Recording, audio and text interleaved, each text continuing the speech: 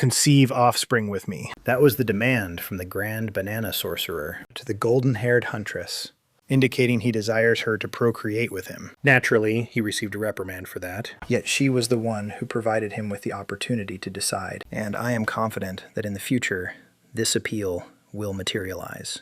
Everyone.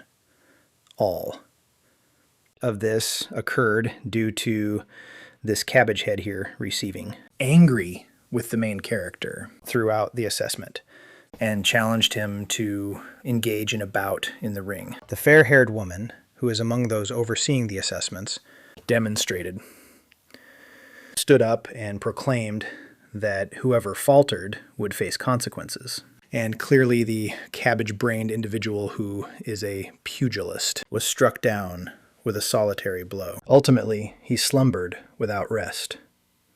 And to exacerbate the situation, the main character also provoked her to a duel, stating that if she were to be defeated, she wouldn't penalize the cabbage head. She consents, and even states that if he emerges victorious, he can select anything he desires. The battle featured some incredible maneuvers, soaring, joints, a rotational strike, divisions in the atmosphere, divisions on the terrain, numerous fascinating stances to observe. Yet, ultimately, she was compelled to concede, as the area was insufficiently spacious for her to employ her methods. Yet she would honor her promise and allow him to select whatever he desired. The immense banana sage inquired whether there were numerous powerful women on the planet akin to her, and she replied, "Not many." At that moment, he stated that his desire is her. He desires to mate and have offspring with her. This is due to the fact that he is also acquainted with her, having taken a few whiffs of her scent.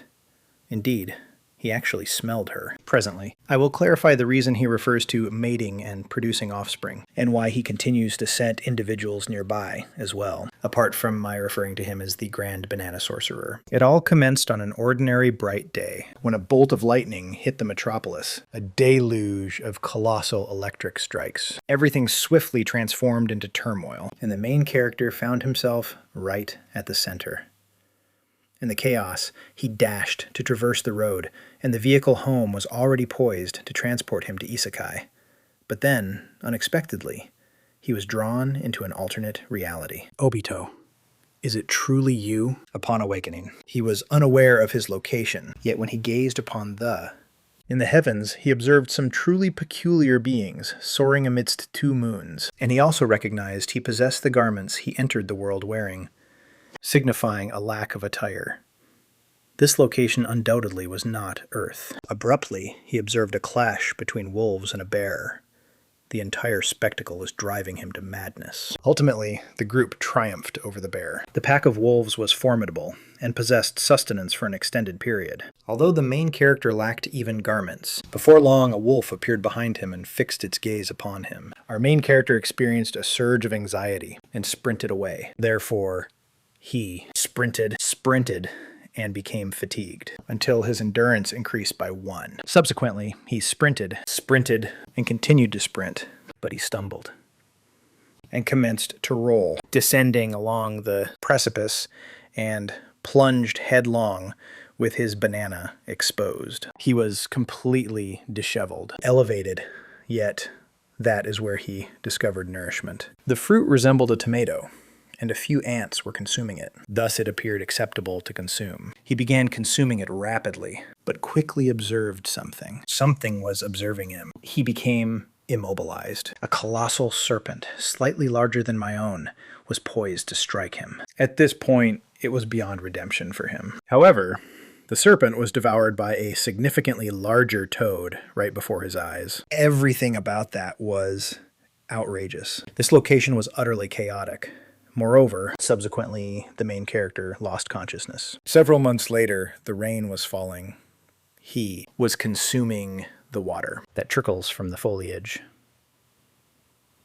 It had been 67 days since he entered this realm. The group was still trailing behind him, attempting to catch up with him. He required to locate an alternative, secure location. A year elapsed swiftly. Our herbalist was gathering some large bananas. That's precisely why I referred to him as the prominent banana mage. Abruptly, one of the bananas detached. Yet he intercepted it prior to its descent, and that augmented his power by a single unit. His physique was undergoing a total transformation, and now it was moment for him to receive his recompense.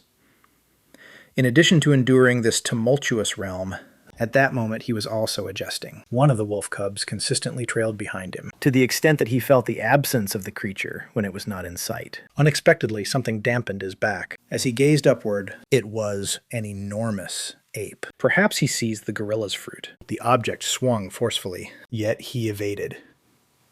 That strike caused the limb to fracture, and the gorilla tumbled directly above the miner. Wolf, who was cast far afield. That caused him pain. Nevertheless, the creature remained unafraid. The gorilla became increasingly enraged and subsequently charged, striking the creature. And that was when our magnificent banana druid appeared from behind it, hitting it in the eye, but he was discarded effortlessly and ultimately collided with a tree. The enraged gorilla charged at him. At this moment, it became evident that all had come to an end in these territories. Shall eternally be a sovereign. Until, unexpectedly, a colossal wolf pounced on the gorilla. The entire assembly began gnawing at the creature. As time passed, gradually, the main character started to succumb to unconsciousness. This was likely the conclude for them. That canine rescued was the offspring of the wolf monarch, and that marked the moment he joined the group.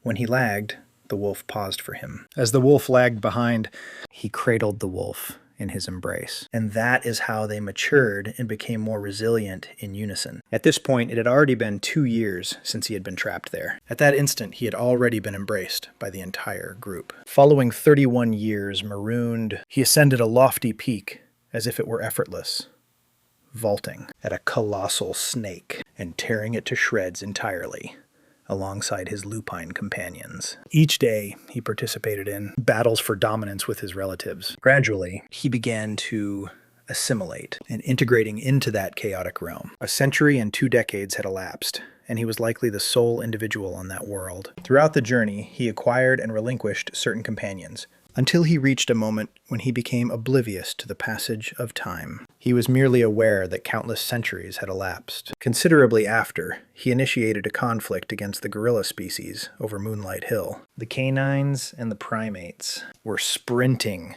towards one another. The assault commenced. Our grand banana shaman was positioned at the heart of it. He pursued one of the largest apes. However, unexpectedly, a glow materialized, and he was drawn into an alternate realm once more.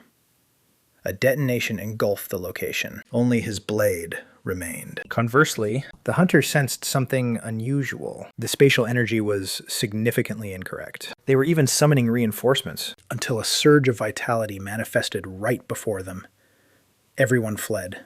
Awareness of an impending portal activation. The fair-haired young woman swiftly unsheathed her blade in anticipation of whatever might emerge. However, upon glimpsing the outline, she was unable to fathom it. Subsequently, it gazed upon. She became immobilized, rooted to the ground. Her entire form quivered as if she were a victim of something. The man bellowed angrily, and she understood that the entity was not human. The energy was remarkably concentrated. Subsequently, the individual wobbled and collapsed directly before her. No one had ever witnessed such an immense level of energy previously. She had never experienced a menace quite like that, even when facing formidable creatures. So who exactly is this individual? And at this moment, we are recounting the entire narrative to a therapist.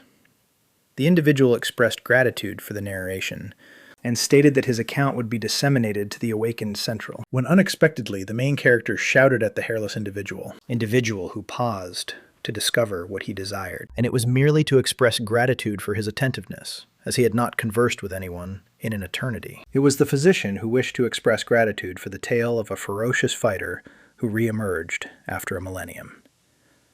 Yet, upon exiting the chamber, he found the entire situation quite peculiar. Currently at the awakened hub, the fair-haired individual is perplexed. The gentleman fails to comprehend her worry, and she's bewildered because the card indicates his status is F, which indicates he is simply an ordinary individual. But how did an individual with a rank of F manage to pass through the portal? The gentleman claims it must have been fortuity. However, the examination outcomes have been released, and he inquires if she wishes to peruse them. He was identified as having post-traumatic stress disorder. Essentially, he behaves like a wolf. However, what she perceived was merely a figment of her imagination. Thus, she resolves to hand the letter to him in person. She must verify with her own vision. Presently at the medical facility, he had been monitored for a fortnight. Unexpectedly, his dish was delivered. He was famished. Thus, it was the moment to consume everything. Simultaneously, the fair-haired individual made her entrance and entered the chamber, saluting Park Soo-hoo. However, he was consuming food in an unusual manner while positioned on the bed, and he resembled a canine when you feign the intention to disturb his meal. Additionally, he resembled L from Death Note. The young woman introduced herself as Choi Soo-young. Consequently, he rose to his feet and inhaled her scent, remarking that she seemed known to her. He detected that feminine fragrance immediately. However, she was recognizable, as she was the initial individual he encountered upon his return. Naturally, he resembled a hunter as he emerged. However, perhaps she misjudged. Abruptly, he inquires about her desires in a discourteous manner. This prompts her to ponder why he communicates with her in such a way, and he claims it's due to his millennia of existence. It was only then that she comprehended why he was labeled as insane. However, she presents him with the paperwork. He must endorse them to reintegrate into the community. However, he is captivated by the pen, begins to inhale its scent, remarking that even after a millennium, it remains in use. Abruptly, she reprimands him, instructing him to sign instead of doodle. He even inquires if he is a Neanderthal. She becomes increasingly exasperated. This is due to his signature resembling a wolf. As the dialogue progresses, she inquires whether he acquired any knowledge there, such as sorcery or voodoo or something along those lines. The conclusion is that he did not acquire any knowledge, as he merely endured in a woodland. That aggravates her, by stating that he essentially just devoted a decade wandering out there. Endure? Then to transform into a genuine returnee capable of traversing portals? He ought to have vanquished beasts and harvested their dimensional energy. Yet, despite residing in such a treacherous realm, she claims he merely traversed a gateway and discovered the return stone by sheer fortune. Park amends her. He hadn't been present for a decade, but for a millennium. Irritated, Choi claims it wasn't 1,000, merely 10. He's perplexed. She advises him to examine his documentation, which indicates that he disappeared in 2015 and re-emerged through a gateway in 2025. Park gazes at the document and is astonished to discover its authenticity. Choi returns his activated identification. As she departs, she informs him that a portion of his expenses will be subtracted due to the harm he inflicted, and he ought to inquire about it later. She additionally advises that once he has recuperated, he should visit his relatives. Following the farewell, Choi departs, and Park continues to ponder her remarks. He questions whether any of his relatives are still living. At that time, he had already relinquished all hopes, believing that if he ever returned, his relatives and companions would have vanished long ago. He had now come back. Yet he also had to confront the loss of the woodland clan that had accompanied him for a millennium. Nonetheless, that was merely his conjecture. On Earth, merely a decade had elapsed. As he reviews the paperwork, Park is astonished. He discovers that his parents truly did pass away that day. However, not everything was in vain. His younger sibling, Junho, remained alive. In a state of alarm, Park hastens out and promptly returns to the physician. The doctor inquires about the issue, and Park responds that he requires assistance. His sibling is living, and he desires the physician's assistance in locating him. The physician falters, expressing that Park might not be prepared to reintegrate into society just yet, and he must investigate matters initially. Park, growing restless, states the physician does not grasp the gravity of this situation. He is not seeking approval. The physician subsequently performs a subtle action. He states he has a singular stipulation. Shortly thereafter, Park finds himself in an automobile. He expresses his gratitude to the physician and assures that he will always remember this assistance. The physician mentions that they will maintain communication. They then instruct the chauffeur to ensure Park arrives safely, as he is not yet completely healed. As the vehicle departs, the girl highlights that the physician covered all of Park's medical expenses, provided him with a tire, and even organized a chauffeur. She inquires why he went to such lengths for Park, particularly when those with lower rankings typically receive little attention from the central office. The physician expresses a desire to learn more about Park's narrative. Furthermore, he still has to substitute that doorknob. The young woman is taken aback and recollects how it was damaged, reflecting on Park hastily wrenching the door open. Subsequently, the physician reclines in his chamber, contemplating that this is the second doorknob that has been damaged. He claims it's been quite a while since he detected an anomaly. In the meantime, Park travels in the cab. A news article indicates that at 3 p.m. that afternoon, creatures broke free in an unsecured area within the region. It occurred due to an error in judgment concerning a minor fracture gateway. The creatures had encircled the region, and authorities anticipated that the situation would be managed within approximately 50 minutes. 2 assaults were thwarted, yet 12 awakened warriors had perished. Park attentively hears the account. He recalls the physician mentioning that the world had transformed significantly, and transformed into something entirely distinct following the Great Catastrophe. The physician had playfully remarked that should he be roused from slumber, he would resign from his miserable position and amass wealth by foraging in the meadows. Park inquired about the significance of it all, and the physician informed him that he must have struck his head quite forcefully. If he was unaware of that, Park urged him to cease prolonging the matter and simply clarify. The physician remarked that a decade prior, portals were unleashed globally. Hence, that date is referred to as the Great Catastrophe. It marked the inaugural dimensional merge on Earth, when their realm linked with others and creatures from beyond breached through. On that fateful day, 10% of the global populace perished. The armed forces proved inadequate to prevent the creatures from appearing all over. Consequently, less powerful areas resorted to employing mercenaries. Individuals who disappeared amid the catastrophe, along with the newly empowered, were granted mercenary permits and the authority to pursue monsters. Park inquires about the process to become a hired soldier. The physician chuckles and remarks that it's challenging for an average individual. Initially, he must rouse from slumber. Subsequently, he merely needs to successfully complete the mercenary examination at the awakened headquarters. Park comments that it appears rather intricate. Eventually, Park proceeds to a different location. The chauffeur informs him that they have reached their destination. He indicates the residence in front and states that this is the location. Park exits the vehicle and expresses his gratitude. He then proceeds toward the house. An elderly lady notices him and inquires about his identity. He claims to be searching for Junho. The woman murmurs that he still dons diapers, yet speaks like an adult. Park is completely unaware of her intentions. She asserts that no individual by that name resides there and instructs him to depart. Park contemplates whether he has arrived at the incorrect location. Subsequently, he perceives individuals disputing within. He approaches the entrance. Close by, he seizes a sheet of paper and contemplates whether his sibling is in financial trouble. Slightly. Subsequently, Park strolls along the avenue, contemplating that in the wilderness, power governs all. However, in human civilization, currency is what truly holds significance. The focus transitions to a structure, where Park reveals his awakened card. A woman informs him that his submission for the mercenary examination was denied due to his lack of qualifications. Park inquires about the issue, considering he is already classified as an F-rank awakened. She explains that he is still 4 points beneath the required minimum score.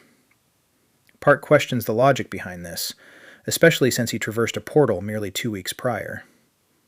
The woman responds that ordinary individuals often perish attempting to navigate portals, their bodies being torn apart in the process. She further states that she doubts he truly accomplished it.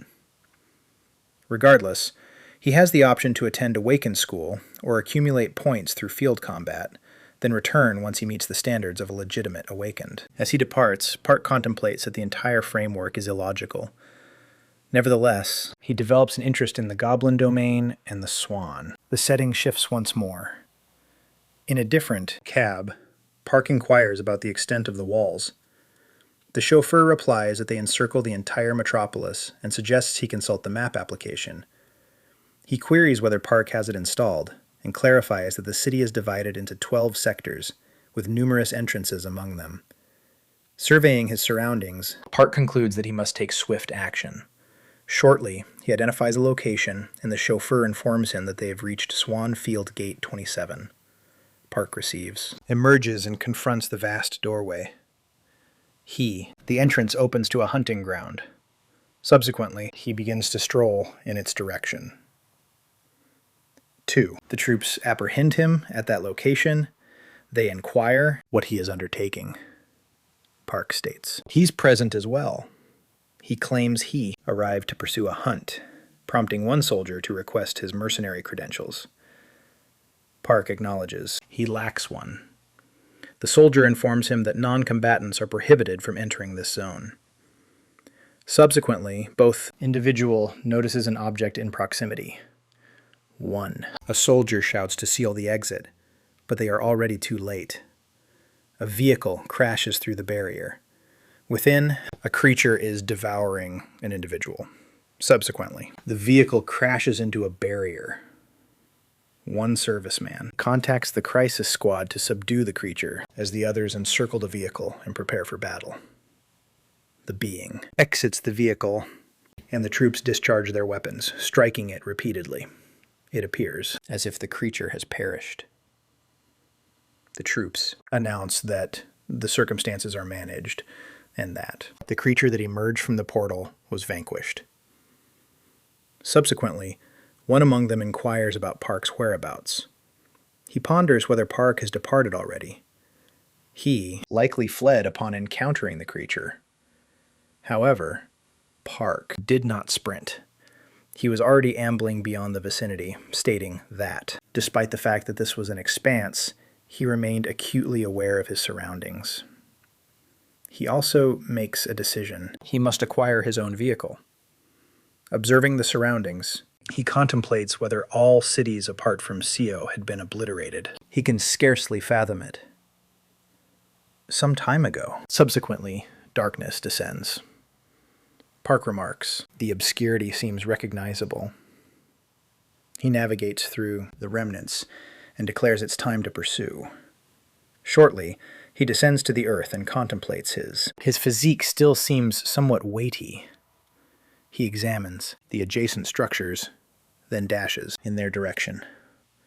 He ascends, swift, and ascends to the ceiling.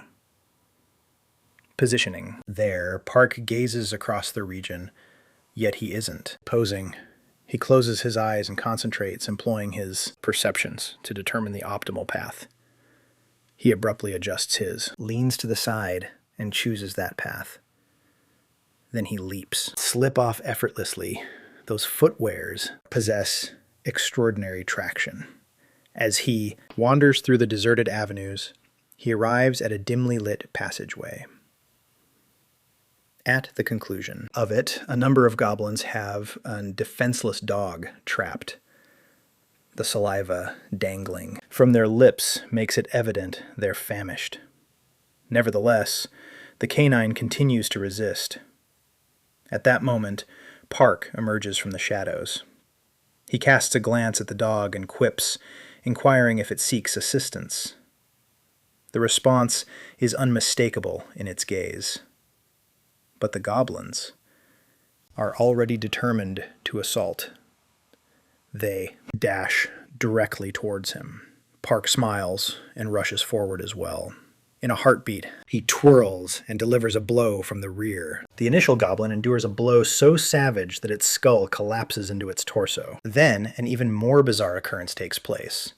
System windows begin to flicker before him, displaying one error after another, and Park is completely unaware of the reason. It appears that the system is struggling to accurately interpret his behavior. As he endeavors to comprehend it, the additional goblins launch an assault. They believe they possess the upper hand, yet that assurance dissipates as Park topples them sequentially, each with one strike. The final goblin witnesses the demise of all his companions and attempts to escape, scaling a structure in terror, yet he commits one foolish error.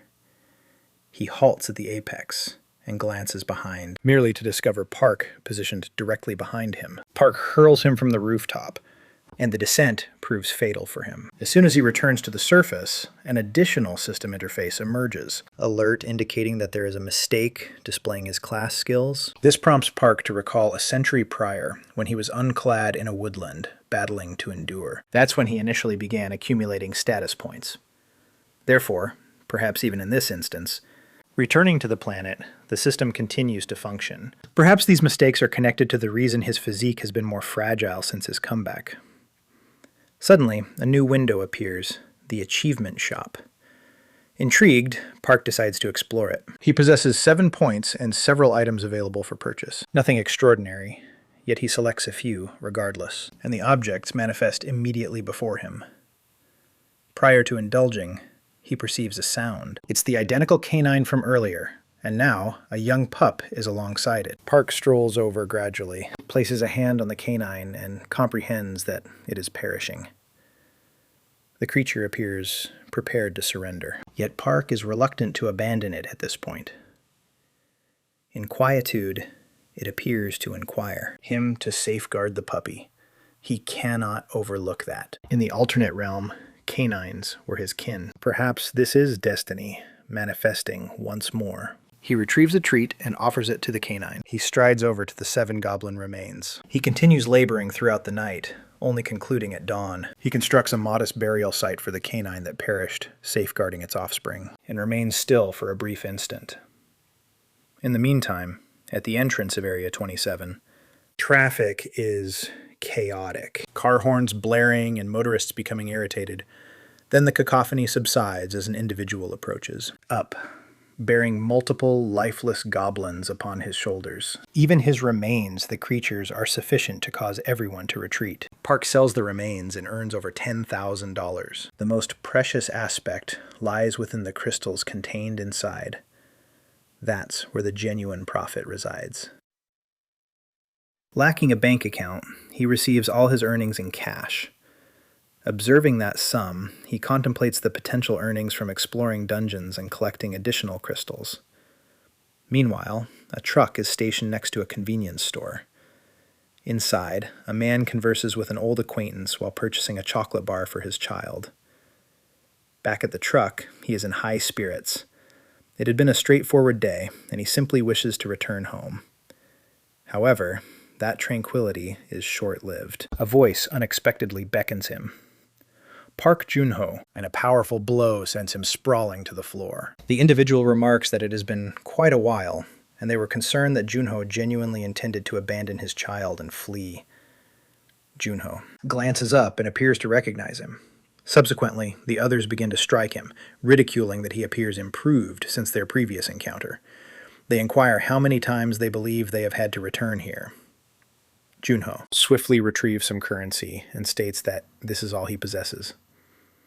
Following that, after calculating, the individual states that the monthly installment amounts to 8,000 Brazilian reais, with interest exceeding an additional 6,000, leaving him still deficient. With tears streaming down his face, Junho pleads for an additional 3 days. The man strikes him once more and inquires whether he comprehends how much interest accumulates over 3 days, insisting that he cease his deceit.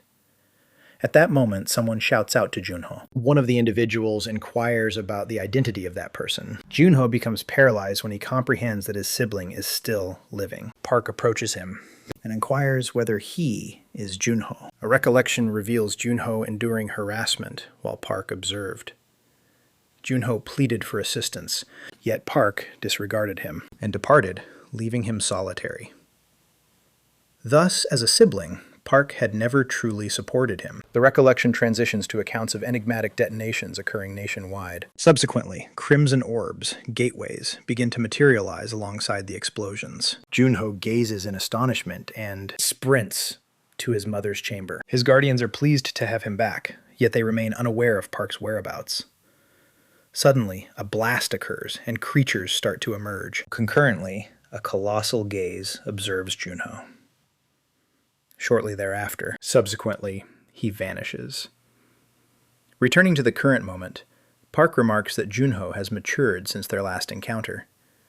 Junho replies that he believes Park was no longer alive.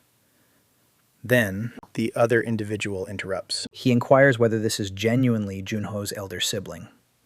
Park seizes the individual by the head. Within moments, propels him away. Junho gazes in astonishment. The individual is flung aside with such force that it astonishes all present. The two accomplices are unable to comprehend what they have just witnessed. Park inquires of his sibling whether he is injured, and Junho replies that he is all right. Subsequently, another individual charges towards Park. Park attempts to strike him, but rather than causing the man pain, his own limb fractures. He collapses onto the earth, howling in agony.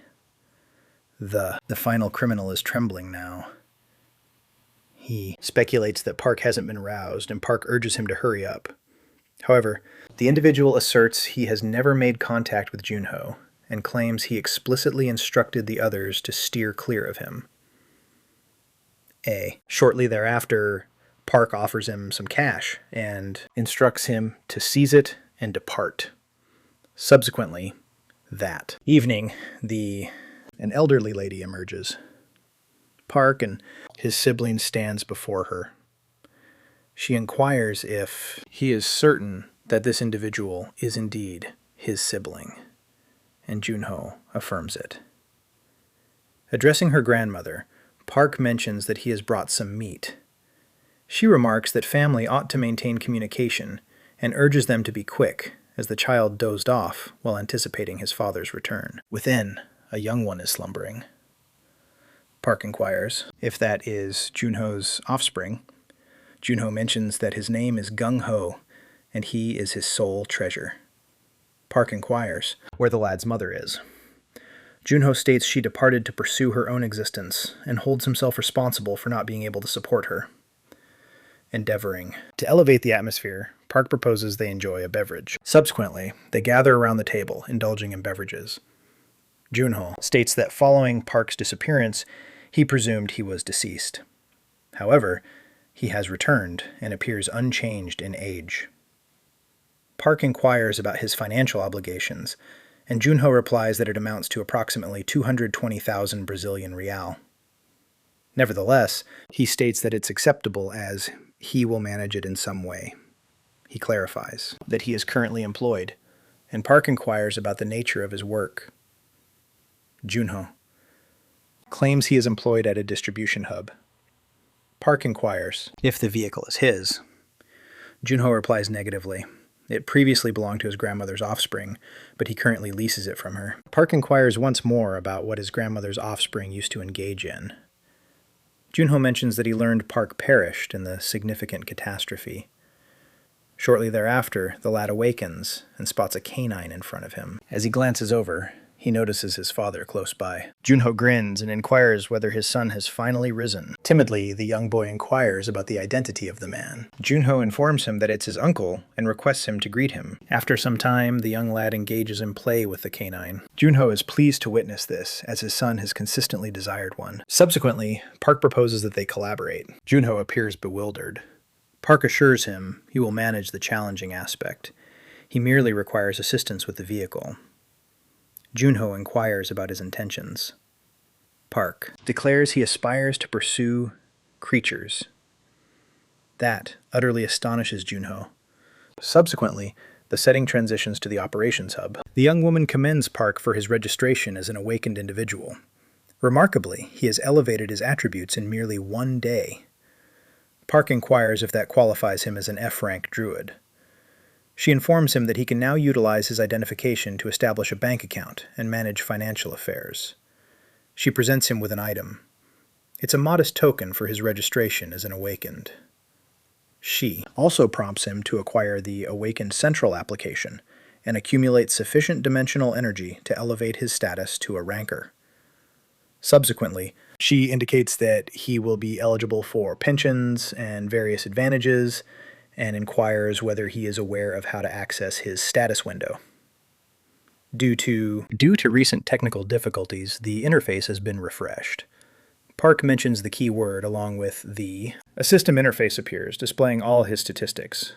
Observing them, Park contemplates why they are so diminished. The narrative shifts back to Junho's vehicle.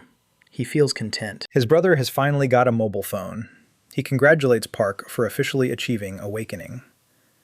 During the conversation, Junho says he is on his way and will see him after delivering the last shipment. Now that Park is recognized as awakened in writing, the only remaining task is the mercenary assessment. However, Park says they should sort out Junho's money problems first. Junho warns that Park is still at F rank, which makes monster hunting too dangerous right now. Instead of arguing, Park ends the call. Junho looks at the phone and wonders if this is really his brother. He has changed a lot. As Park gets closer, he sees that the gate is shut. Meanwhile, on Route 77, a group is hurrying because they don't want to miss their game. Inside the vehicle, everyone seems worried. One person tells them to relax and asks why they are afraid now that they have woken up. He reminds them that they can officially become guild raiders if they accomplish this and cleanse the dungeon. Discreetly, he believes they are futile. They exist solely for financial gain, and without relationships, they would have never advanced this far. Shortly thereafter, a soldier summons the next individual. The man is astonished when Park appears there once more. The warrior inquires whether he is isolated, to which Park affirms. Park positions his card on the scanner. The trooper retrieves his information. He cautions Park that his status has restrictions, preventing him from accessing any dungeon. Close by, the individual from earlier observes him intently. Park is indeed proceeding solo. Another. The warrior contemplates whether he will be all right, as he lacks adequate equipment. However, the initial one advises against concern. That's the individual who single-handedly defeated 7 goblins at entrance 27. Inside the vehicle, another individual becomes envious and contemplates who Park believes he is. Proceeding. Venturing into the terrain like that appears unbelievable to him. The soldier subsequently expresses regret for the hold-up, mentioning that there were mechanical issues. After the inspection is completed, the man urges his companion to quicken his pace as they plan to pursue Park's route.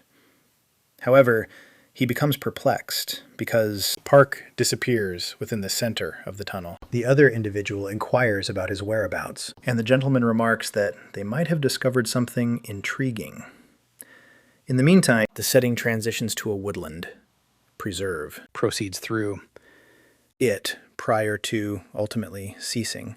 He asserts that this must be the present state of his physique. In other terms, he has significantly diminished in strength. He encourages himself to become more resilient and resume his training. Suddenly, something seizes his interest. He perceives unusual noises and surmises their origin to be the clash of blades. A short distance ahead, he deduces the source of the commotion. He grins, pondering that a confrontation among individuals could present an excellent opportunity. Thus, he ventures in. The forthcoming tableau depicts an individual severing an appendage. From above, Park observes with a frigid demeanor. Beneath, a faction is ensnared and encircled. Irritated, Park remarks that they are taking an eternity to begin fighting one another. Then, a man emerges from a vehicle. He inquires why those individuals have not yet been managed. One soldier appears astonished. The individual loses his composure and instructs them to complete it. Currently, another source claims that Target has a reward of 200,000 Brazilian reais. Upon hearing that, Park is astonished by the substantial amount of money he could earn from taking his life. The warrior continues to gaze at the individual in disbelief. The team prepares to conclude matters. The individual verifies that the reward is genuine and instructs them to seize him if possible, although no one appears to be assured. They are uncertain if they can triumph, even if they give their utmost effort. Subsequently, the individual lunges towards them. In a flash, Park materializes and advances toward the troops. The individual observing him appears bewildered, and another warrior inquires about his identity. Park continues to stride in their direction. When the man inquires about his identity, Park merely questions whether the reward is truly that substantial. The gentleman responds affirmatively and inquires once more about Park's identity.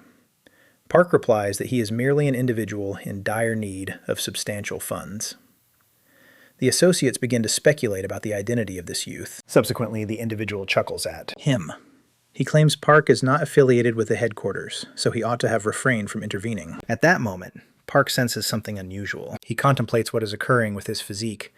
The individual clarifies that Park gazed into his eyes for more than 5 seconds, leaving him unable to shift. He subsequently commands his troops to assault Park, and they direct their blades toward him. However, Park abruptly shifts once more, astonishing all. Nobody can accept it. With a grin, Park inquires if that was sorcery, expressing that it's quite fascinating. The individual employs his restraining ability once again and immobilizes him anew. He asserts that it is logical. Park isn't just a minuscule insect. He then brandishes a knife and proclaims that Park ought to have been more astute than to oppose him. However, Park abruptly initiates the attack and injures him. Park inquires if that's everything he has. Then he delivers a series of blows, one after the other. The man is propelled backward, appearing utterly defeated. Park claims the entire experience was tedious. Observing how effortlessly Park managed him, one individual comprehends that he must possess extraordinary strength, and begins to ponder his true identity. The remaining troops continue to gaze at Park. He inquires whether they still wish to battle, and they promptly respond in the negative. Then, Park gestures toward a location and instructs them to relocate there. He inquires if anyone has a cord, and one individual asserts he does. Park inquires about what recompense awaits them. The organization claims they lack rewards. They were compelled to serve that individual or face death. Consequently, surrendering him by himself ought to render Park affluent. With tears glistening in his eyes, the man is unable to comprehend that his own kin betrayed him after all he had done for them. Park inquires if he is truly alert now. The crowd begins to berate the individual, labeling him as worthless. Park subsequently inquires whether he receives no compensation for managing the remainder. The individual contends that they are being deceitful. They are also offenders, so it stands to reason that some of them should have rewards on their heads. However, they refute it and assert that they are merely ineffectual wanderers. Subsequently, the man addresses Park and inquires what sort of municipal regulations prompted him to behave so liberally. He claims that this territory embodies true liberty. Should Park release him, he will ensure that Park experiences a life of royalty. Park silences him with an additional strike. The individual appears to faint. Park inquires once more if all these individuals genuinely possess bounties. The individual responds affirmatively. The majority of them are ex-offenders. Upon hearing this, the man comprehends that his situation is hopeless.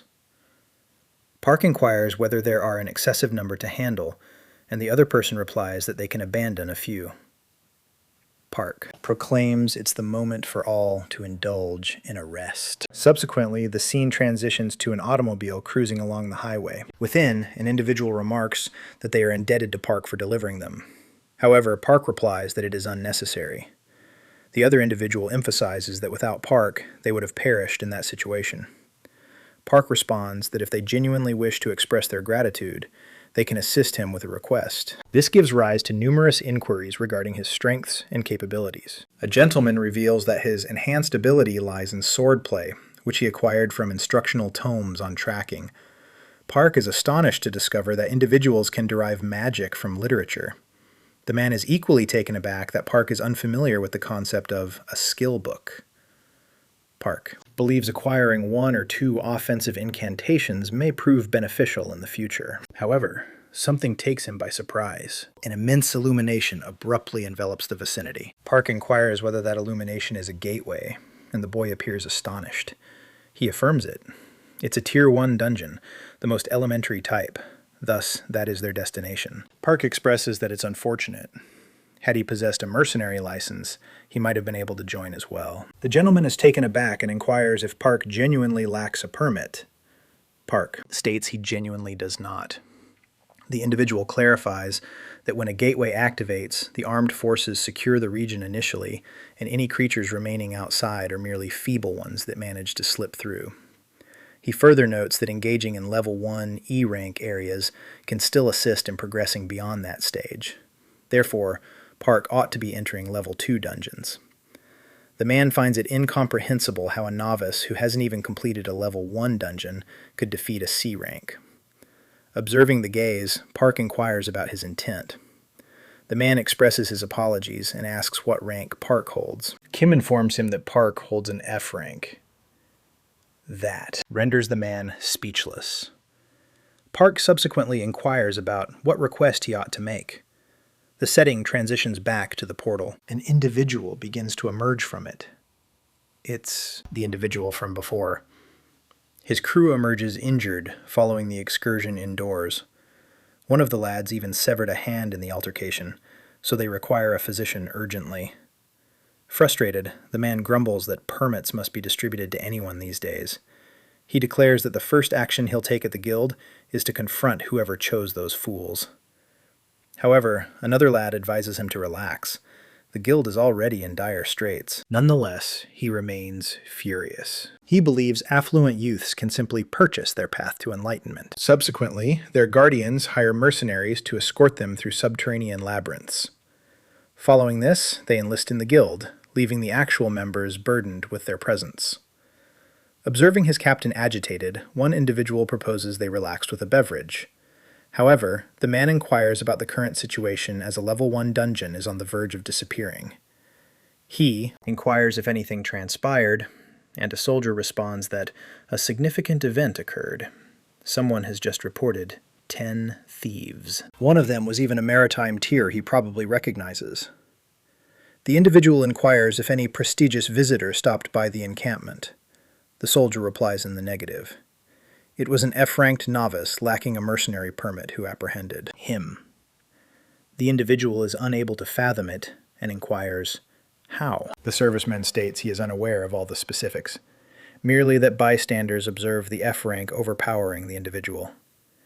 The man becomes aware that it could be the individual he encountered in the tunnel, and inquires about the whereabouts of that novice. The combatant claims he observed him making his way towards the gateways. The individual hastens back in the direction of him.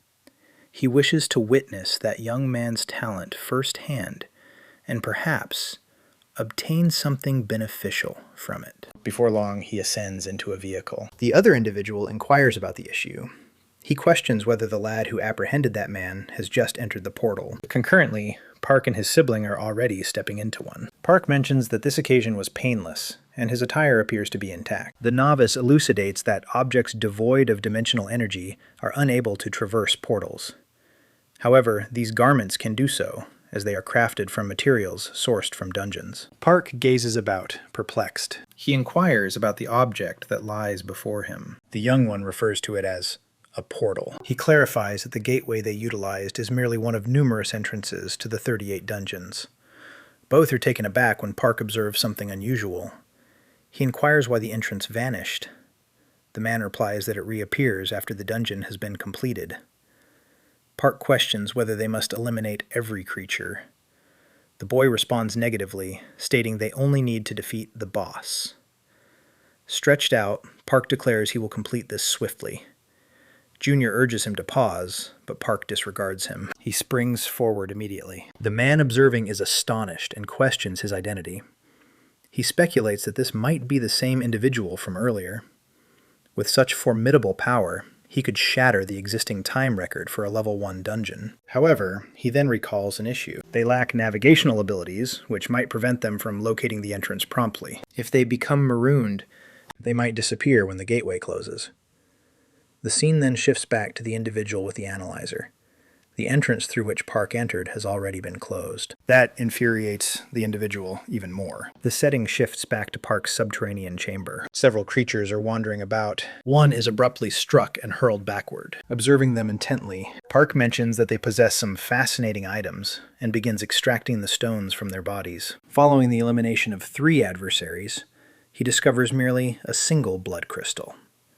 Nevertheless, the primary concern at this moment is advancing his level. In the meantime, that individual observes every action Park takes, pondering how many creatures Park has already vanquished.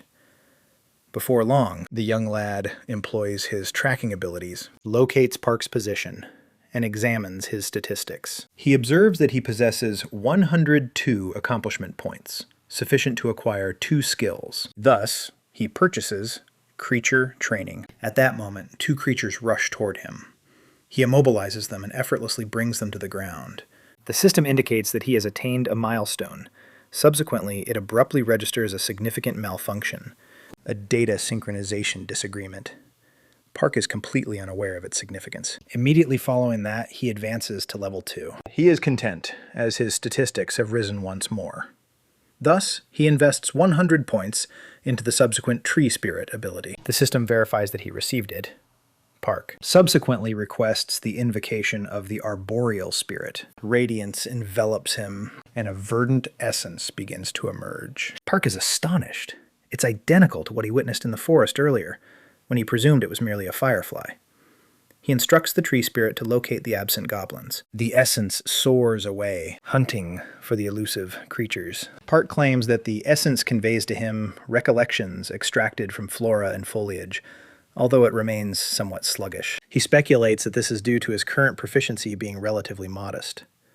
Subsequently, he reviews his status panel and capabilities once more, observing two advantageous skills, one for exploration and another for monitoring, prompting him to acquire both to enhance further. Immediately, he places a hand on the earth. He engages the search ability, employing it as a benchmark. Subsequently, he employs monitoring. It informs him that the goblins have already perished. That surprises him unexpectedly. Upon inspection, he concludes that it wasn't an ordinary goblin. He hastens toward the location and is astonished by what he discovers. The lad from earlier is being assaulted by another creature. Park inquires about his presence there. The lad beams, pleased that Park returned. Park reminds him that he mentioned he was pursuing game solo. However, the lad asserts that events unfolded differently. He is the one pursued, and he implores Park for assistance. Park intercepts and halts the creature's assault. The creature swiftly reestablishes its balance. Yet Park strikes once more, immediately, crashing it against a boulder. The creature is left enveloped in the bloodstream,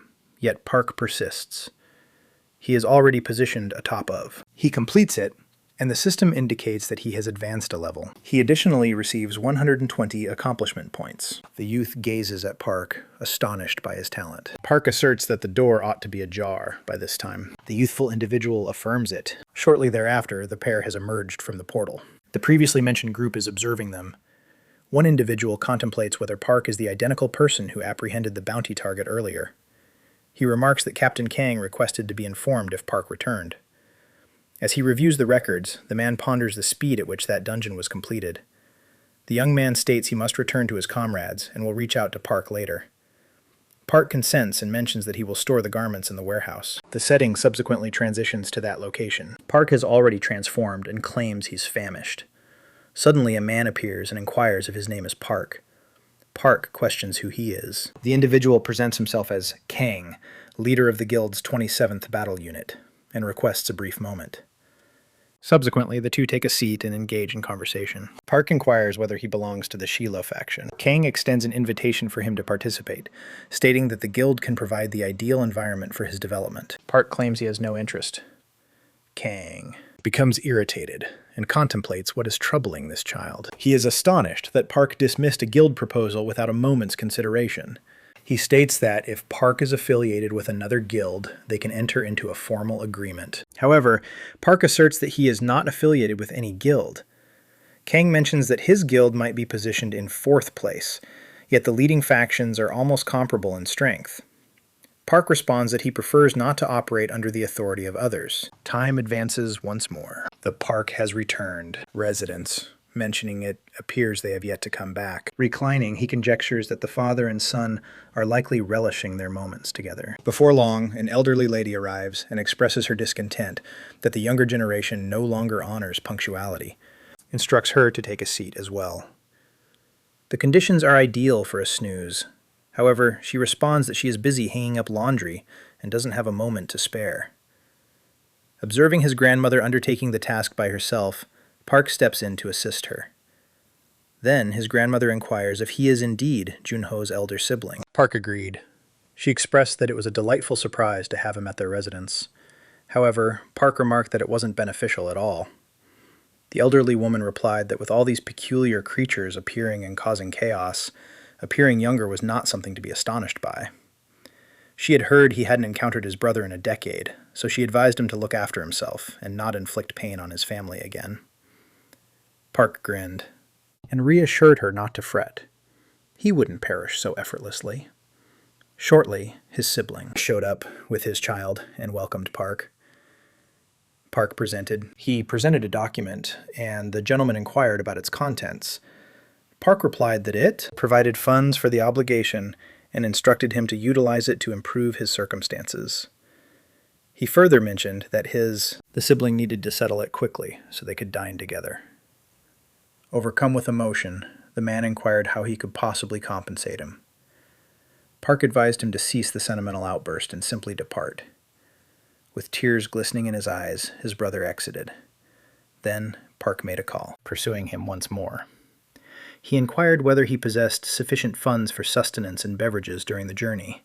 The individual responded, "Indeed," and assured he would return before they were aware. Park remained the balcony with his nephew when a system notification appeared. It indicated that the target was tracking him and required a designation. Park contemplated what to name the dog. The boy proposed Baku, and Park agreed that the name was quite decent. Thus, from that moment on, the canine was named Baku. Following. After some time, the young lad expressed that he was famished and questioned why his father was delaying. When Park noticed his sibling's vehicle, he concluded he had returned and proceeded to greet him.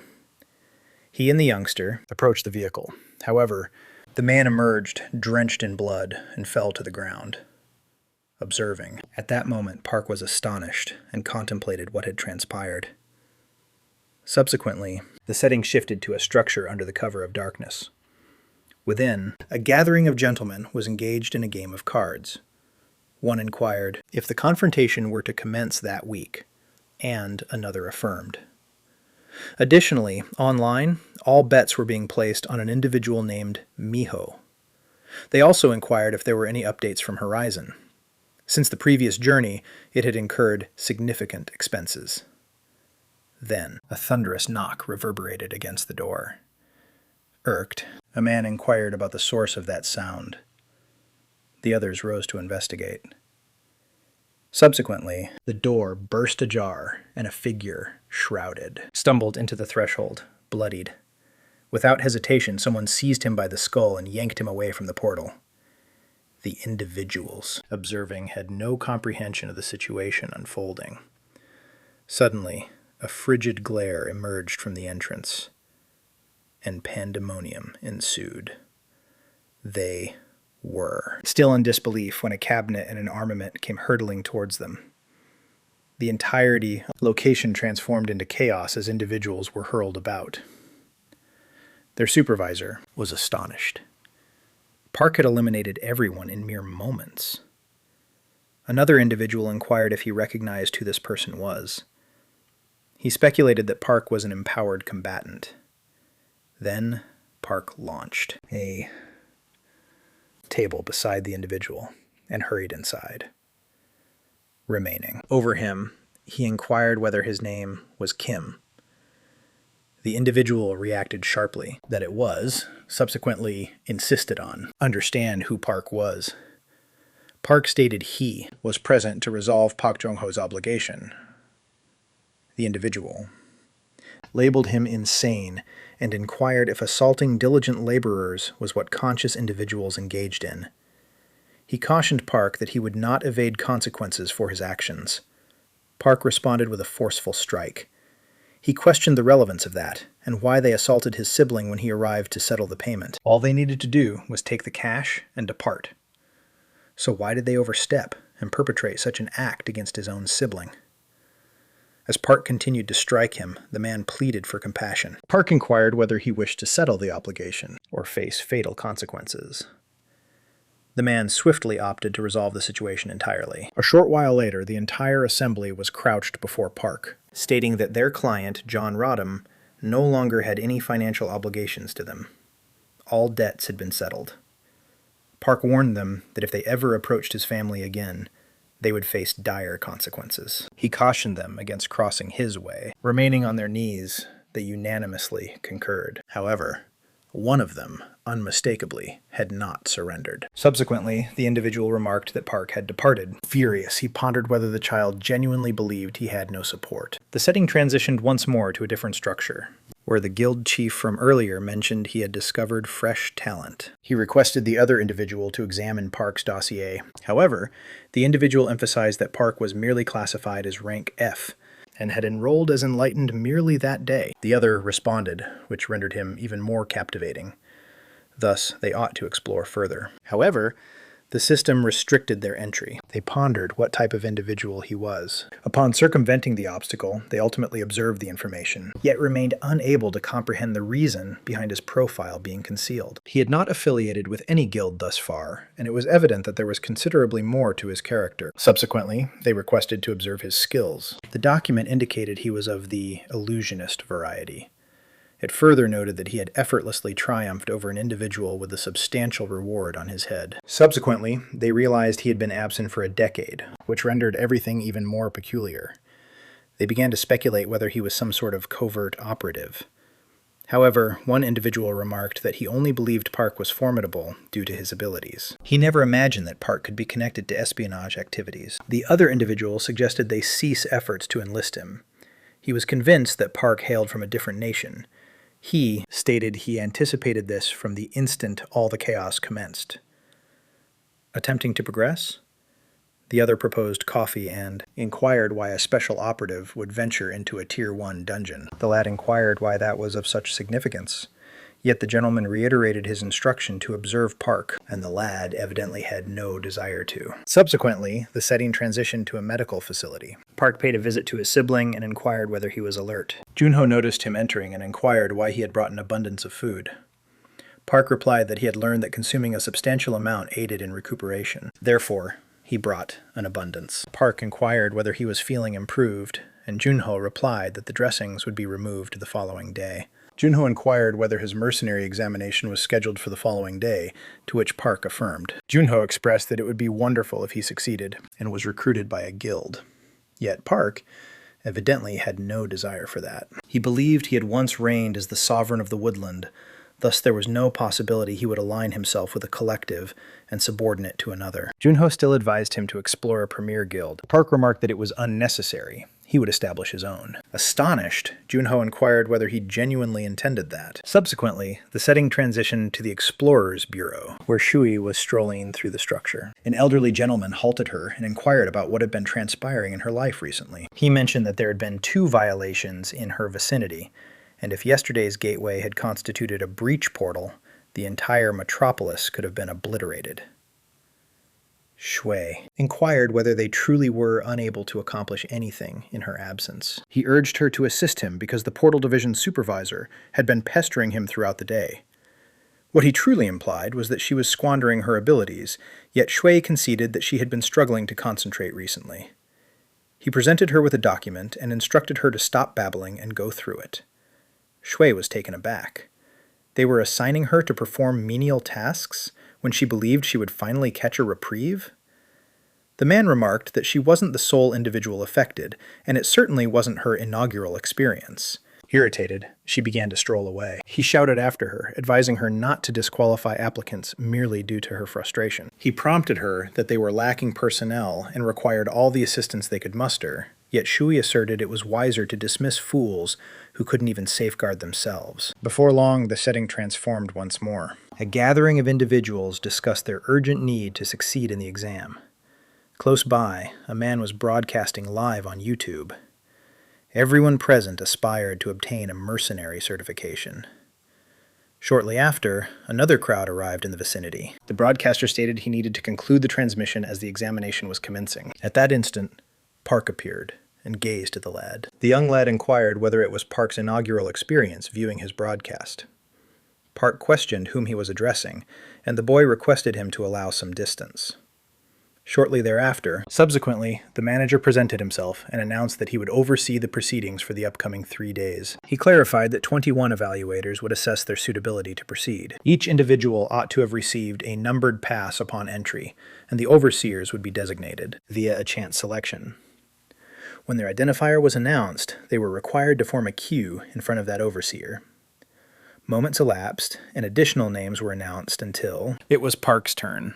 He received number 15. However, something took him by surprise. His superior was the identical blonde woman from earlier. Gazing at her, he realized it had been quite a while since their last encounter, and he instantly identified her. Subsequently, they were instructed to proceed to their designated waiting areas and take a break until the subsequent announcement. In the meantime, the streamer made his way to his chamber, informing his audience that the examination would be challenging, although he pretended as if he would be absent by the following day. Subsequently, it became evident that the streamer was also present in Park's chamber. As Park glanced to the side, he observed the young lad. He inquires why he appears so dejected after having been so exhilarated previously. He then comes to the realization that Park is the same individual from before.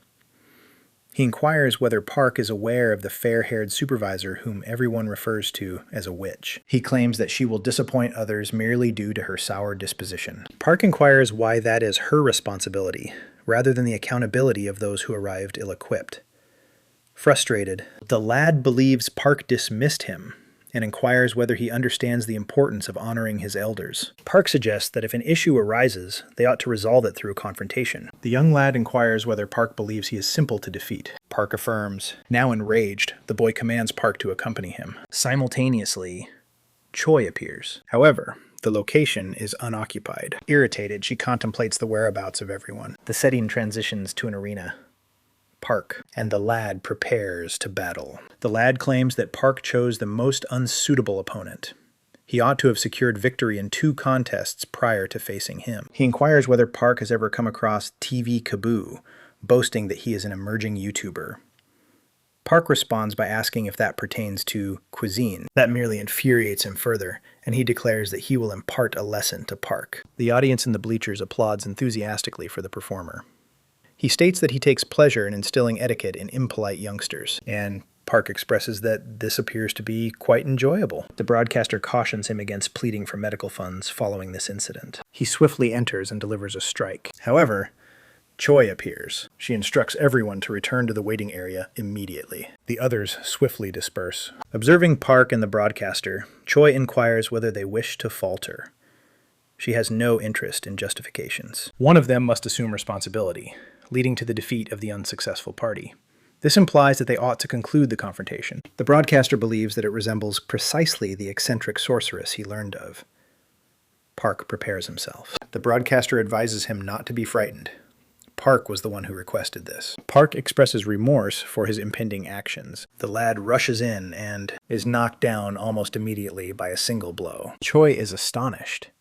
Ever since she initially encountered Park, she has harbored an unsettling intuition regarding him.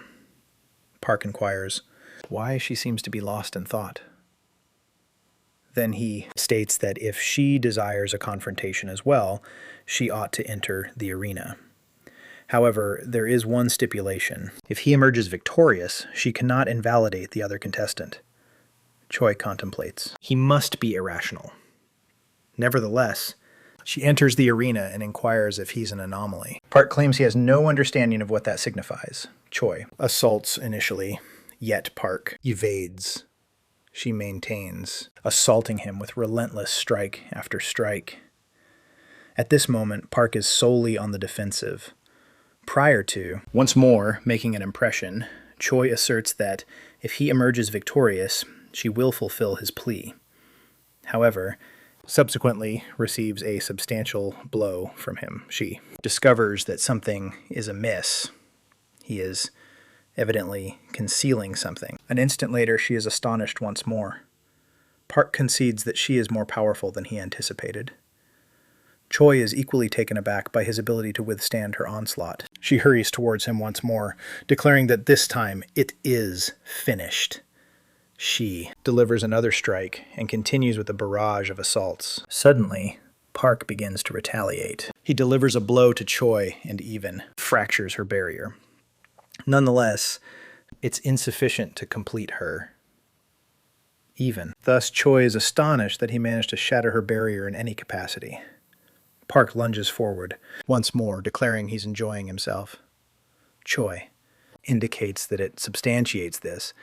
He truly is an anomaly. Still perplexed, Park inquires about what that is. Then, Choi unexpectedly yields. Park inquires why, just as the altercation was becoming exciting. She claims the ring is inadequate for her abilities and that they ought to battle in a more expansive venue next time. Park inquires whether Earth is home to numerous formidable girls like her. Choi responds that there aren't many. Then Park states that he selects her and inquires if she desires to have children with him. Choi responds with a vigorous smack. At that instant, the broadcaster awakens and ponders what transpired. Choi, still enraged, pivots and departs. The individual is astonished that he was rendered unconscious with a single blow. He deduces he ought to return home since he squandered his application fee without even attempting the actual examination. It's degrading. Nevertheless, furious, he inquires of Park whether he is content at this moment. Park emphasizes that he was not eliminated. Concurrently, an individual observes them via a surveillance camera, and the scene transitions to an elderly gentleman at a computer. He is astonished that Choi was defeated. Park informs the streamer that they ought to depart together. Yet the gentleman remains perplexed as to why he wasn't unsuccessful. Park clarifies that he requested Choi to overlook the situation. The streamer remains curious about the reason behind Park's reprimand, but Park asserts that it does not concern him. At that moment, the young lad appears to come to a realization. He believes Park endured that strike on his behalf and utilized it to pacify Choi, preventing his disqualification. Upon recognizing that, he begins to trail Park. Shortly afterward, the intercom summons Park to the supervisor's office immediately. Shortly thereafter, Park reaches the location. He inquires about the reason for his summons. The manager states that the chamber is under surveillance, and he witnessed Park's altercation with Choi. He is astounded that a contender could stand his ground against a rank B awakened. Therefore, he inquires whether Park is awakened as well. Park states that he remains uncertain about its significance, despite the ongoing inquiries from others. The individual concludes that Park requires a fundamental clarification regarding the portals. He claims the abyss entrances link Earth to 3 alternative realms. The initial one is Aruka, habitat for elves and gnomes. Aruka maintains a cordial relationship with Earth, and individuals who come back from that realm frequently acquire magical abilities or knowledge in artifact creation.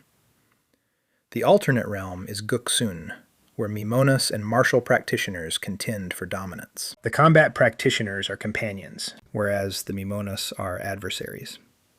The third realm is Meter, governed by orcs and teeming with ferocious beasts. Certain individuals return from those realms possessing abilities so extraordinary that they were elevated above the awakened and designated as irregulars. Upon hearing all this, Park remarks that it's perplexing, yet he is confident that he did not originate from any of those locations. The supervisor is taken aback and contemplates whether Park might be a dungeon returning instead, inquiring about the realm he returned from. Park claims he has already informed the physician that he cohabited with wolves for more than a millennium. Shortly thereafter, Park completes recounting the entire tale. The overseer expresses gratitude and directs him back to the lounge area. Once Park departs, the manager claims the narrative is too ridiculous to accept. At that moment, another gentleman arrives and presents himself. He claims he received a summons, and the manager requests that he assume responsibility for room 15.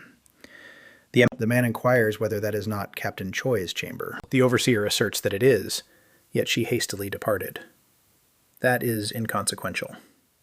He desires the individual to monitor candidate Park and provide a comprehensive account following the examination.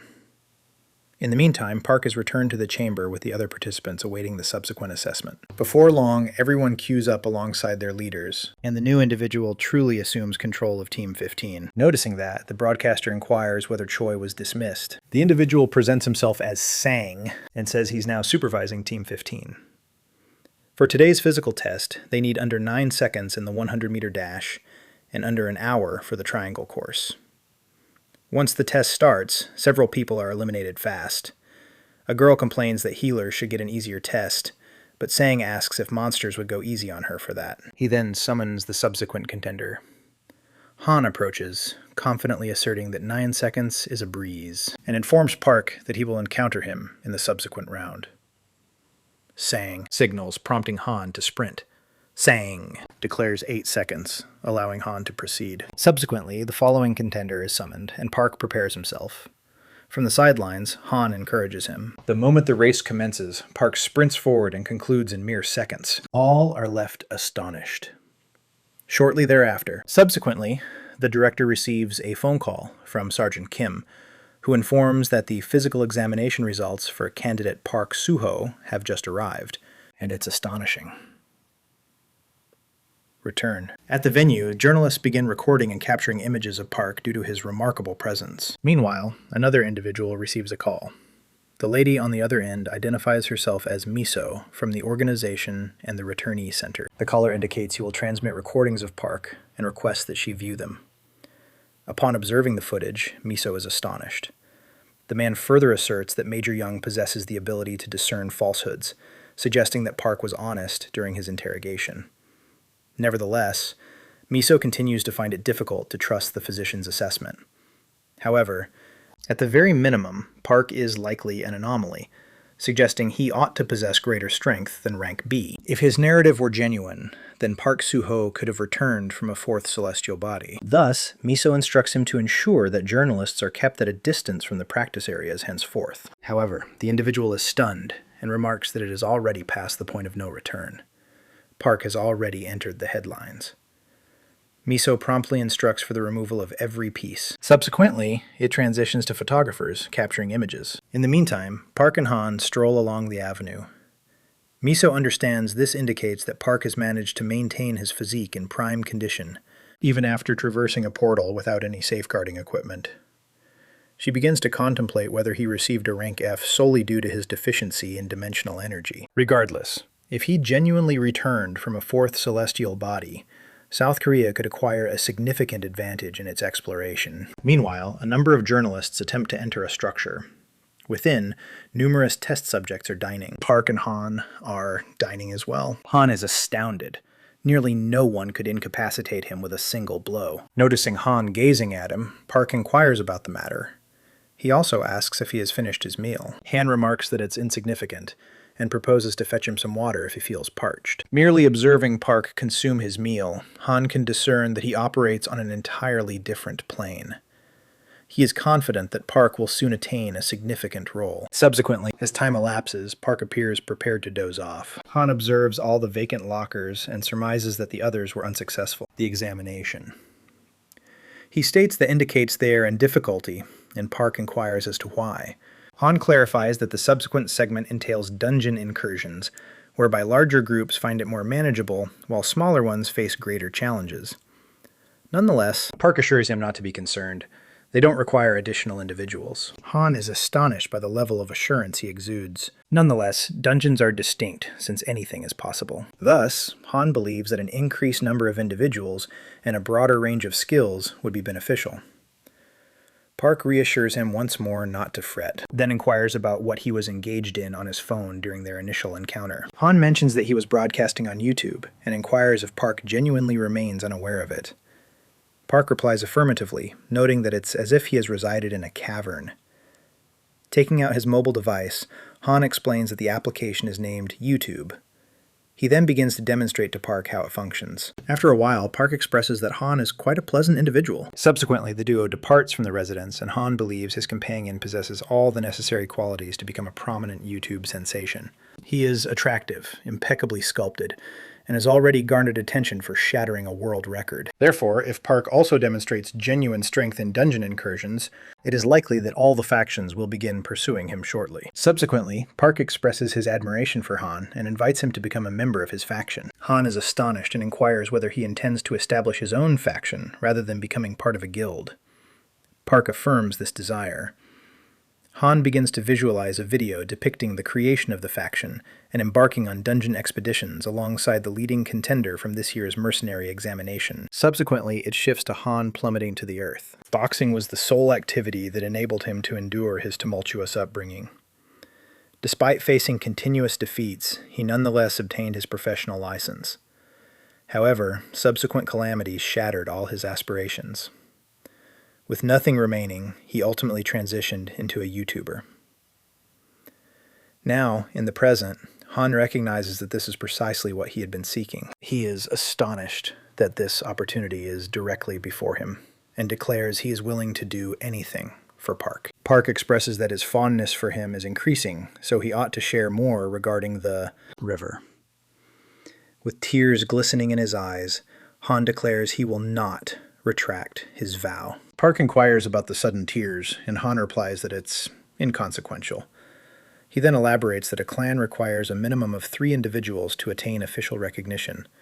Park evidently was unaware of this. An instant later, an unfamiliar individual steps into the chamber. Han inquires about the reason for the monk's presence. The individual presents himself as Miyuki Jin and states that he has been designated to Team 15. At that moment, a gadget chimes, instructing the contenders to don their combat attire. They must assemble in the third-floor meeting room in half an hour. Park and Han gaze in astonishment, contemplating whether they truly need to don their attire at such a late hour. Park inquires whether the dungeon expedition was not scheduled for tomorrow. Miyuki Jin states that Reapers occasionally initiate dungeon incursions at night unexpectedly. Han claims that's outrageous. Subsequently, all individuals convene, and they are informed that the dungeon expedition is a component of the evaluation. The labyrinth is located in Seoul Sector 5, safeguarded by the Phoenix Guild.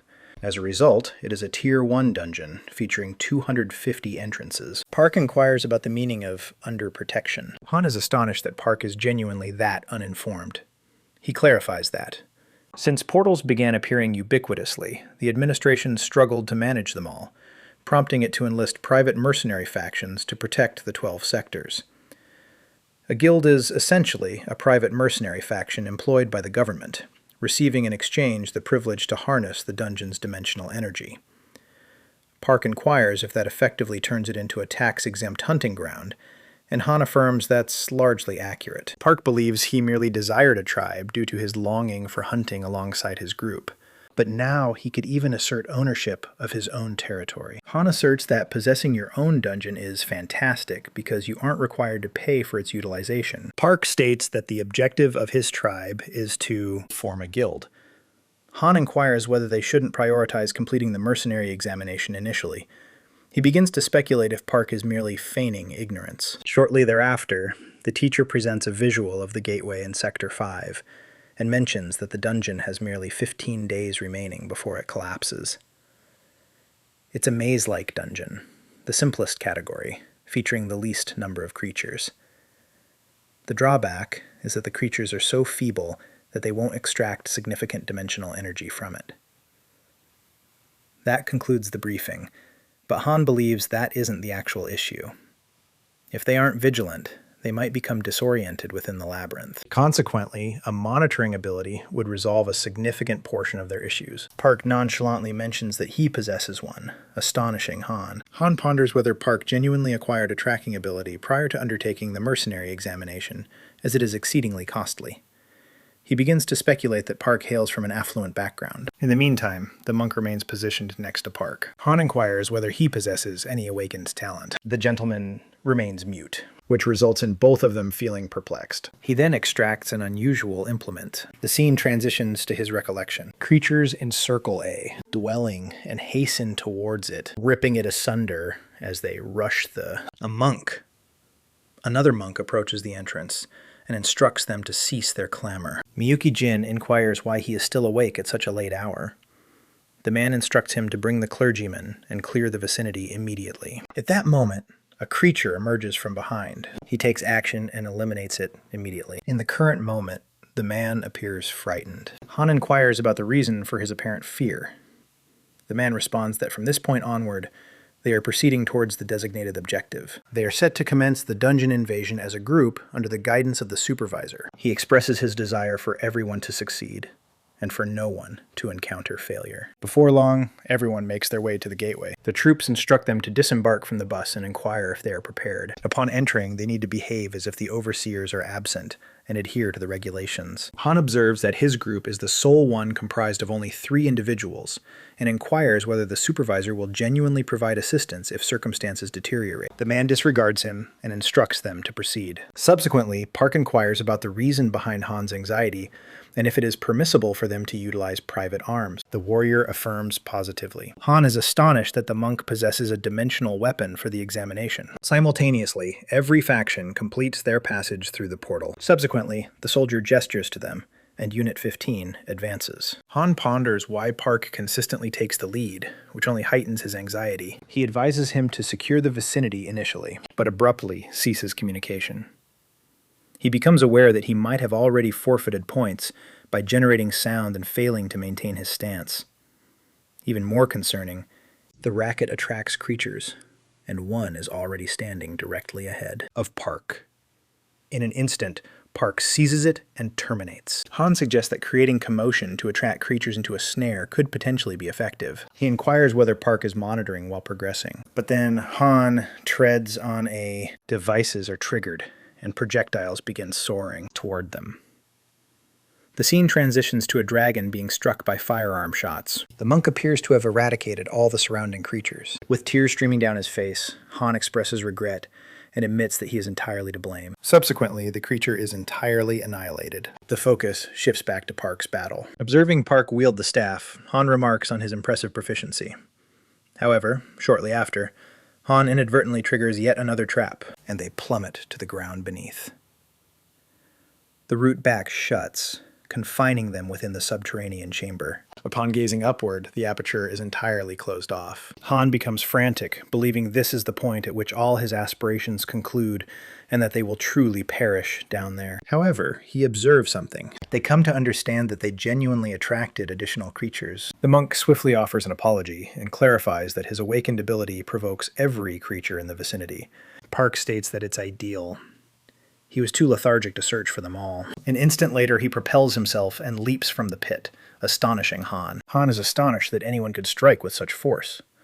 Park expresses his admiration for the monk and desires to include him in his group, yet the monk still appears to be confused. Suddenly, a massive surge of creatures floods in. Park simply gazes at them without trepidation. Han engages his tracking ability and identifies every creature, along with all the hazards in the vicinity. He immediately begins sprinting, believing they were in deep trouble. Subsequently, the monk directs his staff towards Han and instructs him to hold on so he can ascend. Han expresses that none of this is coherent any longer. This undertaking is entirely dissimilar to their anticipations. However, upon rising, they are astonished to find that Park has already eradicated the entire horde. Han can only perceive this as utterly absurd. Park instructs them to stay vigilant and be cautious of the creatures that are merely subdued. They adhere to his guidance and conclude the ones that remain in motion. The monk is astonished, pondering whether Park is deliberately evading the snares or employing tracking methods as well. That would clarify why he is progressing so quickly, slaying creatures while utilizing the snares against them. The monk raises his gaze and notices a creature lurking behind the protagonist, prompting him to rescue him by hurling his staff at the skeleton. Immediately afterward, the system awards Park 42 conquest points, him hurling his staff at the skeleton. Soon thereafter, the system notifies Park that he has obtained 42 conquest points. The setting transitions to the agency. A soldier informs that a squad is already returning from the underground chamber, and the other is taken aback, as the evaluation commenced only moments prior. He mentions that a typical expedition lasts approximately 2 hours and speculates whether something might have gone awry. However, the response is that it is Team 20 and all members' vital signs are in acceptable condition. An instant later, the individual receives He picks up the phone and it's the manager inquiring why they returned so promptly. The soldier states that the operation is finished and advises him to view the footage if he desires to comprehend. He states that Park's performance in a Tier 1 dungeon is difficult to evaluate and that he established a new benchmark within. The setting subsequently transitions to the metropolis. Han initiates a live broadcast that announces that he will be conducting daily streams regarding his faction. A spectator inquires about the agenda for today. Han mentions that they will view the footage of Su Clan's residents collectively as soon as it is made available. He subsequently indicates the location of each individual's dormitory. Following this, he approaches the protagonist's grandmother and requests her to examine his subscriber tally. Irritated, she retorts that she has more important matters to attend to and advises him to leave before she resorts to violence. Han falls silent. Considering that this isn't her typical demeanor, she is generally quite compassionate. Subsequently, he proceeds to the park in the monk's quarters and presents the monk on the broadcast, indicating that his name is Myung-jin. He requests him to share a few remarks. The monk states that he has suffered significant losses from the malevolent spirit assault, yet he still possesses the Staff of Foresight, bequeathed by his eldest disciple. At that moment, a vehicle arrives, and the main character's sibling inquires if everyone is prepared. Therefore, they all proceed towards the lorry. En route, a UAV soars above. Park inquires about the airborne object and whether he ought to eliminate it. Han is taken aback.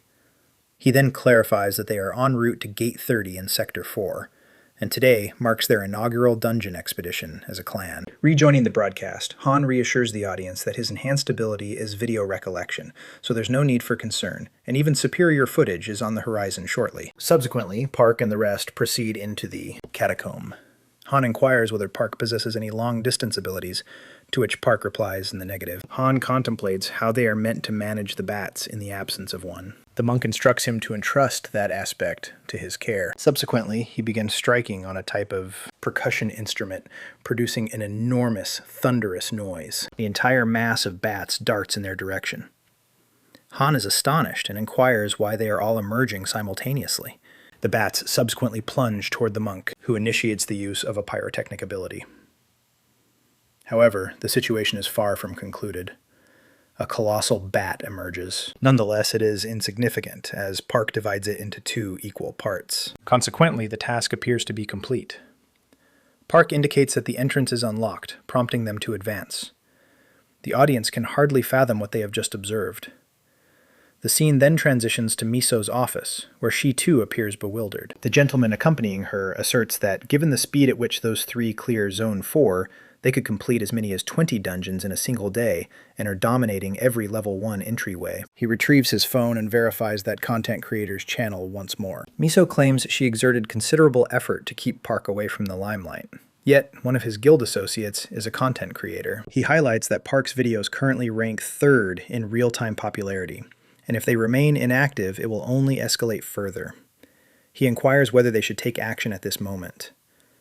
Miso replies that she is already aware. Concurrently, she is observing a video of a confrontation between 2 individuals, and one of them triumphs effortlessly. The individual displayed on the screen is Lee Sung-woo, an SS rank anomaly originating from South Korea. Miso contemplates the consequences of recklessly approaching Park under the guise of safeguarding talent, potentially leading to the emergence of another Lee Sung-woo. She rises and instructs them to establish communication with Park. She will personally meet him. Shortly thereafter, the narrative shifts back to Park's residence. Han inquires whether the monk lacks another destination. Park inquires about where he might venture, as he no longer possesses a sanctuary. Junho, states the monk, who spoke of residing in Seoul with a temple family that endured that day. Noticing Han's irritation, Junho suggests that the individual ought to enjoy at least a single day of respite, since their clan is on the verge of elevating its status. He further mentions that the clan's account has already amassed 140 million won, leaving Han utterly astonished. Han reflects that all he accomplished was gathering blood crystals, yet he has already earned 20 million in just 3 days. Park remains silent. As Han continues to babble about how absurd it is, he insists that if this persists, contributions will pour in. Park believes he currently possesses more than 3,000 achievement points, sufficient to acquire various abilities. Thus, he declares that he will take a break for the day. Junho mentions that he will accompany his son and grandmother to the adjacent park.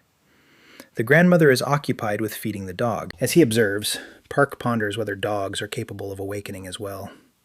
He then summons his sibling and inquires if constantly repairing that vehicle isn't a nuisance. Junho expresses that he is uncertain about how to commence. Locating components is challenging on its own, and the restoration process exhausts him. Park inquires why he doesn't simply purchase a new vehicle. That immediately brings joy to Junho. Subsequently, the pair finds themselves at an auto dealership, conversing with the manager regarding which vehicle to acquire. The vendor continues to elaborate on every aspect. Park merely inquires if his sibling appreciates it, to which Junho promptly replies that he does. With that resolved, Park states he will offer cash, and inquires if they can depart with it immediately. Shortly thereafter, they depart in the new vehicle. Junho is ecstatic, proclaiming it's incredible, and far superior to his previous one. Park comments that even the front passenger seat is delightful, suggesting they ought to have purchased it earlier. Then, Junho observes they are en route to Zone 34, and inquires why, as that location is off-limits. Park reminds him that he previously stated he couldn't rouse himself due to a lack of funds, hence they will address that matter today. Shortly thereafter, they reach the location. The vicinity is filled with dilapidated structures. Junho evidently disapproves of its appearance, and the canine is anxious as well. Park inquires whether the dog can detect it as well, since he is confident that the aroma is associated with a creature of folklore. Junho expresses a sense of unease and inquires whether they could depart. Instead, Park exits the vehicle and declares he will return shortly, advising them to remain with the dog. Subsequently, he springs back. Junho is evidently displeased by it. An instant later, the setting transitions to another location. A gathering is observing recordings of Park and his squad. One individual remarks that Park is gaining immense popularity on YouTube, and that, as an anomaly, his fighting prowess is beyond quantification. Another counters that if he is indeed that powerful, employing a hitman would be futile, even. Thus, they cannot overlook him. Consequently, one of them inquires about a roster of Area 4 guilds with consistent patrons. He recalls the name Shui, but suggests that another individual would be more suitable for this position. He instructs them to reach out to that individual and propose any sum required. Eventually, the narrative shifts once more as precipitation descends upon the metropolis. The senior lady from earlier is taking a stroll while contemplating that she still has to complete the laundry. Subsequently, a vehicle approaches and stops adjacent to her, and numerous individuals emerge inquiring whether she is Supja. They claim to be representatives from the returnees division and inquire whether they can have an audience with Park. The lady remains quiet. Subsequently, the scene transitions back to Junho's automobile. Amidst the torrential downpour, he remarks that visibility is non-existent and contemplates what Park might be up to. At that instant, the canine becomes vigilant. A creature leaps forth, but someone eliminates it immediately. Then Park shows up. Immediately thereafter, the pair exit the vehicle. An increasing number of creatures begin to appear. Park presents his sibling with a knife and instructs him to remain nearby as he eliminates them. In a state of distress, Junho implores him to pause. Park inquires why he is wavering. Junho ponders whether he truly needs to rise. Park asserts that if he remains feeble, he won't endure. Therefore, he must eliminate them swiftly. Then, an additional goblin appears. It sprints directly towards the canine. Park instructs the dog to attack it. The canine leaps onto the goblin and seizes its arm. However, that still falls short. Park elucidates that the canine is too youthful. Thus, if the goblin remains uninjured, it will perish. He instructs Junho to assist and commands him to eliminate it. Nevertheless, Junho finds himself unable to follow through. In the meantime, the canine is on the verge of being consumed. Then, Junho abruptly charges at the creature. He pierces it and rescues the dog, yet it still remains standing. Park encourages him to continue. Thus, Junho strikes relentlessly once more. When it concludes, his hand is smeared with a ketchup-like crimson. He is appalled by his recent actions. Park instructs him to retrieve the knife once more. Junho asserts that he truly cannot. Park cautions that if he fails to eliminate, he will likely perish. The canine becomes vigilant once more. Another creature of the goblin kind emerges. Park directs Junho to trail him and eliminate them. They are running short on time. In a state of despair, Junho reminisces about the times he was tormented. During that period, Park disregarded him. He abandoned his brother to face it on his own. However, circumstances have changed. Park is exerting every effort to assist, and Junho's demeanor shifts. He ultimately acknowledges it. He then seizes the blade once more. He asserts that this is how he has always been. He swiftly lunges at the goblin and assaults with finesse. He shouts at it to be quiet and perish. He then tears open its visage. Once it collapses, he continues to assault. Before long it concludes, and crimson fluid resembling ketchup is swept away by the rain. Junho appears entirely transformed now. The dread has vanished, supplanted by a chilling gaze. At that moment, an additional goblin emerges. Junho detects it and intercepts the assault. The two collide with the earth. Nonetheless, Junho excels. He rises once more, contemplating that this sensation is genuinely positive. From a vantage point above, Park observes his sibling. He is astonished that Junho's new moniker is Butcher. Park mentions that his sibling is developing, and it's rather endearing. He inquires whether Junho previously held a part-time position at an abattoir. A stern gaze. Junho replies negatively. Park shouts to him. Junho approaches with that familiar menacing expression. Noticing the heap of creature remains nearby, he declares that he will take a short break. Subsequently, the setting transitions to the Awakened Association. Junho and Park arrive smeared in a ketchup-like crimson substance. A woman gazes in astonishment and inquires about what transpired. Park states that Junho has recently roused. She instructs him to cleanse himself first, undergo a health examination, and subsequently proceed to the dimensional energy chamber on the 3rd level. While ascending, Junho inquires about the gauge. Park states that it assesses dimensional energy, and a score exceeding 100 is required to be classified as F rank. He previously obtained a score of 96, thus he did not succeed. Junho remains puzzled about how he succeeded. In the chamber, the physician instructs him to recline on the apparatus. Junho gazes at an energy sphere, and his outcome materializes. 1 out of 11. The physician instructs him to rise and proceed to the capability chamber. He subsequently inquires if Park wishes to try out as well. An instant later, Park reclines on the apparatus. As he gazes upwards, the system alerts him that an entity is observing and documenting his information. He promptly widens his eyes. The numeral 189 presents itself before him. Park is astonished. The woman claims his dimensional energy increased rapidly, just as the gossip suggested. Park inquires whether the device is truly precise and who is the manufacturer. She claims that the researcher who constructed it is well aware of his expertise. Subsequently, the same woman presents the outcomes for both individuals. They also receive a mobile device as a present, and Junho is now eligible for the mercenary examination. As Junho processes the information, Park extends his congratulations. He inquires if Junho experienced anything peculiar within the apparatus. Junho replies that there was nothing out of the ordinary. Park ponders whether Junho might simply lack sensitivity. He then inquires about the skill he possesses. Junho replies that it is beheading. Soon after, they encounter Choi's faction. Park approaches her. The individual next to Choi believes Park is courting danger, then comes to the realization of her identity. Park expresses remorse for the confusion and mentions that he remains unaccustomed to conversing with refined individuals. Choi replies with indifference, declaring that they will not meet again. Upon her departure, Park falls silent. He remarks that it's unfortunate.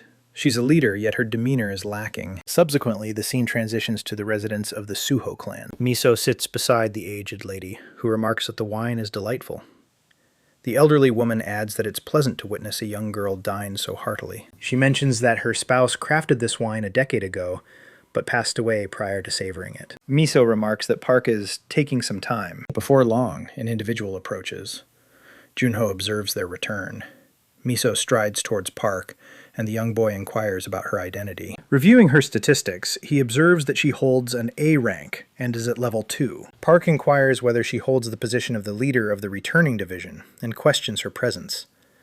Miso responds that she has come to establish a contract. She inquires whether he is familiar with the formal designation for a comeback. Park declines, and she informs him that it pertains to human coordination. She then inquires whether he came back to Earth via a Crimson Gateway. She clarifies that once that occurred, specific criteria were fulfilled. This implies that the gateway could manifest once more, potentially creating a bridge portal that allows for two-way travel. Park understands that this might enable him to locate his companions.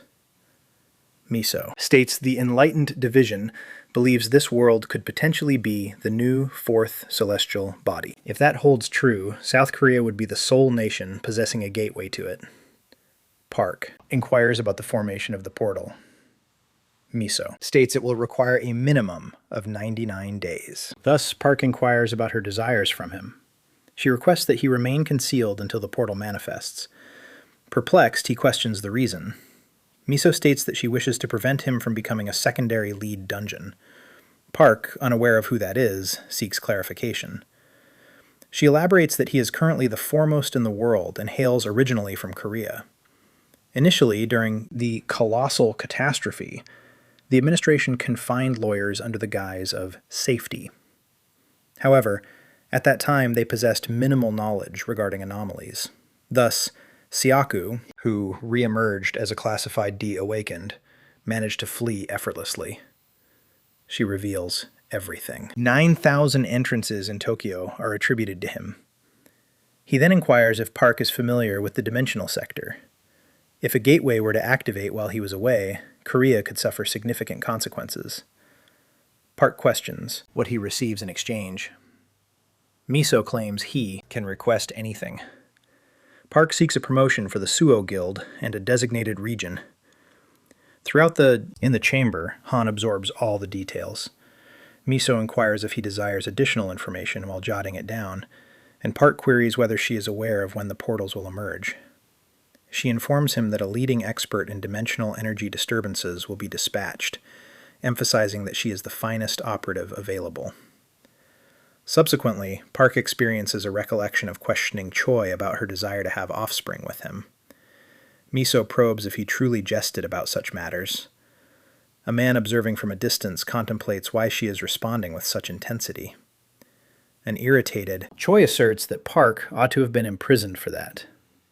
Miso rises and inquires about the situation.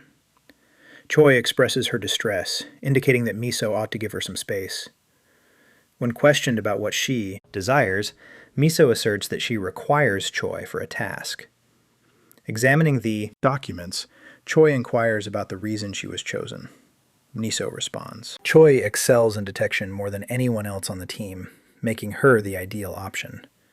She inquires what would occur if a gateway emerged in the center of the metropolis, particularly one that connects to an uncharted world. Choi states that it would be a nightmare on this planet. Miso informs her that if she perceives any indication of a dimensional rupture, she must seize Park and depart immediately, and until that moment, remain close to him. She ensures. Choi comprehends, then departs. Annoyed, Choi murmurs that one day she will resign due to this.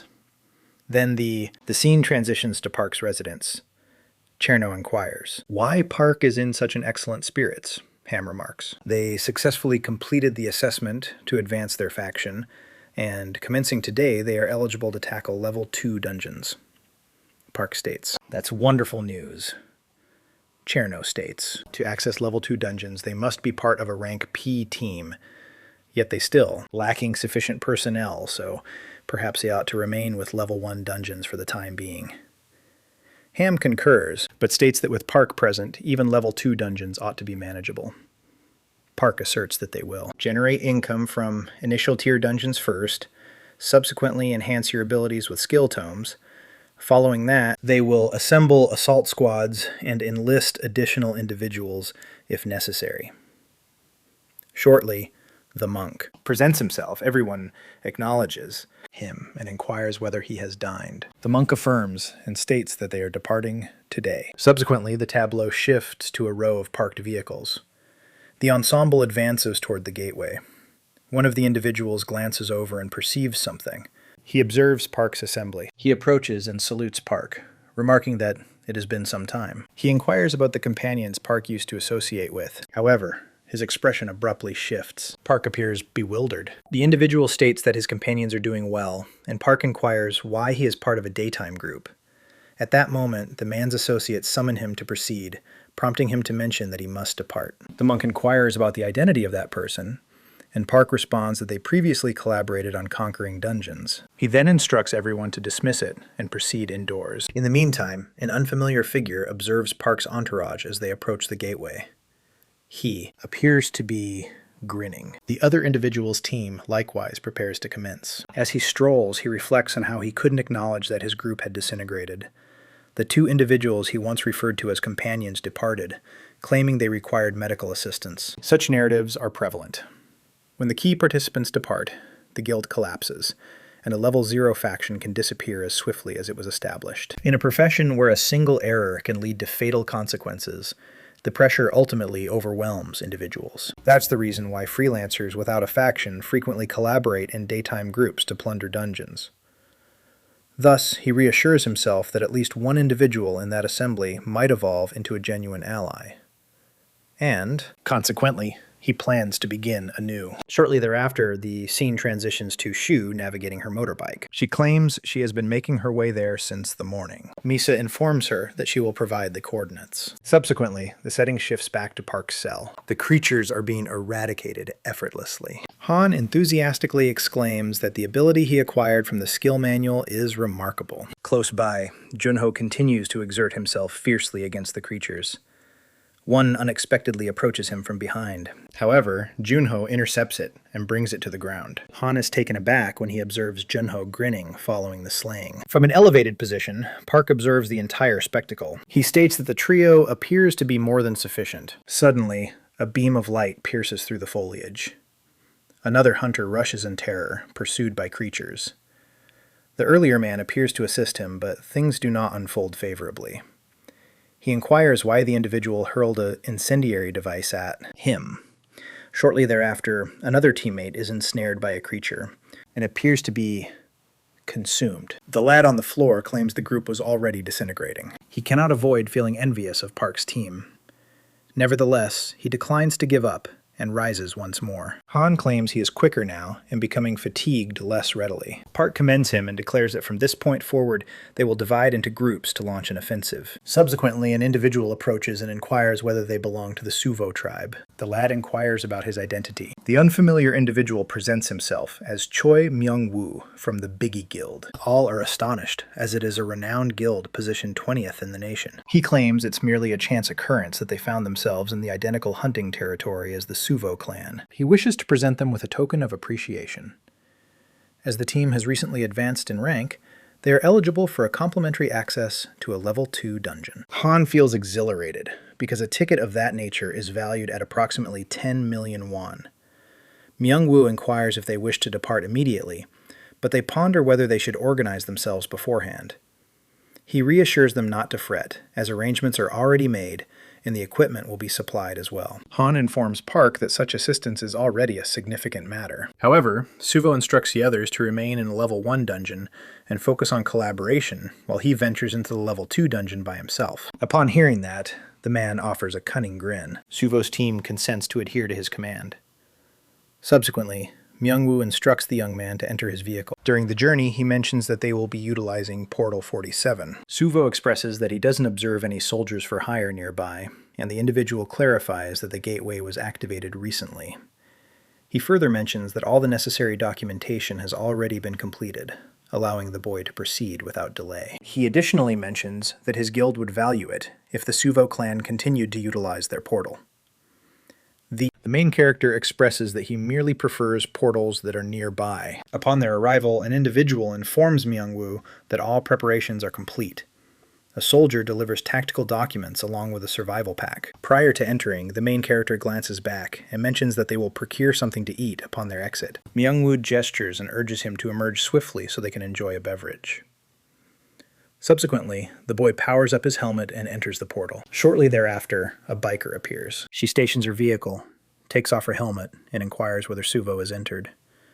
The gentleman replies affirmatively and questions her identity. Choi dashes towards the gateway, proclaiming her allegiance to the Suvo clan and asserting that she is entering as well. The gentleman grins upon hearing that. Myung-woo informs another individual that it will amount to 2 billion per person, and the individual inquires why the cost is so elevated when this is not even a homicide.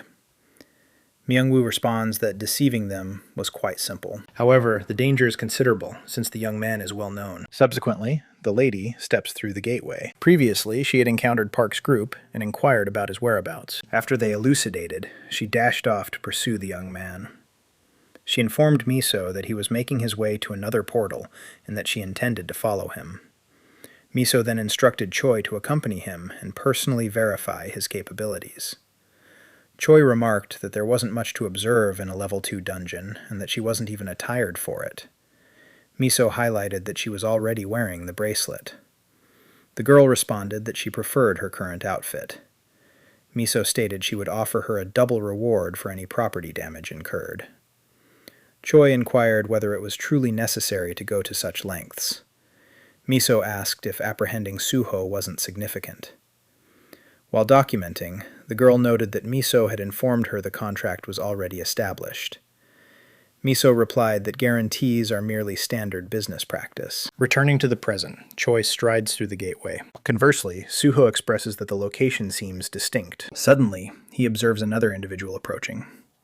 In the following moment, Choi materializes. She instructs him to shut his eyes as her garments disappeared during the journey. An instant later, she activates her bracelet, and a fresh ensemble materializes. She murmurs that she ought to have requested threefold compensation. At that moment, She comprehends that the young man witnessed it all. Irritated, she reminds him that she instructed him not to peek. Flustered, Suho expresses his appreciation for the bracelet and inquires whether it functions as an inventory. She disregards that and inquires about the duration of his observation. Suho reflects on how she had previously glimpsed him unclothed. Thus they are now on equal footing. He then inquires why she traveled such a distance. Choi responds that she's present to keep an eye on him.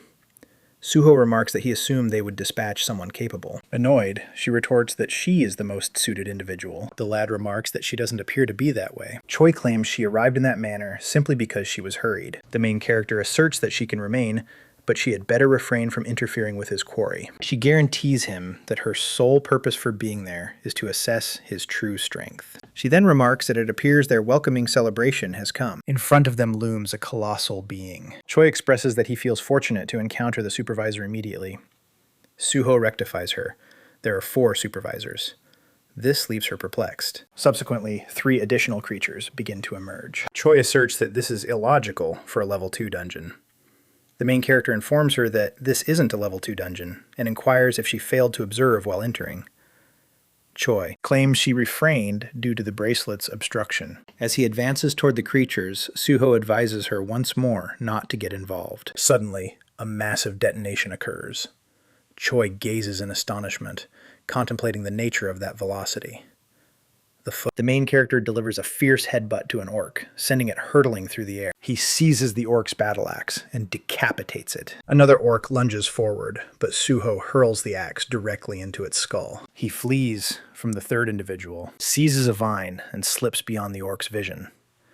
As it is bewildered, he approaches from above. Beyond the dungeon, Mango is on a call. He claims they can already gather payment, since even those of S rank were unable to evade that location. In the meantime, the lad strikes the creature in the skull, leaving Choi astonished. The final orc charges toward him. Suho smiles and remarks that the dungeon's difficulty is irrelevant if he can simply eliminate all the creatures within. He evades the assault and delivers a precise kick. The impact propels the orc into a tree limb, skewering it and awarding him 32 conquest points. The main character claims that this location is a treasure trove. He then instructs Choi to cease lingering and assist in gathering the blood crystals. She contemplates that, despite being an anomaly, his expertise should scarcely equate to that of an F rank. Still, he seeks and eliminates with utter resolve. This prompts her to contemplate what sort of individual he truly is. Subsequently, she initiates a search. As he collects the treasures, the youth remarks that even the blood crystals present are substantial. However, Choi advises him that this is not the moment for such distractions. Suho inquires about the reason for not doing so. She clarifies that despite having slain 4 orcs, the entrance remains unyielding. The supply pouch contains nothing but stones. The main character asserts that he can still utilize it to transport blood crystals. Choi remarks that this dungeon is no less than level 4, and escaping unscathed will be challenging, even with their collaboration. The boy then comprehends that Maimu deceived him and thrust him into a level 4 dungeon without charge. Rather than succumbing to fear, he exclaims that he will treat the man to something truly splendid once he escapes. Choi concludes that the boy is utterly foolish. At that moment, a 5th orc lunges towards her. She attempts to obstruct it, yet she recalls too late that she has forgotten her blade on the motorcycle. Fortunately, Suho intervenes and rescues her. He instructs her to unwind. He possesses strength, even if he once was more powerful. Subsequently, Choi perceives an additional presence, accompanied by overwhelming sounds. She employs her foresight and perceives numerous beings approaching. Choi claims it's a band of orcs. They are encircled, and a war leader accompanies them. Suho mentioned that the monastery had vanished, yet the quarry continued to arrive. Orcs surged forward on wolves, which surprised him unexpectedly. He instructed Choi to refrain from touching them. They belonged entirely to him. Choi raised her barrier. Suho continued to behead the orcs. Subsequently, Choi extracted her blade from her arsenal and eliminate one of the creatures. Moreover, thus she continued to long for her genuine sword. Then Suho appeared and instructed her to steer clear of his target beforehand, returning promptly to decapitating orcs. However, one of them struck him with a baton. It was the orc war leader. Suho swiftly rose to his feet and inquired if that being was the mastermind. The beast responded by lunging at him. Suho evaded and plunged his blade into it. Choi pondered whether that had concluded the encounter, yet the orc remained upright. In another location, Miso inquired whether Choi had pursued Suho. However, the signals from both of their phones were located in separate areas and had remained stationary for an hour. She was convinced they were in proximity to one another and assumed they had paused to recuperate and organize their equipment before continuing. Then it dawned on them that Suho had forgotten his phone in the vehicle, and Choi had forgotten hers on the motorcycle. Miso instructed them to monitor Choi through an alternative method, and discovered she was within a recently inaugurated Level 5 dungeon. Miso pondered the reason for their presence, and instructed the individual managing the DGB guild portal to make immediate contact. In the underground chamber, Suho was cast aside as the orcs continued to encroach. He whispered that circumstances were becoming difficult. He leaped up, subdued one of the orcs, seized its axes, and flung them at the others. Projectiles began to cascade, and Choi evaded them, yet she stumbled. The creatures hurried to complete her demise. However, she employed a defensive explosive and detonated numerous adversaries. Suho swiftly yanked her aside moments before the war chief's strike struck. Choi inquired about his actions, and he replied that they needed to hurry. She indicated that orcs were omnipresent. However, Suho identified a single available pathway. Choi remarked that the route led to a precipice, and that was precisely the reason he selected it. He lifted her off the ground and instructed her to grasp firmly. Subsequently, they leaped from the precipice, with the creatures still pursuing them. Park landed securely, and the creatures trailing them appeared to be incapacitated. Choi was astonished that she had survived.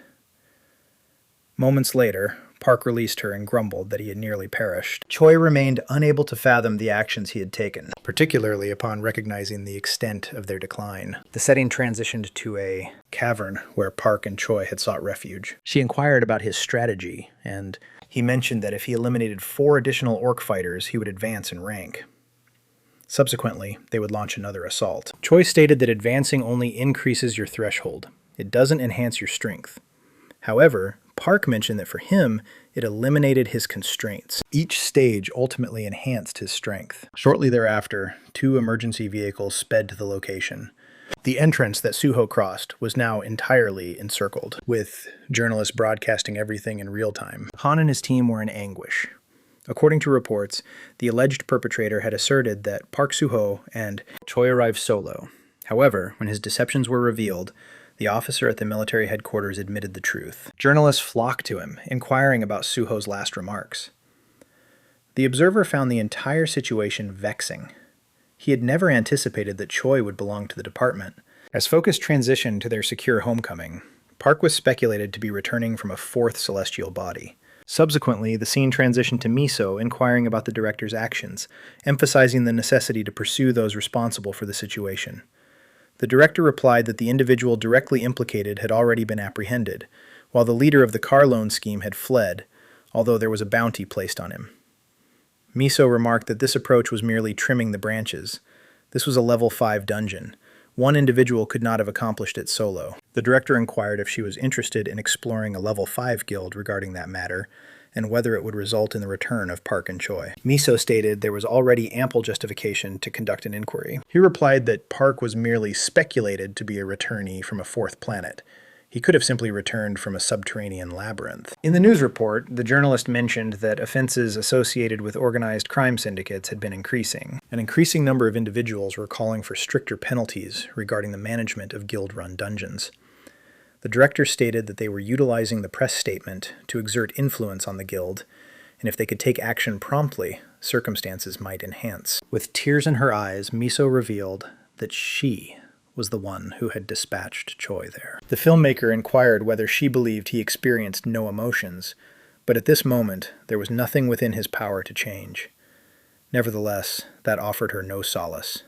Miso continued to hold herself accountable. The narrative subsequently shifted back to the subterranean prison. An orc encountered an unfamiliar being and froze. It attempted to seize it, but the tiny creature evaded and dashed forward. The orc continued to swing, but was unable to connect. Strike it.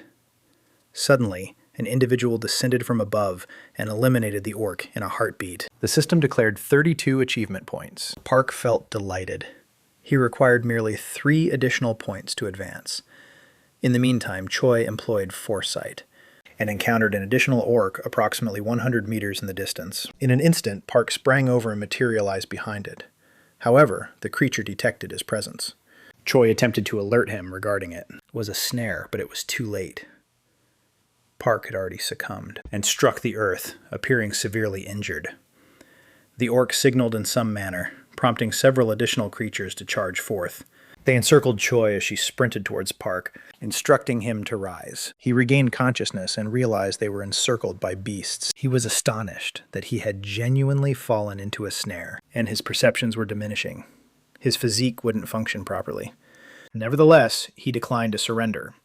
He had endured greater challenges. Choi hurled explosives at the creatures, eliminating a multitude of them. Utilizing that introduction, Park stood up, seized his, stabbed, and eliminated several others. He believed he required just one additional elimination to advance. Yet another beast delivered a nearly lethal strike.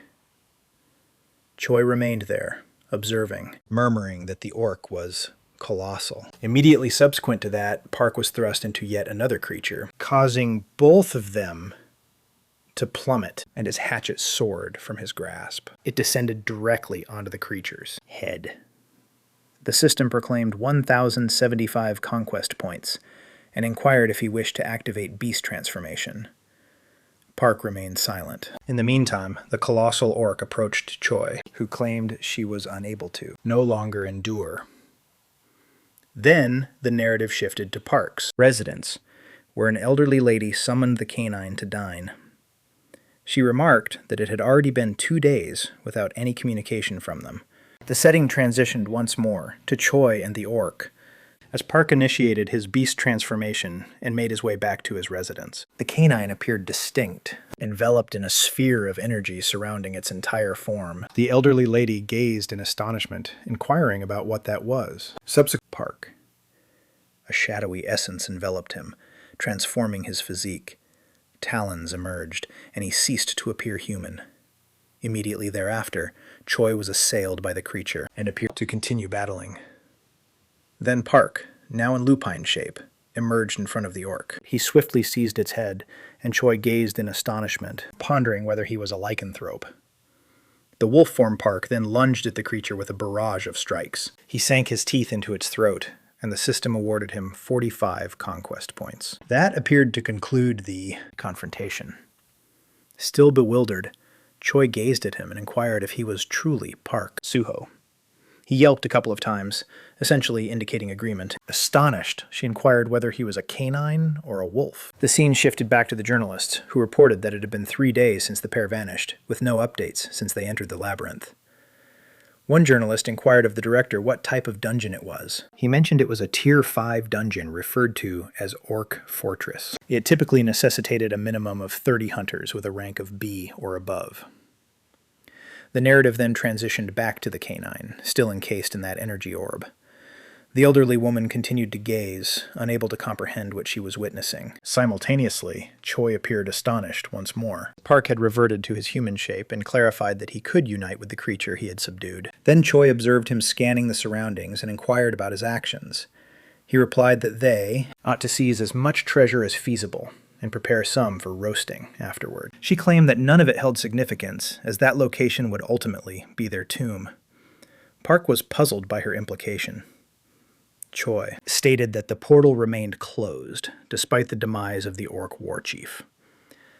She inquired about his interpretation of that implication, and suggested they could be ensnared there indefinitely. Park queried. If she implied that was not the genuine leader, Choi affirmed, there was something amiss, even more resilient within. Park inquired what type of creature could lead her to believe she would perish without even laying eyes on it. Then Choi began discussing the events that transpired 3 years prior. Reversed. Subsequently, immediately after attaining B rank, the division deployed 20 combatants and 10 elite mercenaries into a Tier 5 subterranean realm. The recollection. Initiated with an unfamiliar individual observing Choi. He inquired about the condition of her ankles, and she reassured him not to be concerned. She mentioned that she was feeling considerably improved at that moment. Subsequently, a number of Orcs surged toward the assembly. The commander commanded all individuals to maintain their positions and advance towards the central spire. The group began eliminating the orcs situated ahead of them. He continuously bellowed commands to facilitate their progression. Subsequently, he was abruptly deceased. Choi plummeted to the earth, and the orcs surged toward her. She halted in terror and was unable to budge. Yet another. A man leaped in to rescue her. He eliminated the orcs surrounding her. In the center. During the altercation, Miso shouted for them to make way, seizing, defeated the adjacent creatures. She instructed Choi and the individual to retreat. He seized Choi's hand and encouraged her to flee. However, Choi insisted they needed to stay put. An unsettling sensation lingered. He maintained they could converse once they were safe. Thus, they fled from the creatures. Nevertheless, Choi perceived an unusual aura emanating from the opposite side, while a frightened creature loomed atop the tower. Subsequently, an arm abruptly contorted out of alignment. Choi tumbled, and a katana dropped before her. Mitsui and the others were astonished. The leader was deceased. That creature. The creature remained motionless, glistening tears in its gaze. Choi observed in astonishment as the fading man spoke of the blade. Yet all Choi could contemplate was, who was concerned about that foolish blade? Then she recalled his teaching. Infuse your emotions into your weapon. Regard it as an extension of your physique and spirit, and grasp it as if it signifies the utmost importance. In the past, the recollection, that individual had already met his demise. Choi could merely observe, utterly rattled. Currently, Park observed Choi amidst the downpour as she shivered from the recollection. He strolled, embraced her, and inquired about the events. Subsequently, the moment transferred to Han, anxious about their actions should Park abandon them. Simultaneously, the moment, the surroundings were becoming chaotic. A journalist announced that a renowned shaman was performing a ceremony to preserve Park's existence. An exceptional unit from Sioux District was also assembling outside the cavern for retribution. 1. The man anxiously remarked that this situation would never have arisen had Park become a member of the Sioux Guild from the outset. Subsequently, the scene transitioned to an unidentified individual observing that broadcast. A young woman unexpectedly embraced him from the rear. She inquired about what he was observing, and he replied that regardless of how much time elapsed, the foolish sentiment of that nation never altered. The setting transitioned to the cavern, where Park was dining alongside the girl. He remarked that the cuisine was quite delectable. Observing her consume it, Park noted that she appeared to relish it thoroughly. She inquired whether 12 hamburgers was truly a considerable amount. Then she declared that she was, in fact, satiated. Park inquired why, mentioning that he was on his 22nd. Subsequently, the girl expressed her gratitude to him for all that he had done. At that instant, a glow began radiating in the vicinity. Park inquired whether she had employed that blade to slay the Orc Lord. Choi responded negatively. She would have fainted immediately, and upon regaining consciousness, she found herself in a hospital next to Miso. Miso had seized her master's blade, and 2 additional Renka mercenaries perished to scarcely subdue that beast. Park inquired whether an Orc Lord had truly been present, and the location of its whereabouts. Choi mentioned it was probably Orc Castle, yet there was nothing resembling that within a kilometer. Subsequently, the apparition from earlier materialized at the cave's entrance. Choi elaborated that the war commanders typically resided in 4 compact towers, with the Orc Lord positioned at the core. Then the diminutive apparition glided beside Park, as if it had discovered something noteworthy. Park announced that she had discovered Orc Castle, then rose to her feet and insisted they needed to depart immediately. Choi inquired whether he possessed a strategy. He proclaimed that the strategy was straightforward: locate them and eliminate them. Taken aback, Choi remarked that she felt like slapping him, yet she lacked a superior alternative. Subsequently, the scene transitioned to the Orc fortress. At that instant, The portals were unfolding. A cadre of creatures mounted on canines advanced forth. Park emerged with Choi mounted on him as they hurried toward the fortress. Orcs detected their presence and obstructed the path. Choi cautioned that orc knights were pursuing them, compelling them to hurry. The creatures elevated their arrows. Yet Choi employed protective enchantments to deflect the projectiles. They leaped onto the bridge and surged forward. Choi hurled an explosive, and a massive detonation erupted behind them. Once she regained her composure, she instructed Park to move towards the center and attract all the orcs. Then she glanced upward and beheld additional creatures approaching. She was seized and began to plummet, but she instructed Park to continue without pausing for her. Just proceed onward. She glimpsed a section of the castle and succeeded to lift herself once more. However, additional orcs emerged before her. Choi swiftly unsheathed her blade. In the meantime, Park continued his ascent towards the summit. He arrived at a chamber featuring a throne. A fearsome goblin was poised in that location. The goblin stood up. Before it had a chance to respond, Park sank his teeth into its throat. He crashed it down and defeated the leader effortlessly. The system proclaimed that he advanced to the next level. Subsequently, the fortress commenced to tumble. Simultaneously, Choi was descending and believed she was on the verge of perishing. However, Park arrived, took her hand, and rescued her. Choi inquired about the fate of the orc sovereign. Park declared it was already lifeless, and they had to locate the exit gateway. They fled from the creatures. Still astonished, Choi inquired if he had truly eliminated the Lord so swiftly. Park affirmed and instructed her to search for the entrance. Utilizing her powers, she was taken aback. The dungeon gateway was ajar. She remained unable to fathom how Park had dispatched the Lord in such a brief span. Then, the scene shifted to a truck where analysts were reviewing information. One of them was astonished. He announced that the CT-27 dungeon was being unveiled. Beyond. Park's team was astonished as well.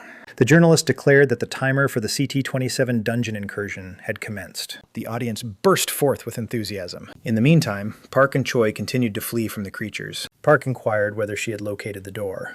Choi affirmed that she had. The exit was nearby, so they needed to expedite their pace. However, Park detected an unusual odor and abruptly altered their course.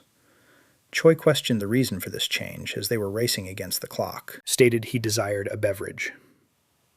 Subsequently, he discovered a pack of wolves and instructed them to trail behind him, and they complied. Choi inquired in astonishment whether he was accompanying those wolves. Park affirmed positively. From this moment onward, they became family. Before long, they encountered that band of orcs once more. Choi lamented that they were now encircled. However, Park mentioned that his companion had informed him of an alternative, lesser exit. Choi exerted her skill once more and instructed him to proceed to the right. They discovered the exit. Choi cautioned that merely 1 minute remained prior to its closure. Subsequently, the timer reached 23 seconds. At that instant, a projectile was launched directly at Choi. It struck her instantly. She crumpled. The orcs surged towards her. Park began to retreat, yet Choi instructed him not to approach. He disregarded. She and stormed in. He sliced, defeated one of the orcs obstructing him. In the meantime, beyond the fortress, the journalist stated that the entrance had been shut for 8 seconds. Everyone. They continued to anticipate that Park and Choi would return. Within, Park struggled fervently to break free. Since, he raised Choi, and she mentioned that merely 4 seconds remained. Park instructed her to grip firmly, then executed a significant jump. Beyond, the timer hit 0. Subsequently, a shaft of illumination emerged, and the chamber appeared to fragment entirely. Beyond. The journalist remarked that everyone had been instilled with optimism, yet regrettably, Park and Choi were still absent. Then, to everyone's astonishment, several wolves emerged first. Immediately following that, Park showed up alongside Choi. Individuals exclaimed that someone had soared away. They hurried over to investigate. Then they understood it was Park, and Choi was also alive. Amidst the turmoil, the journalist referred to it as a phenomenon. the duo. Individuals ensnared in the subterranean chamber re-emerged after 4 days. Observing. The recording, Miso remarked. It was captured immediately after their getaway, and they were directed straight to the medical facility. Before, astonished, remarked the journalists were truly amplifying those headlines. Miso informed that someone had alerted them, hence they were indeed present. The individual stated they were there to address the issue, not to assign fault, so the discussion should continue. Miso proceeded. Regarding news concerning Park had disseminated rapidly, and talent scouts from numerous nations were already arriving for him. One was Victor, a covert operative from the KGB in Russia. Another, hailing from Israel, was Gorenstein. Lastly, there was Nakamura, the deputy chief of Tokyo's Awakened Federation. Irritated, the director inquired whether that fool Nakamura had reappeared once more. Miso agreed, and he had brought Sungwoo along, yet she believed that America posed an even greater threat. The director stated they needed to secure Park initially, and inquired if they possessed any safeguards in addition to the existing agreement. The physician stated that Park would not depart from Korea as long as his relatives remained there. The director inquired, astonished, whether Park prioritized family over finances. The physician remarked that Park had coexisted with wolves for more than a millennium, suggesting he probably longed for his family significantly. However, it was indeed the wolves he began to yearn for upon returning to Earth. The filmmaker claimed Park was difficult to comprehend, while the physician asserted that he merely prioritized moments spent with family. In a sense, he was merely an ordinary individual.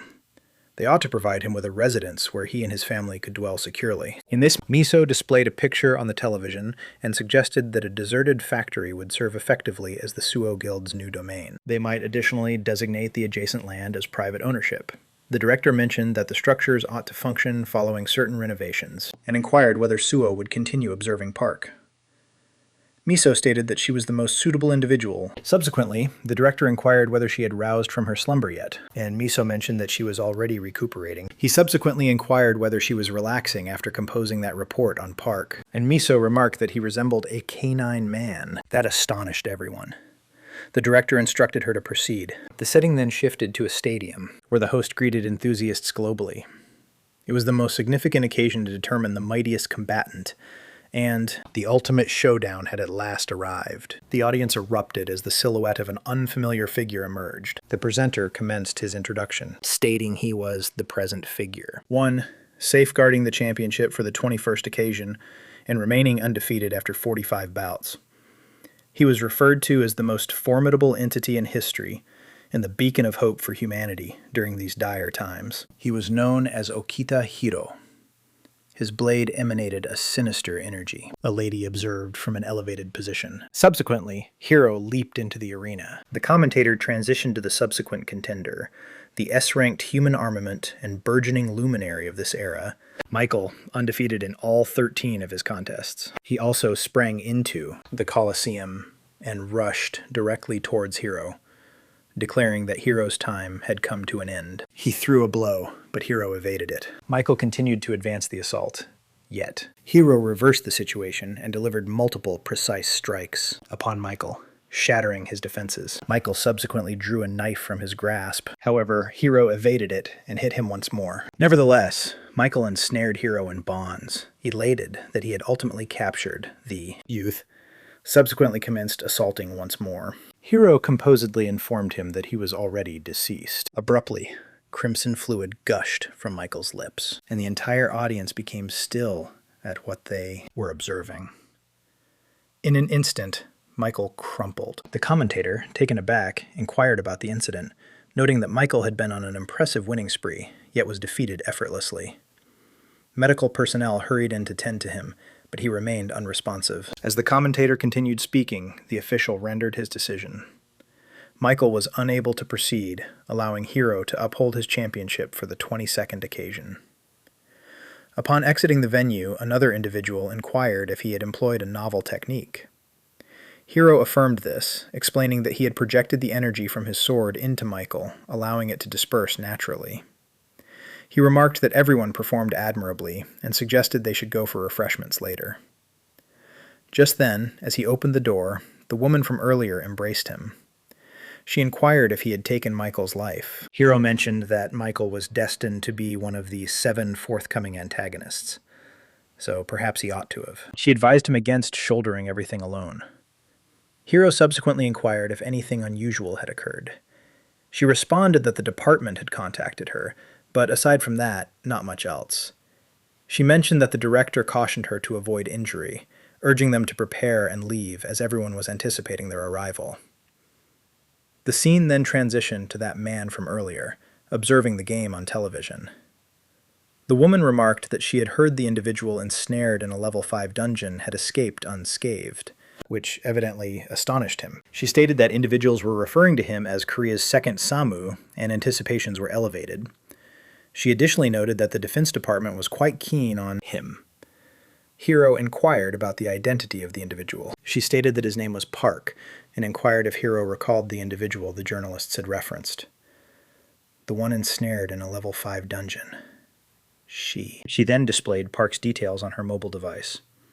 Hiro remarked that he had never encountered him prior, and speculated whether he might not be a swordsman, as none had emerged in the past year. She responded that, based on what she had gathered, Park was a witch, and if he truly returned from a 4th celestial body, Earth could link to that realm. Even as an F grade, that was extraordinary. Hiro grinned, pondering that it was unfeasible. This marked his 25th setback. He had experienced the identical occurrences repeatedly for approximately 500 years. Thus, he recalled all the enlightened individuals who were destined for renown, and the vague outline of the significant occurrences. Yet Park was not included. Throughout that duration, no individual by the name of Park Soo had gained prominence, particularly not one returning from a 4th planet. The narrative scarcely altered regardless of Hiro's efforts, and even 5 years later, no novel planet emerged. The lady inquired whether they ought to attempt to sway Park to their viewpoint. Hiro stated that she was uncertain at that moment. She noted that Park was the most discussed individual in Korea. Yet, Hiro suggested they should hold off because the cataclysm would commence shortly. The remaining urban centers, the final bastions following the catastrophe, would descend individually from subterranean fractures throughout the land, accompanied by immense surges of creatures cascading forth. Before long, beasts would dominate the way. Heavens. And as individuals perished throughout the land, a widespread exodus would commence. Throughout that extensive conflict, all else was disregarded.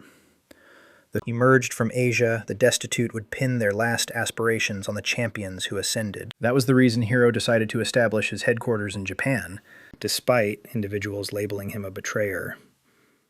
If he purged that nation's dungeons and assembled the talented individuals who unveiled their genuine abilities, Japan would transform into the premier refuge for those who remained.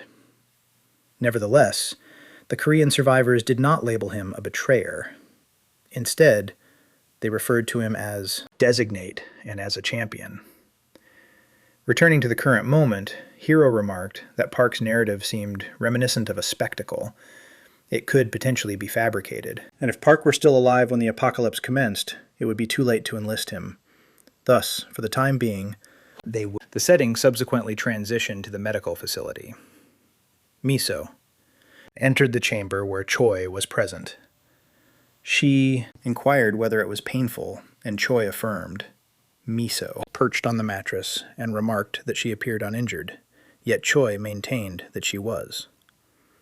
Miso introduced a speculation within the medical facility. A. The cloaked figure arrived nightly and departed at first light. She inquired whether it was Park. Choi continued to peruse an electronic book. Then she questioned if Miso had acquired what she desired.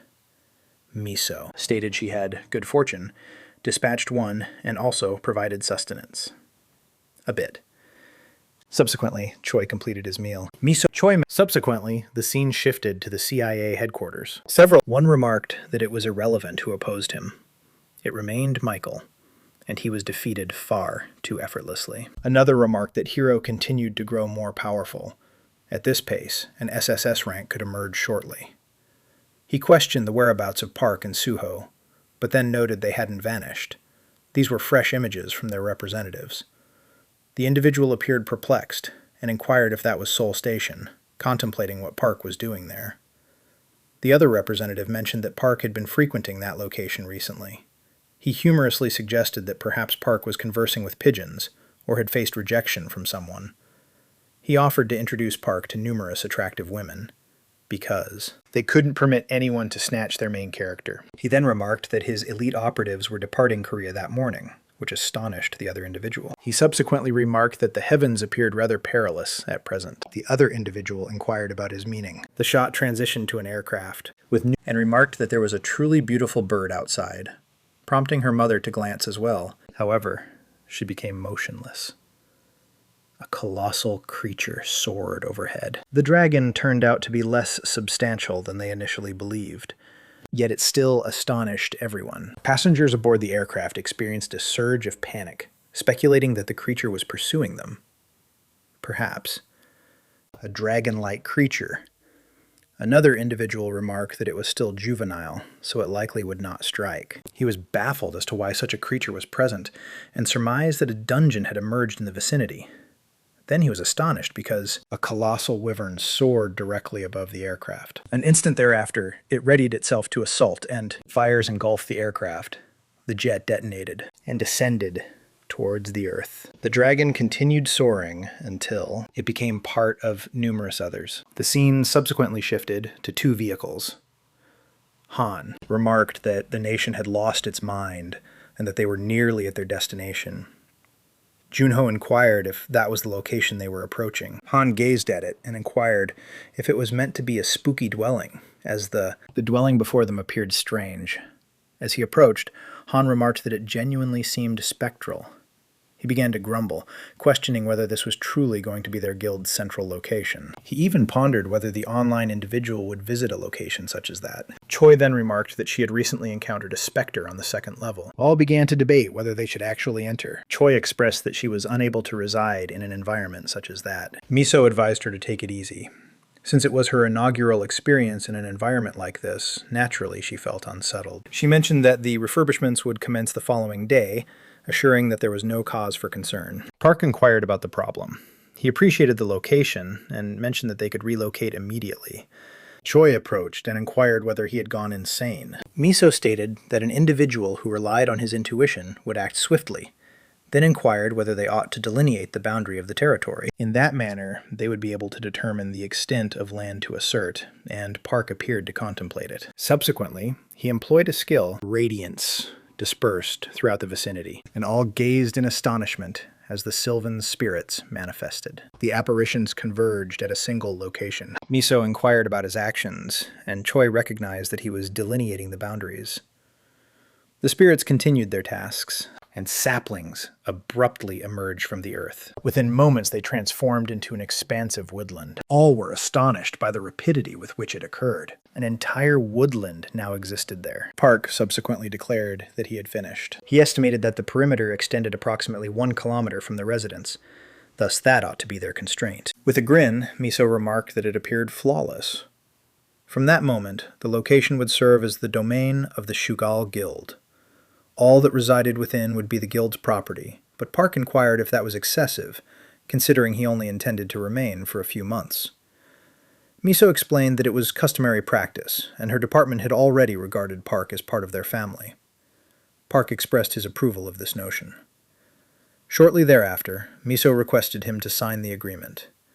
Choi interjected, advising him to review it first, but Miso urged him to simply sign. Subsequently, all appeared to be resolved. They consented to continue striving for excellence until the gateway was unveiled. Park mentioned he would honor his commitment. Miso urged him to have faith in the authorities. They entered the vehicle, and Choi insisted that the remodeling crew be dispatched immediately, or she would depart. Subsequently, the vehicle departed. Irritated, Miso remarked that the girl was turning into a greater nuisance with each passing day. Another man inquired whether so few individuals could genuinely oversee such an expansive territory. Miso responded that if they were unable to do so, she would leverage that as justification to dispatch her own forces there. Consequently, she commanded a compilation of assault units rated above level 5 and instructed them to prepare for action. The setting subsequently transitioned to a vessel upon the ocean. A band of marauders arrived, proclaiming they had struck gold. They discharged their weapons at the vessel. The individuals aboard became frantic and sought assistance. They transmitted distress signals to anyone in the vicinity. Subsequently, the marauders began to embark. One individual shouted to ignite the engine and seek refuge in the engine compartment. However, it proved futile, and everyone was abruptly taken aback. In an instant, the individuals on the deck were propelled into the sky. A massive appendage ascended next, and a colossal beast attempted to engulf the vessel. The ship began to submerge. The commander plunged into the water, and a creature emerged before him and consumed him entirely. It soon became evident that the water was teeming with peculiar, shark-like creatures. In the meantime, a chopper hovered above the vicinity, announcing that it had arrived at the vessel's coordinates. Following an extensive search of a 16-kilometer radius, they discovered no evidence of the craft. Beneath the water, the colossal appendage continued its movement, a vessel heading towards another destination before the scene transitioned back to Park's family residence. The arboreal spirits continued their labor, and the dwelling was in the process of being reconstructed. Before long, Choi's mobile began to chime. Yet she remained slumbering. At last, she responded. On the opposite side, Miso jested that she appeared to be relishing her existence in that home. Still partly dozing, Choi inquired why she would express that, and mentioned she was still on shift. Miso inquired whether she was currently with Park. Still drowsy, Choi remarked that she was uncertain. Miso labeled her as indolent, and inquired how she could be unaware. Instructed to rise, Choi ultimately complied, and discovered a colossal tree before. While sipping her coffee, she remarked that Park had invested an astonishing sum in a remarkably short period. Every tree had already reached its full height, and the colossal one, adjacent to the house, astonished her. Wolves were prowling in the vicinity. Simultaneously, system windows emerged before Park, displaying information regarding the wolves. Reserve began assigning names to each of them. The apparatus cautioned that if spatial energy exceeded his own during the amalgamation, he might lose his sanity. Examining the information, Park contemplated whether he could continue enhancing the wolf's abilities. At that moment, Choi arrived and inquired about his activity. Park replied that he was identifying his relatives. Choi remarked that he ought to have roused her, and questioned why he ventured off alone. Shortly after, the dog from earlier approached. Choi was astonished by how rapidly it had expanded. Park mentioned that everyone had departed that morning and was likely making their way to the dungeons. Choi felt admiration for their diligence, even in such sweltering conditions. Park then inquired if she would like to take a stroll to refresh herself. He changed and instructed her to get on. She climbed aboard and inquired if he merely intended to flaunt. Park merely instructed her to grip firmly before accelerating rapidly. Choi was astonished and urged him to reduce his pace. In the meantime, the wolves chased after Park. The setting then transitioned to a different location. An individual inquired whether there was genuinely nothing to relay. The Central Command sought briefings, yet no one had departed the residence in 2 months. He further questioned if anyone had traversed the threshold. The other individual gestured toward the cameras and asserted that the military would respond immediately if that occurred. As no one was aware of when the portal would activate, 2 units would remain in close proximity. At that moment, a car arrived. The man identified it as a vehicle belonging to the Suva clan. Shortly thereafter, the vehicle departed from the vicinity and proceeded to another location. Within, Junho lamented the warmth and remarked that the journalists still wouldn't drop the issue. Han was browsing YouTube for information on Park, and Junho inquired about what he was examining. Han dismissed it, yet it was evident that he was deep in thought. He couldn't comprehend why numerous nations were contributing aid to Park. The largest contributions were originating from influential international observers. Soon after, they noticed Park and Choi, accompanied by wolves racing alongside them. Choi gestured with a wave, while Han referred to her as sister-in-law, which irritated her. Han remarked that if Choi resided at Park's residence and assisted him, she would essentially be his sister-in-law. He further noted that Park appeared disinterested in offering them a ride. Observing them, Han commented on Park's speed. This prompted Junho to accelerate, asserting that they couldn't be outpaced by someone on foot, thus turning it into a competition to determine who was swifter. Then Choi glanced back and noticed something unusual. She inquired if Park sensed it as well. After verifying, she confirmed that a dimensional rupture was developing within a 200-meter radius. A recollection of the hospital ensued. Choi inquired about the type of planet he had visited. Park replied that it was the realm of fauna, a savage realm teeming with antagonistic beings whose dimensional energy exceeded 700. Choi was astonished by the sheer enormity of that. Park elucidated that existence revolved around dominion and endurance, featuring clashes that ultimately concluded in demise. To helm a faction, one needed to attain a minimum rank. Moreover, even after ascending to kingship, he continued to confront rivals for centuries. The setting shifted back to the current moment. Choi believed that if a bridge portal linked to that planet, both ends could traverse without restriction. Should Park be truthful, this location would transform into a war zone against adversarial entities from an alternate realm, perhaps creatures of an S rank or higher. The scene then shifted to Choi conversing with the director. She inquired if he genuinely believed that Park's planet would be amicable. He pondered her concern, recalling that Park had been the sovereign of that world. The focus returned to Park and Choi. Choi inquired as to why he had claimed to be the monarch in that place. Park stated that if the reigning monarch were a different individual, that sovereign would likely attempt to eliminate him upon witnessing his current frailty. Choi, perplexed, remarked that it oddly seemed entirely logical. She instructed him to sprint at full pace towards the northeastern meadow. They had to distance themselves from the urban core. They hurried toward the shrubs as Han pondered their destination and quickly followed suit. As they advanced, a shaft of illumination emerged. Choi stated that the gateway was beginning to unfold, yet the distorted surroundings perplexed her. Before long, Miso received a phone call. Choi informed her that the gateway was imminent to materialize. Miso inquired about the precise significance of her statement. Choi instructed her to transmit the portal coordinates to the security units. Shortly thereafter, multiple convoys appeared and positioned their missiles in case a strike became necessary. Park observed something peculiar and remarked that this was not the world he had originated from, merely an ordinary portal. Choi inquired how he could ascertain that without any apparatus. Park paused and remarked that the sensation was distinct from when he had traversed previously. Choi clarified that his previous one had been a teleportation portal, the type that returnees occasionally utilized, which might explain the difference in feeling. However, she then came to a realization. Upon reflection, the teleportation portal Park had used possessed more potent dimensional energy than a bridge portal. At that time, she had presumed the device was malfunctioning, but perhaps her instincts had been accurate. Those very instincts continued to warn her of the peril. It resembled a dungeon gateway, yet she remained uncertain if it was truly a gateway. The sentinels observing speculated that it could be a rift in dimensions. Before long, additional vehicles reached the location. A gentleman mentioned that the division's surveillance unit had arrived. At that moment, multiple helicopters soared above the region. The man was astonished. A gateway had indeed materialized, and he speculated it could be a rift in dimensions. Subsequently, an additional ray of illumination enveloped the region, and an additional gateway emerged. Choi verified that this was indeed a gateway to a dungeon.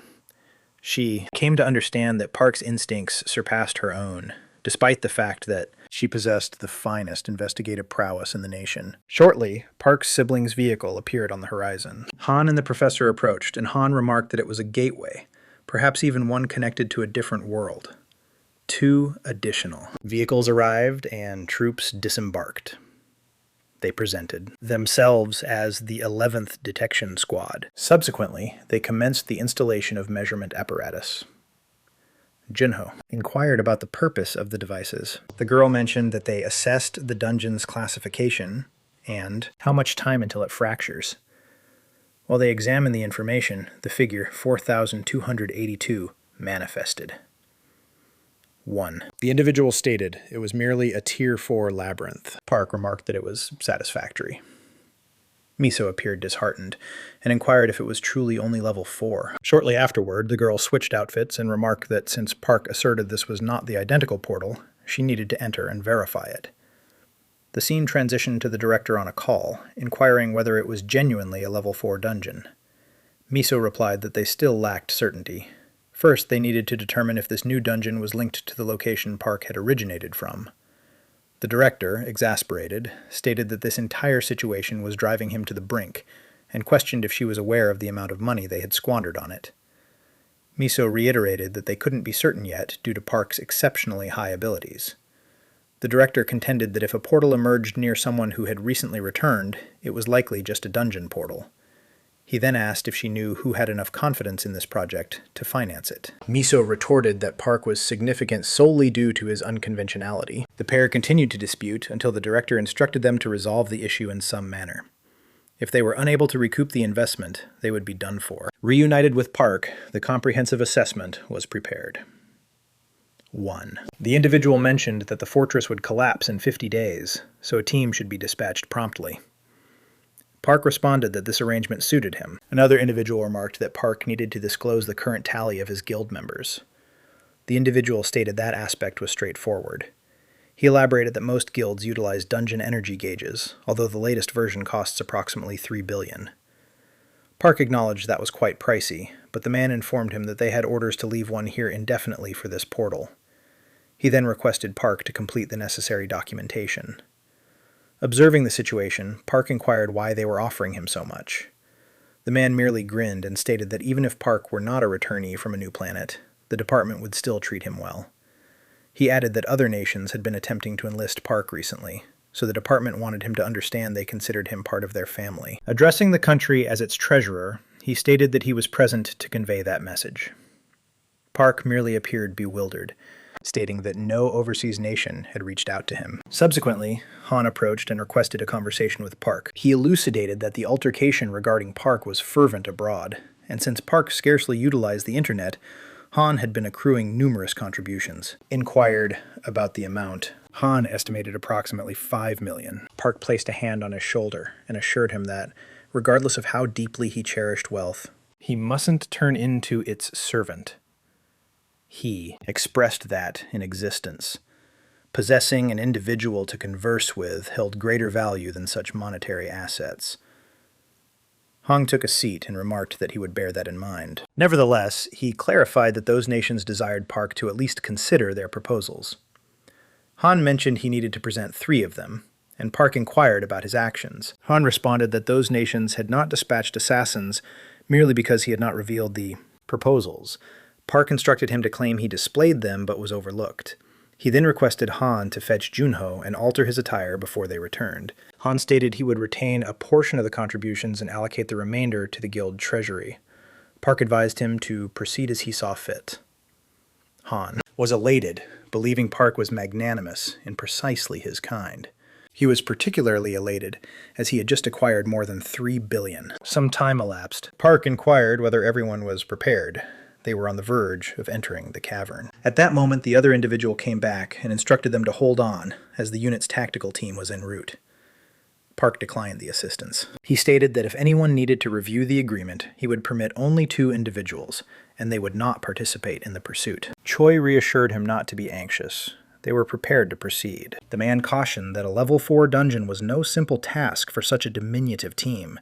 However, Choi instructed him to hush and continue filming. Before long, the dog from earlier appeared. Park suggested that it should join as well to accumulate some experience. Subsequently, they all stepped through the gateway and reached an unfamiliar location. Park stated he wasn't entirely certain of their location. Choi utilized her expertise to survey the surroundings. Park remarked that the location seemed somewhat recognizable. The other individual inquired why they were strolling so nonchalantly when they ought to exercise caution. Han responded that as long as Park was at the helm, they simply needed to comply. Abruptly, Choi instructed everyone to halt. 3 creatures loomed approximately 70 meters in front of them. Han swiftly extracted his armament. The other individual questioned whether that sufficed, but Han asserted that it did. Junho unsheathed his blade with an intense gaze. The other individual inquired why Junho was behaving in that manner. Junho lunged at the creatures. Yet, Park immediately incapacitated him, and instructed Han to rouse him subsequently. The individual insisted on a clarification, and Choi explained that Junho had an affliction. Whenever he grasped his weapon, he would lose control. Han persisted in attempting to rouse Junho, but Park observed something different. Something relocated to the shrubs, and Park instructed everyone to retreat. A creature leapt forth and charged at the assembly. All individuals adopted protective stances, yet Park charged directly toward the beasts instead. Another individual documented everything. Numerous creatures surged towards Park, yet he eliminated them effortlessly. The system informed him that he had acquired 48 conquest points. The team remained vigilant in case additional creatures were in the vicinity. Park was astonished by his swift response and pondered if this was genuine. Subsequently, he cautioned Junho not to overlook the plunder, and the pair commenced extracting gems from the creatures. The other individual murmured that Junho appeared ordinary outside of a dungeon, but as soon as he seized a blade, he transformed into a lunatic. Choi urged him to cease his chatter and continue onward. Park stated he would manage the upcoming creatures as well, thus everyone needed to remain vigilant. Once they collected the stones, the other individual pondered whether dispatching C-rank soldiers and trainees alongside a novice and a madman had truly been a wise decision. Park summoned the canine and instructed it to dash into the woods and attract additional creatures.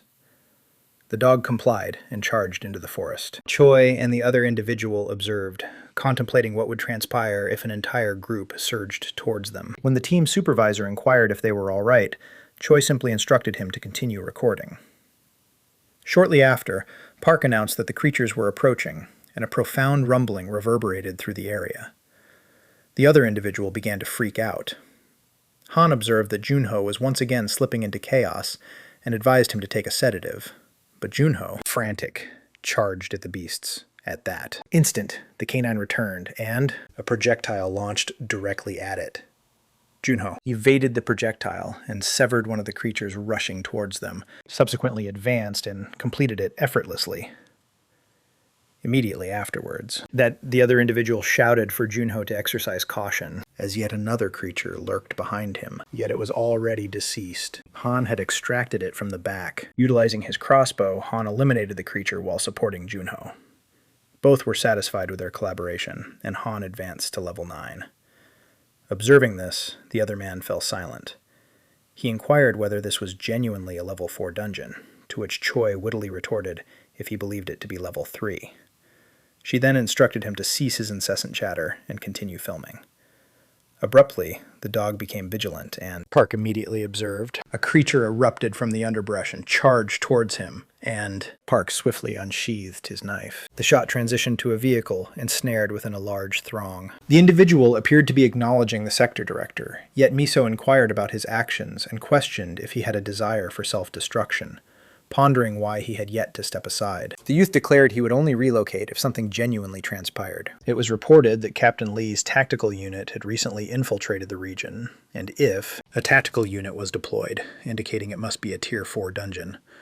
The recent dungeon was likely one of those. Miso paused momentarily in silence before instructing them to swiftly make way. As she departed, the young man mockingly expressed his gratitude, and deemed the entire endeavor a futile effort, since it was merely a level 4 dungeon. Subsequently, they began to gather their belongings. In the meantime, Miso's vehicle continued to advance towards the location. One of the individuals inquired what actions they would take if the details were disclosed. Miso questioned what was of greater significance, the superior's wagering with funds, or Park. The individual conceded that Park was likely of greater significance, and Miso remarked that if individuals discovered Park was a former occupant of a dungeon, the announcement would escalate even further. The gentleman inquired whether Park would be all right. Miso stated that this was precisely the reason they were seeking his assistance at that moment, to determine a resolution.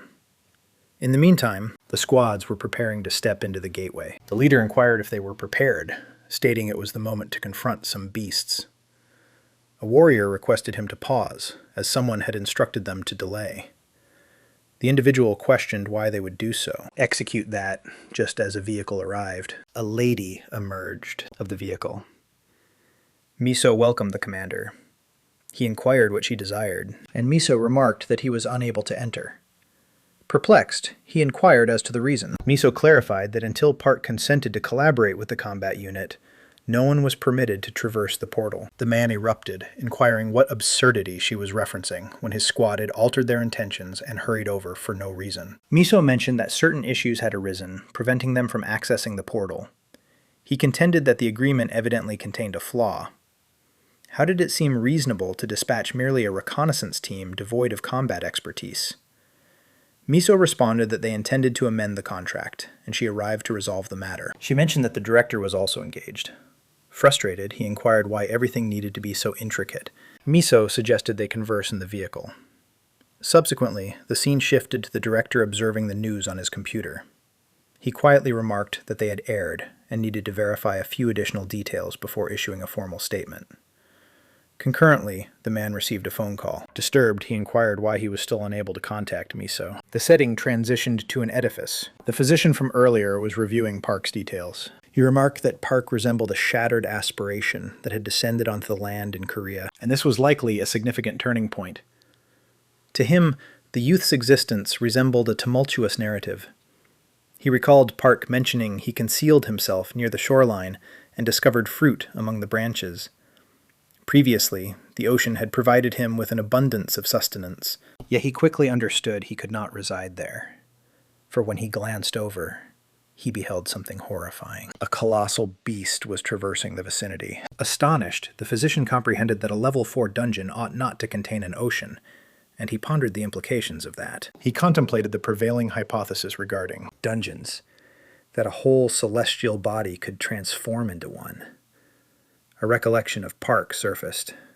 He stated that his sibling was on his way and requested the physician's assistance in locating him. The physician consented, but solely on the condition that Park recounted the complete tale of those 500 years. Currently, the physician observed that Park had vowed to clarify all details following his reunion with his sibling. For an F-rated lawyer, Park appeared remarkably mundane, even after spending centuries as the monarch of the wilderness. Nevertheless, the physician lamented missing the opportunity to listen to a significantly more captivating tale due to a hasty decision. In the subterranean chamber, Park continued to eliminate creatures, methodically dispatching, extract them individually. Observing him, the other individual remarked that it was astonishing how Park managed to evade such a trap. Park inquired about the issue and instructed him to assist in gathering the spoils, which the man complied with. Subsequently, the team continued their journey through the labyrinth. Kui inquired about the nature of this location. It appeared strangely exquisite, and Han remarked that the luminous stone resembled a jewel, yet emitted a somber aura. Park mentioned he had never encountered a location like it, yet it somehow felt recognizable. Before long, they discovered another rock, inscribed with a message cautioning them against ever returning to that region. Park examined it. Kui inquired whether this was one of Han's jokes, but Park replied that it was not. The young woman stated that all was well. Kui inquired whether the individual was still capturing the footage, to which he affirmed. Merely. Subsequently, she observed Park ascending to a different section. The entourage trailed behind him. In that location, they discovered a fresh area, a cavern concealed in the exposed area. Han gazed in astonishment. The surfaces were adorned with inscriptions, and none of them aligned with their anticipations. One line expressed that it profoundly longed for humanity. The walls were adorned with illustrations. Subsequently, they discovered a more substantial message, expressing that it longed for even those it once despised, in addition to its relatives and sibling. Han was taken aback to see the name Junho inscribed there as well. They then encountered another line indicating that Park Suho had visited that place. At this point, they grasped the concept. Han remarked that it resembled ancient cave paintings and might possess substantial scientific significance. Kui approached Park and inquired whether he had resided there. Park cast a piercing gaze, concentrating on an alternative matter. One communication indicated that it had been half a millennium since he acquired ownership of Moon Hill. That prompted him to recall a former adversary, a colossal ebony tiger that consistently regarded him as a menace during their skirmishes. An instant later, Kui inquired whether he was all right. Park continued gazing at the text, recollecting each battle and every instance he experienced there. At that moment, he appeared to comprehend something. Han continued to explore the cavern and discovered several incomplete blades as well. He pondered how they were crafted given the stone's remarkable luster. Abruptly, Park began to sprint, and Han inquired about his destination. Kui darted after him as he rushed off in another direction. An instant later, he arrived at the summit of a mountain. Astonished, he contemplated what had transpired in this location. Kui engaged and inquired about the issue and whether this was his former residence. Park confirmed, yet something felt amiss. There ought to have been a snow-covered peak in that direction, and an orchard of fruit-bearing trees on the opposite side. The ocean ought to have been located there as well. Astonished, Kui inquired if there had genuinely been an ocean. Park responded that this location was designated as Maelstrom 12 and that it was off-limits to everyone. Kui pondered whether a body of water could truly exist within a Level 4 dungeon. She subsequently questioned Park about the authorship of those messages, to which he affirmed. He documented them to ensure he would not overlook the cultured realm. Upon his initial arrival, he resided in that cavern to conceal himself from the other creatures. Even after relocating, he returned occasionally and continued inscribing on the walls. Kui inquired whether the reptilian beings had resided there from the beginning. Park declined. She then inquired about the fate of his animal friends. He declared that it was the domain of leopards, and they were not feeble enough to depart merely due to a handful of reptilian humanoids. Subsequently, Kui inquired if he could observe the fog. Park replied that it marked the conclusion of the dungeon, preventing them from proceeding further. At that moment, a sound reverberated through the woodland, prompting Kui to wonder if it could be the lizard folk.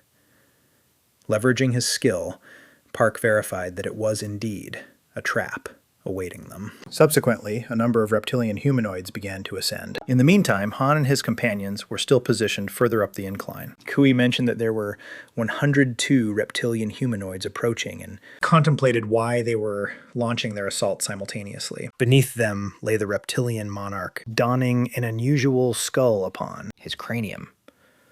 Observing it, Park surmised it was associated with one of the leopards he had previously battled. He instructed Kui to remain with the team, then sprang off the bank, peak directly towards the beasts. Kui yelled, inquiring about his actions. Subsequently, the scene transitioned to the earlier woman observing a dove. Azure energy began enveloping the avian creature, and Kui was astonished as Park abruptly sprouted wings and soared swiftly towards the chief. The reptilian monarch cast his javelin. However, Park evaded it effortlessly. In mere moments, he stood directly before of him. Subsequently, azure energy enveloped the canine from earlier, and Park transformed into his lupine shape, colliding with the reptile. The pair plummeted downward toward the shrubs. Kui was astonished by Park's recent actions. Han and the others quickly arrived at the summit. Kui asserted that it was acceptable. Park was not lifeless. In the interim, the reptilian beings continued to ascend the summit. Kui cautioned that additional threats were a mere 30 meters distant, urging everyone to prepare. The other individual seized a rock and declared his readiness. Han lifted his crossbow and challenged the lizards to attempt scaling. Even Junho, unarmed, gathered a stone. Before long, the reptiles approached, and Han discharged a projectile. Reunited with Park, he was engaged in an intense struggle with the chief adversary, and it appeared he might conclude it shortly. He tore the cranium from the beast's head, and insisted on discovering the location of the leopards. However, the entity already appeared lifeless. On the mountain, Park's team continued to battle the reptilian warriors. The other individual inquired whether long-range armaments consumed greater dimensional energy compared to their short-range counterparts. Han replied that there was no established threshold. It merely relied on the user's proficiency. Shortly thereafter, Kui cautioned that even more reptiles were approaching. Junho seized 2 weapons. Han remarked that Junho had lost his senses once more, indicating that they could not allow him to engage. Then, the other individual observed something unusual. Park and the creature were abruptly airborne, leaving everyone in awe. At that instant, the reptilian beings were nearly at the summit. Subsequently, Park appeared to conclude the reptilian adversary. In a state of hysteria, the other individual shouted for everyone to seek shelter. The leader's body collided forcefully with the mountain. Subsequently, the system declared that Park had advanced in level and acquired a wind ability. Following the explosion, numerous creatures were launched into the sky. However, the mountain commenced to crumble as well. Kui yelled for everyone to seek shelter, but it was too late, and they all began to descend. The creatures were descending as well, and then a landslide occurred. Nevertheless, Kui appeared to rescue himself. He shouted, inquiring whether everyone was all right. Before long, the other individual replied that he was well, and Han felt a sense of relief to still exist. Junho was alert alongside him as well. Park reverted to his human form and instructed them to depart, as the portal had already been unveiled. Consequently, everyone swiftly rose and made their way towards the exit. Observing this, the other individual inquired about the purpose of it all. In the tangible realm, the gateway remained exceedingly vigilant.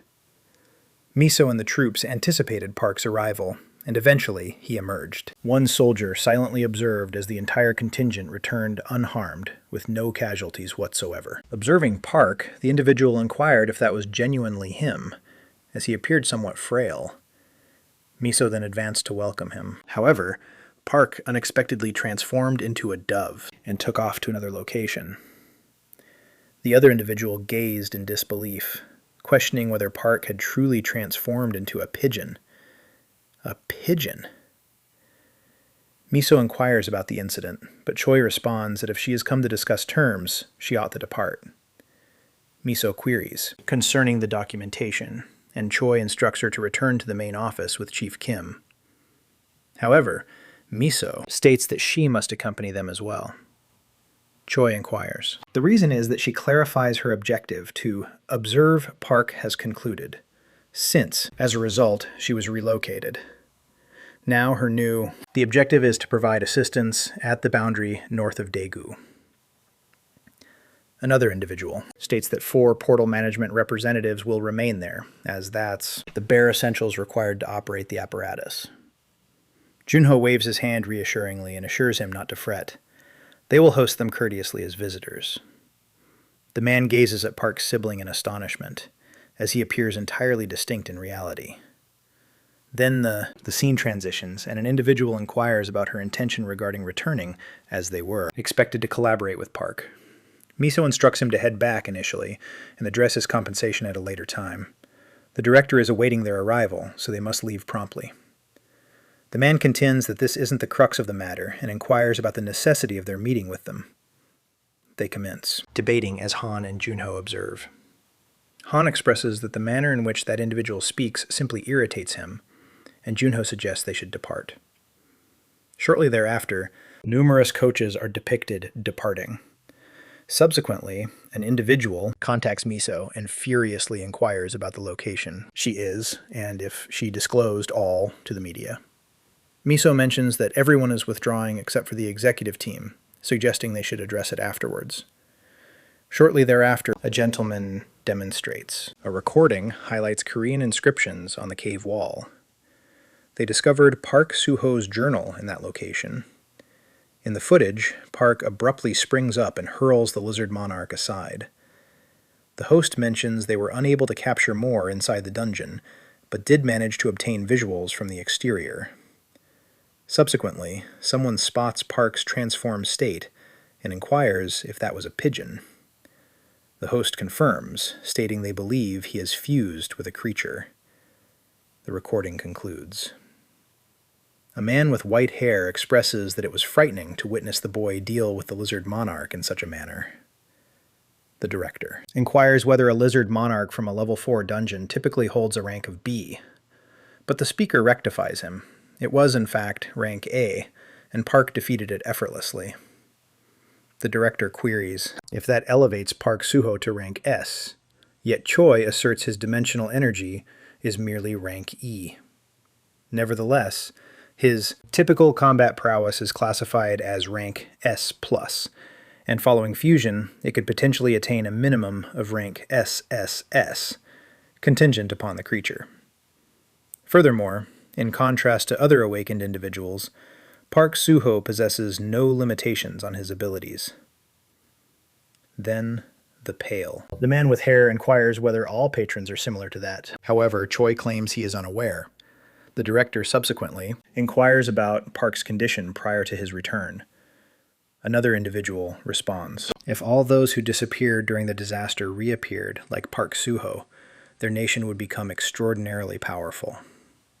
However, the host states that traversing a gateway without equipment signifies entering empty-handed, making it exceedingly unlikely for someone similar to him to exist, the director asserts. Nevertheless, the initial experiments have already indicated that Park Suho returned from a level 4 dungeon Yet Choi remarks they are still unable to verify that at this time. The director concedes he dislikes stating it, yet the reality is this isn't an unfamiliar planet. What is of utmost importance at this moment is the enigma surrounding Park Soo-ho's strength concealed within that fortress.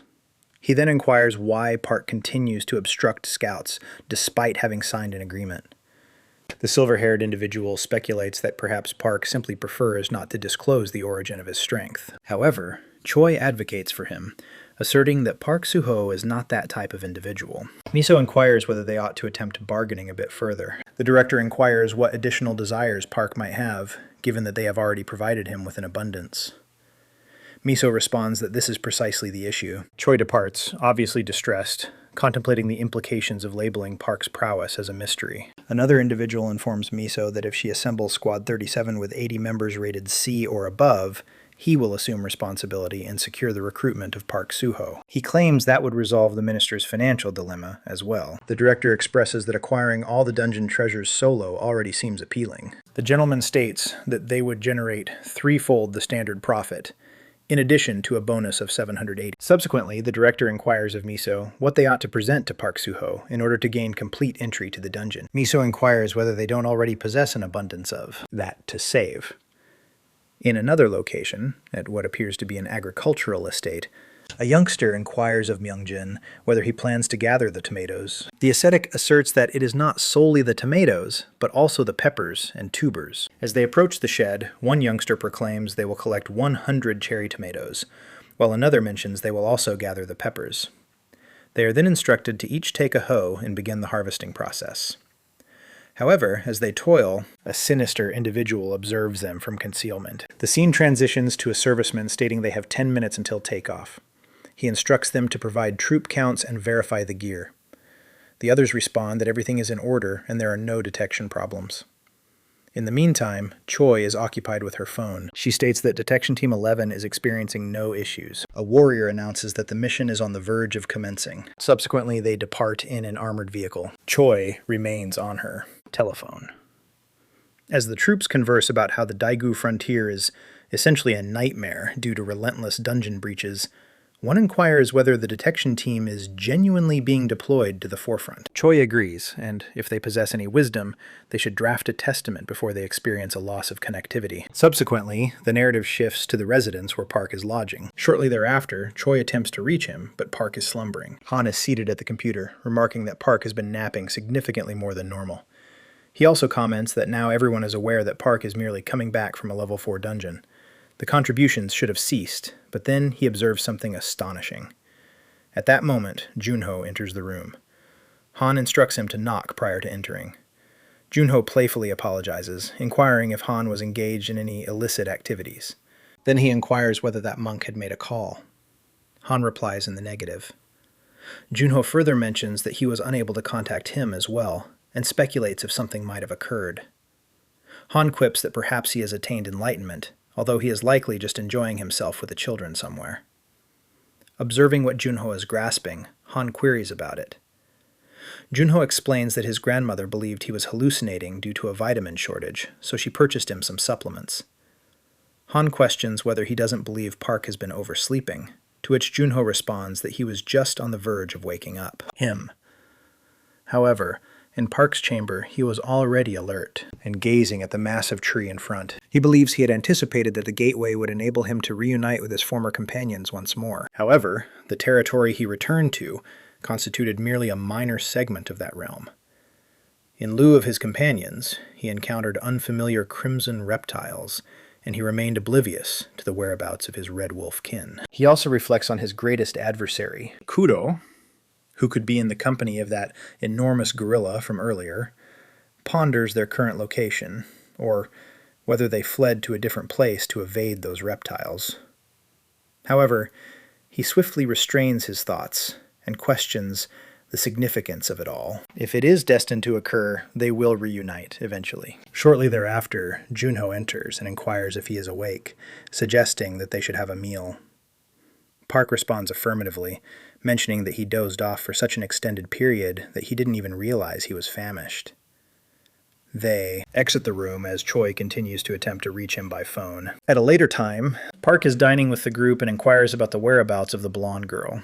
They gaze at him in astonishment and question if he genuinely does not know her name. Park inquires if her name isn't Blondie, perplexed by their response. Han, completely taken aback, states her name is Choi. He queries whether Park and Choi weren't previously acquainted, to which Park asks if Han is referring to that residence. Junho then interjects that they might assign her to the field. Park responds that he has no clue what they are discussing. Junho clarifies that she reached out because Park did not respond. Additionally, they must enlist new individuals for the guild. Park inquires whether it is truly necessary. Junho affirms that it is essential to have individuals oversee the portal gauge, as they can never predict when a portal may manifest in his vicinity. Park subsequently inquires of Han whether he is aware of where they can locate new candidates.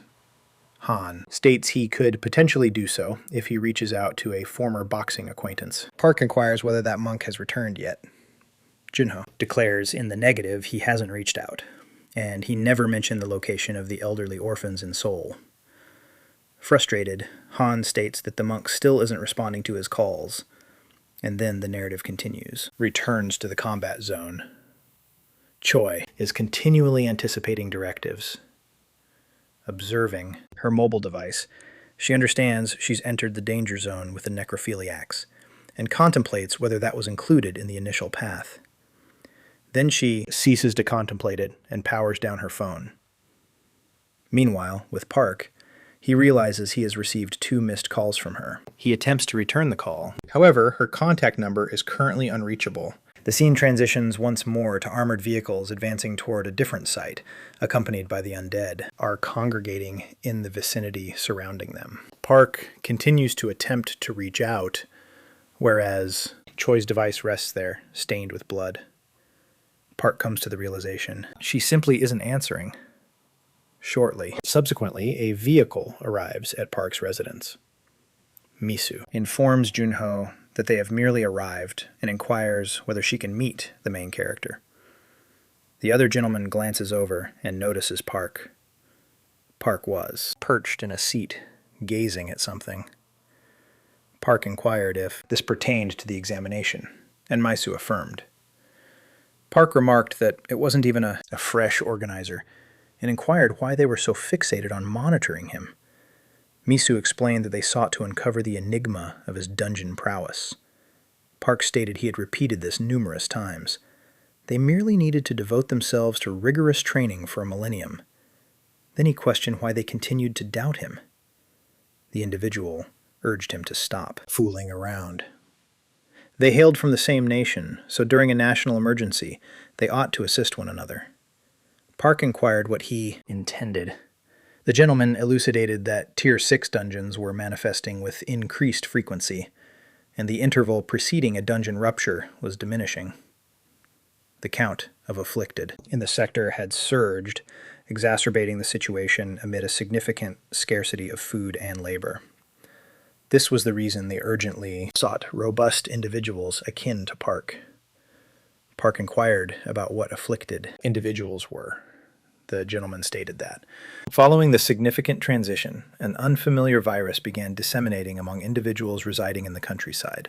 Those afflicted were referred to as necrophiliacs. He remarked that the areas highlighted in red were danger zones teeming with necrophiles, and if those zones expanded, terrestrial travel would be restricted. That would complicate managing dungeon breaches on site significantly. They suspected the virus had emerged from a gateway, yet it proliferated so swiftly that their existing workforce was unable to control it. Park inquired whether, in return for unrestricted examination and exploration of dungeons, they would provide him with a pair of rewards. The individual remarked that the initial prize was elevating his guild to level 5.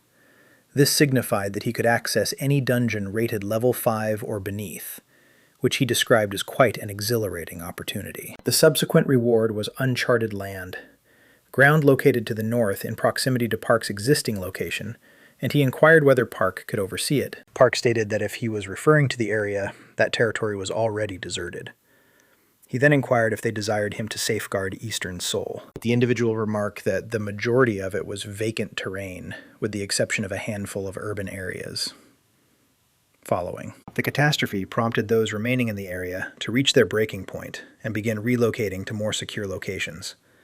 However, the more substantial, safe urban centers lacked sufficient space. Park inquired whether that implied he ought to remain there and accept them. The individual remarked that when individuals congregate, they begin to reconstruct. Commerce flourishes in the vicinity of dungeons, and agricultural land is once more cultivated. If Park's faction demonstrated its capability to effectively oversee the region, it would probably generate substantial revenue. He additionally mentioned that portable, modular housing and trade zones near dungeons ought to provide assistance during dungeon interruptions. Park observed, above all else. He then remarked that it was a reasonable proposal and inquired about the present condition of North Korea. He mentioned that their command structure suffered a significant blow at the onset of the calamity. The individual clarified that subsequent to the coups, and as the system disintegrated, numerous individuals fled to the mainland. The remaining survivors meandered from location to location in a desperate attempt to survive, and as no one was able to oversee the dungeons effectively, disruptions were occurring all around. He inquired whether it was merely a question of time before they entered South Korea. Park then contemplated that perhaps he had not been incorrect. Subsequently, he agreed to the proposition and suggested they finalize the agreement. Delighted, Maesu expressed that he had made an astute decision. Park inquired whether the regulation regarding remaining in the country for 30 days had been rescinded. The young woman stated it possessed. Park stated he had a couple of individual appeals. Initially, he wished to encounter the researcher who developed the dimensional energy measurement apparatus. Secondly, he sought assistance in locating Monk, a guild associate who had abruptly ceased responding to his calls. Maesu stated that both inquiries would be straightforward and they would take care of them. Park rose and declared he would commence the operation. Before long, the setting transitioned to a structure where 3 individuals positioned themselves beside a chair, anticipating. A man pondered the Astilla Guild, the mercenary organization supported by South Korea's largest corporation. They conducted recruitment only biannually, and the majority of candidates did not succeed in the initial phase. Was the coveted association for warriors for hire, making entry challenging. However, once accepted, the backing was substantial. This was the reason he submitted his application, aspiring to acquire something, even if he faced rejection once more. Then, an unforeseen event occurred. He departed. The enrollment phase. Following 3 years in minor factions and existence as a recognized mercenary, it appeared to be genuine acknowledgement. However, it was not yet concluded. Among the 50 who had completed registration, merely 10 would endure the interview stage, so he couldn't afford to waver in his confidence at this moment. This could be his sole opportunity. At that instant, he received an email, and what he beheld astonished him. Subsequently, a lady indicated that they were free to exit the room at that moment. The others started to exit. One individual remarked that this batch of aspirants lacked strength, indicating the candidates were rather mediocre. A lady mentioned that some could at least serve effectively as porters, as they would protect the provisions with utmost dedication. Another gentleman stated he had discovered a swordsman named Jang. Jang possessed 3 years of experience, yet still held an E rank. He noted that if Jang's awakened talent was in fencing, he could be worthy of development, thus he would recruit him. Subsequently, they instructed someone to usher in the following cohort. The individual announced numbers 46 to 50 into the chamber. The interview recommenced. Subsequently, one of them inquired why merely 4 individuals had entered and the whereabouts of Jang. The lad responded that Jang had abruptly departed. The scene shifted to his mobile device, displaying Park's text inquiring if he wished to become a member of his guild. This was the reason Jang exited. He believed there was no value in contemplating it further, and ought to simply respond affirmatively. Ultimately, Park had preserved his existence and had become the most discussed individual in Korea. Subsequently, the focus shifted back to the armored vehicle procession, advancing toward the combat zone. A soldier cautioned all to remain vigilant, as an assault could occur at any moment. Creatures were already swarming the vicinity. A serviceman remarked that the paths had become excessively perilous, and they ought to have adhered to the customary course. Another replied that they had no alternative. They wouldn't arrive on schedule otherwise. Shortly thereafter, one soldier beckoned his companion after noticing something unusual and inquired about its nature. Upon closer inspection, he observed multiple zombies feasting on the carcass of a creature. Subsequently, the undead fixed their gaze upon the armored vehicle. The soldier commanded them to eliminate the beings using the missile launcher. However, the other individual cautioned that gunfire would provoke the necrophiles even further. The commander stated they lacked the time, so proceed with the firing regardless. Should they traverse this region swiftly, they would arrive at the military engagement zone. Adhering to the command, the soldier readied the launchers. Subsequently, the captain issued the cue to unleash the fire. Simultaneously, 4 missiles launched directly into the contaminated swarm. The creatures scarcely responded swiftly. The explosion shattered them, and the armored vehicles advanced, obliterating what was left. Nothing was held back in their wake. However, all that commotion attracted even more beings. The remaining individuals cried out, summoning the others. The armored vehicles prepared for collision. The beasts charged forward, growling as they attempted to access the machines.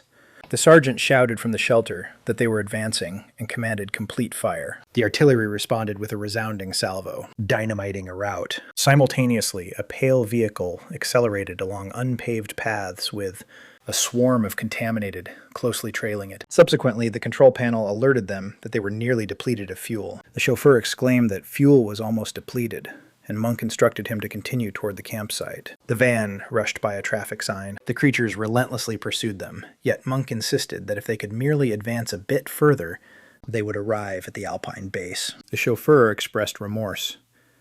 Opting for this path had been his suggestion, yet he never anticipated that the creatures had already arrived there. The monk informed the senior monk that his sole intention was to prepare wholesome meals for the children as well. The elder monk, somewhat self-conscious, expressed his gratitude for that. The monk mentioned that there remained an abundance of labor in the fields, and they needed to dispel the threats if they wished to dine peacefully with the youngsters. The elder monk concurred. The children must be famished by this time. The afflicted were approaching nearer. As the vehicle arrived at the campsite, Monk exclaimed that the entrance was ajar and instructed the driver to reduce speed. He drew the curtain aside and peered within. Subsequently, he inquired of the children whether they were capable of running. For the moment the van halted, everyone would have to dash. The children were struck with fear, and the women in proximity were left speechless. Yet Monk had resolved his determination. He was intent on rescuing every one of them. The creatures were awkward, yet they were swift. The moment the van came to a halt, everyone leaped out and sprinted away with the infected closely pursuing them. Monk was transporting 2 youngsters when he perceived a shriek from behind him. He pivoted, and one of the creatures was nearly upon them, its limbs extended and its breath heavy. Without a moment's pause, Monk placed the children on the ground and instructed them to flee without glancing backward. He then confronted the beast, clutching his staff tightly, and struck its head in a single, precise blow, dislocating its jaw. He surged directly into the undead throng with astonishing velocity. Upon surmounting the initial surge, he halted. An increasing number of infected individuals were advancing. There were already an excessive amount, and the dragons would make their appearance in 6 minutes.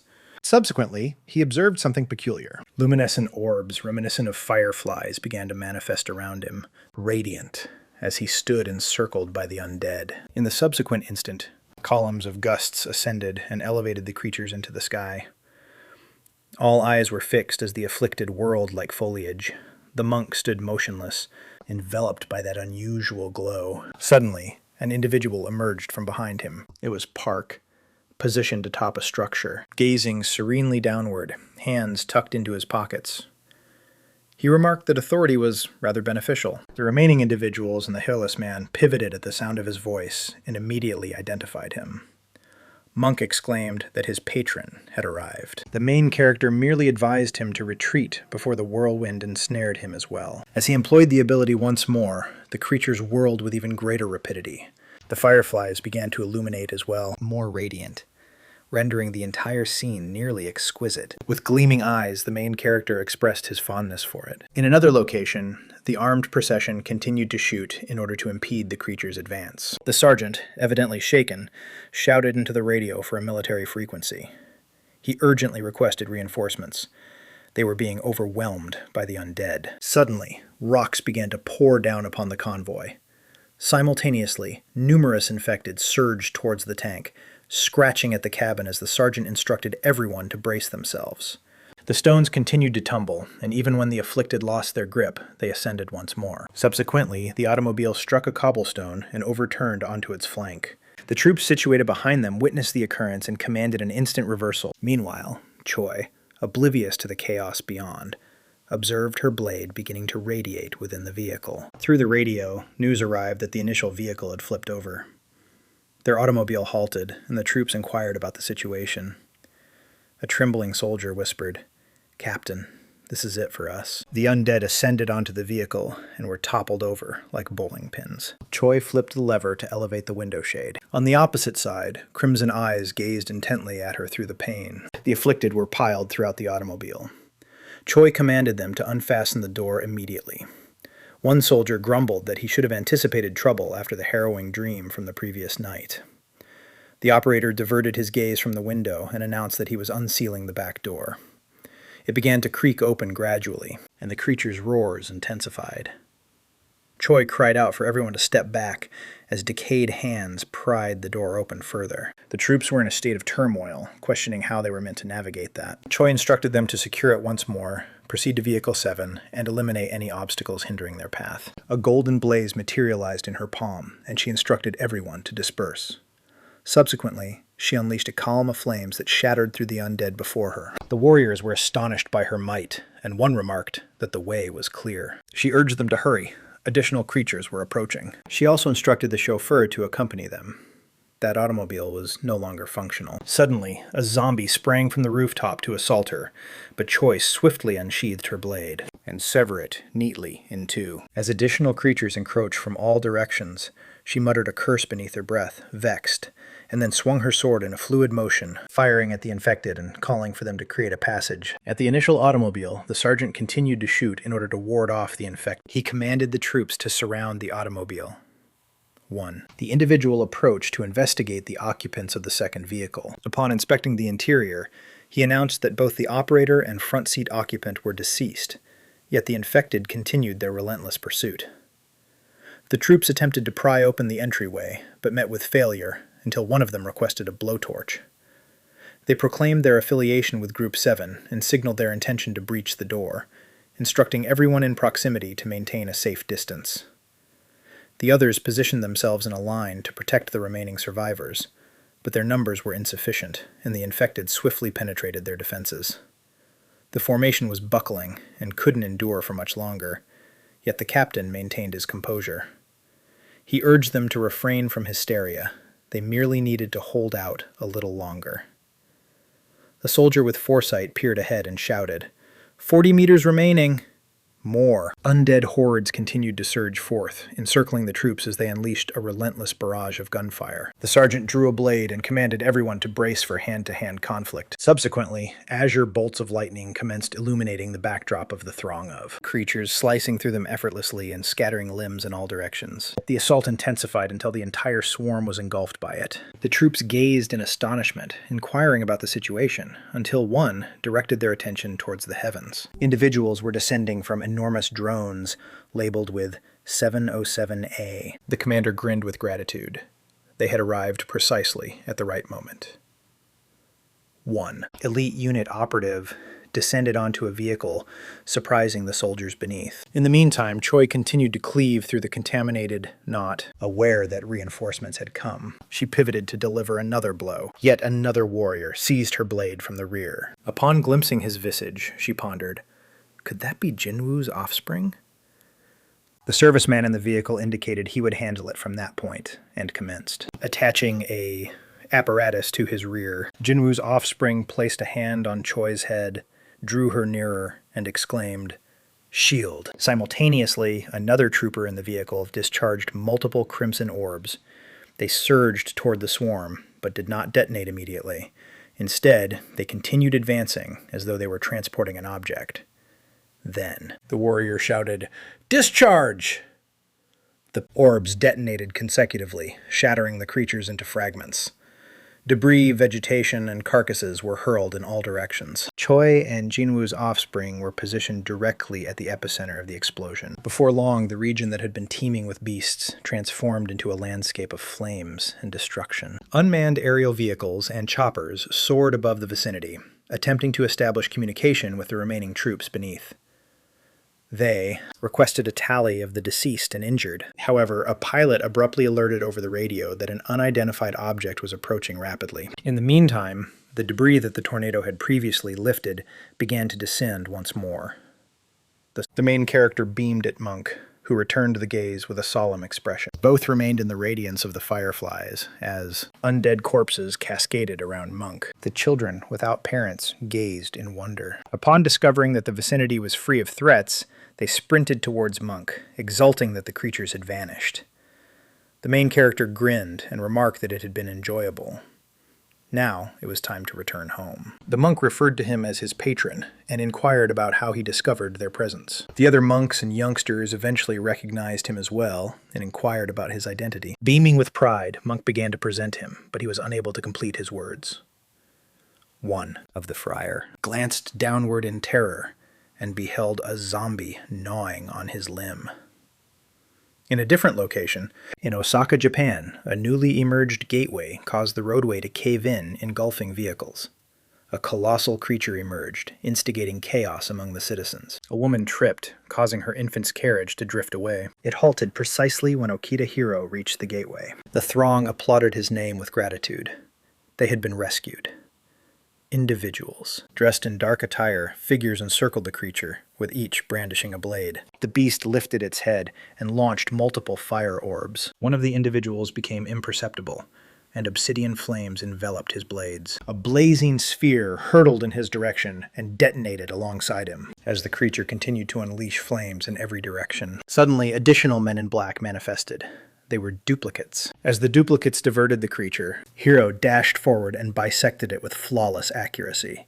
The swing appeared seamless, as if he were aware of the precise vulnerability. With several swift blows, he sliced the creature into pieces, and it fell apart. The crowd burst into applause, vocalizing Hiro's name.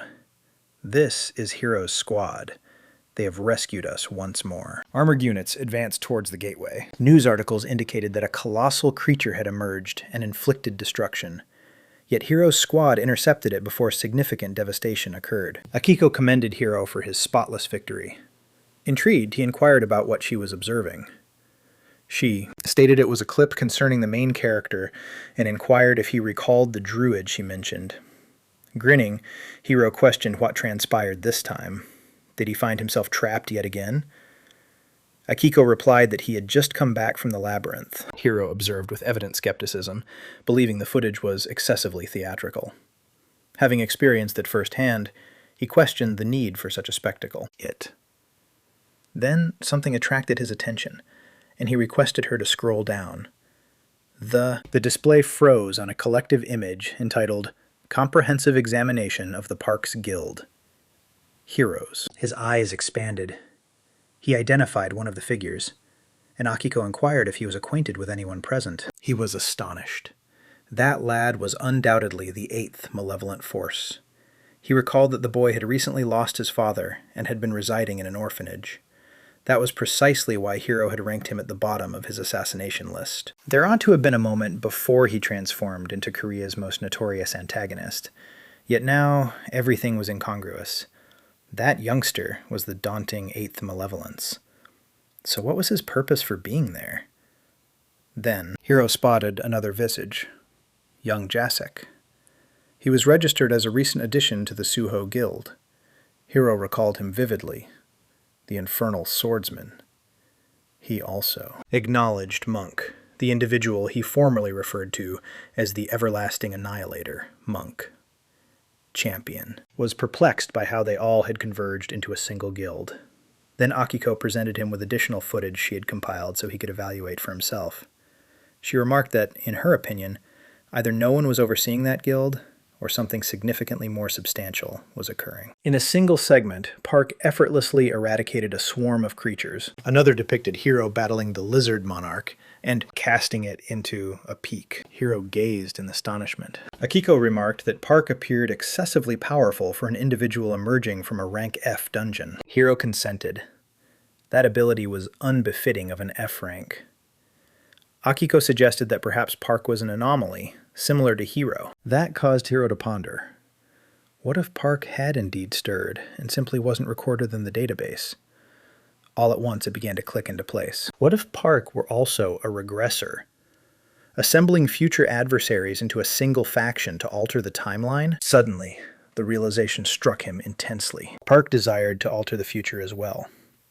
If that were the case, Hiro's scheme to revise the past might be at risk. Akiko perceived his unease and inquired if he was all right. He inhaled deeply, still unsettled.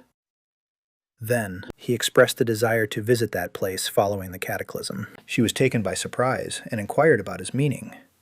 Hiro promptly stated that he needed to return to his homeland. He required a conversation with Park, yet Akiko informed him that it wasn't feasible at the moment. The hero inquired the reason.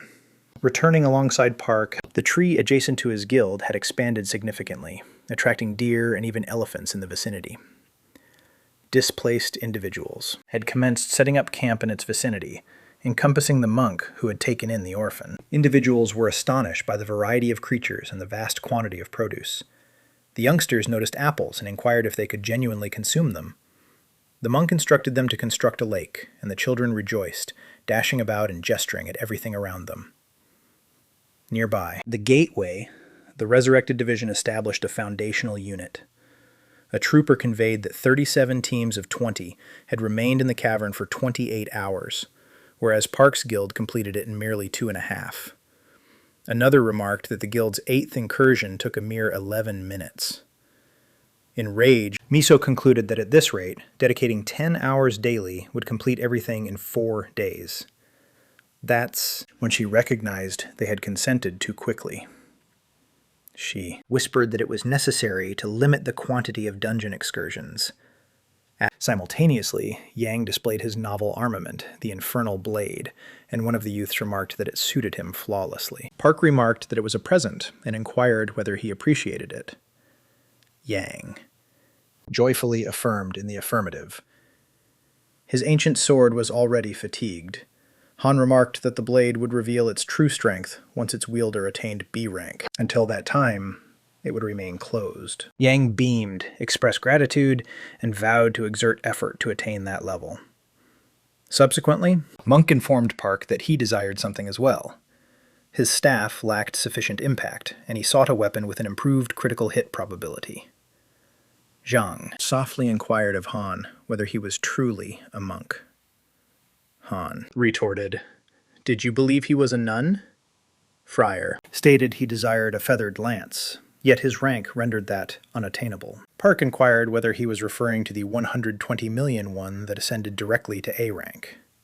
A. In a sudden burst of light, the spear materialized in Park's grasp. The lads responded simultaneously. It truly was the fabled feathered lance. Park relinquished it, and Monk promptly twirled it to assess the equilibrium. Monk vociferously expressed his gratitude, claiming he would reciprocate with an unceasing stream of maledictions and the lifeblood of their adversary. Zhang once more inquired of Han the nature of those curses, to which Han clarified that Monk was adept at malevolent debuffs. Park inquired Han if he desired anything, but Han raised his firearm and stated he had already acquired sufficient. Then an individual inquired why an elephant was roaming across Park's property, yet even Park was at a loss for an explanation. Zhang was still contemplating how absurd it was that an F-rank team roamed through level 4 dungeons in this manner. Park faced his sibling and inquired about the medication. Zhang appeared bewildered, prompting Han to declare that if they declined to accept it, he would force it down their throats personally. Blue. Radiant swords materialized in Junho's grasp, shrouded in an ominous energy, causing Zhang to recoil. Junho smiled broadly and remarked, "Okay, let's begin." In the interim, Hiro remained in suspense, eager to discover the reason for his inability to go back home. Akiko clarified that all flights were suspended, rendering it unfeasible to reach Park in Korea. Hiro was unaware of that and inquired about the reason for the travel restriction. She displayed a headline on her tablet to him. A wyvern assault had caused the downfall of a commercial aircraft. Akiko remarked that the heavens weren't the sole issue. The maritime passages were obstructed as well. She retrieved another piece about a vessel that had disappeared in the sea. Hiro perused it in astonishment, contemplating why the wyverns had breached the defenses so soon. At that moment, the minister summoned him. The tone on the call was frantic. Immediate action was necessary. A level 7 labyrinth had been unveiled. Hiro was in disbelief. Akiko was equally astonished. According to his computations, that dungeon was not expected to materialize for another 5 months. Gazing at his device, Hiro came to the realization that the schedule had altered. He cross-referenced it with his documentation. The wyverns were not anticipated to surface for an additional 3 months, and the military should have had 1 more month before confronting them. If that level 7 dungeon wasn't sealed swiftly, the world would disintegrate. He concluded that it must be Park. Park had also returned from the future, and everyone in his vicinity could be remarkable. Yet, one inquiry lingered in his mind. There existed only a single time stone. Had Park traveled back 20 years as well, or originated from another point in time? Did he possess knowledge that Hiro had yet to acquire? Hiro realized he could no longer disregard him. He needed to locate him urgently. And if Park desired something different, Hiro might have to eliminate him for the sake of humanity. He glanced at Akiko and stated decisively, "First, we will proceed to the level 7 dungeon." She consented and stated that she would continue gathering information on Park. Within the subterranean chamber, Park instructed Monk to assemble the creatures. Monk approached a bull, began striking it, and whispered a supplication.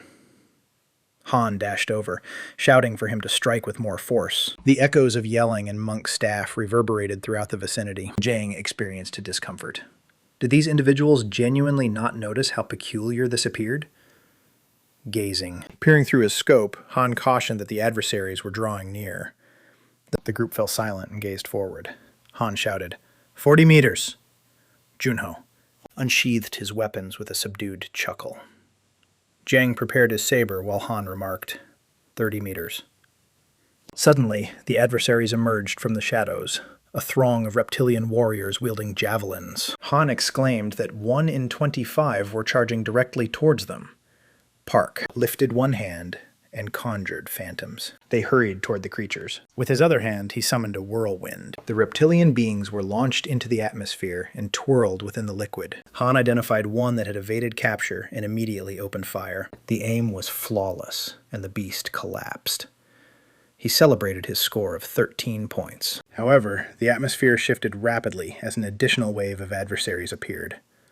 Han shouted that there were far too many. Subsequently, Monk employed Dragon Rupture. A colossal azure dragon ascended, sending forth yet another surge of creatures into the sky. However, not all of them remained awake. As corpses began to tumble, Junho surged forward to slice through them. Han glanced at Jang and inquired why he remained there, motionless, like a figure. That was precisely the issue. Jang had become paralyzed until Han jolted him back to reality. An increasing number of reptilian humanoids surged in, scowling at the assembly. Han continued to shoot and shouted for them to perish already. Junho surged through the creatures, wielding his daggers, severing limbs with precise blows. Then one approached Han too closely and lunged a spear toward his head. Jang leaped in, severed the spear in two, and with a single fluid motion, the movement severed the creature's head. He smiled broadly and expressed his gratitude for rescuing him. However, as he pivoted, he noticed Jang already concluding another adversary behind him. A second individual hurried in immediately afterward, and Jang severed it with a single strike. Han believed the hellish sword was truly fulfilling its purpose, and observing Jang, he understood that the individual was operating on an entirely different plane. In that instant, Jang reminisced about the bygone days. As he attempted to become a member of the Scylla Guild, he believed that no prominent guild would ever dispatch an Edank swordsman into a level 4 dungeon. However, Park's guild was unlike the rest. Suddenly, a colossal lizard man materialized before him, and Zhang spotted the mask adorning its visage. It was the lizard-man monarch. Junho emerged from behind and severed its arm with a swift strike. Zhang exerted every ounce of his power into his sword and charged ahead with a roar, unleashing a brutal barrage that ripped the creature to shreds. The assembly became hushed as crimson liquid oozed from the monarch's form. Yet no one was more taken aback than Zhang. He could hardly fathom that he had triumphed over the lizard-man monarch in a single encounter. Exhale. Han subsequently lamented theatrically. Did he truly need to terminate it so swiftly? With an exhalation, he remarked that they had to forsake all those sanguine crystals once more.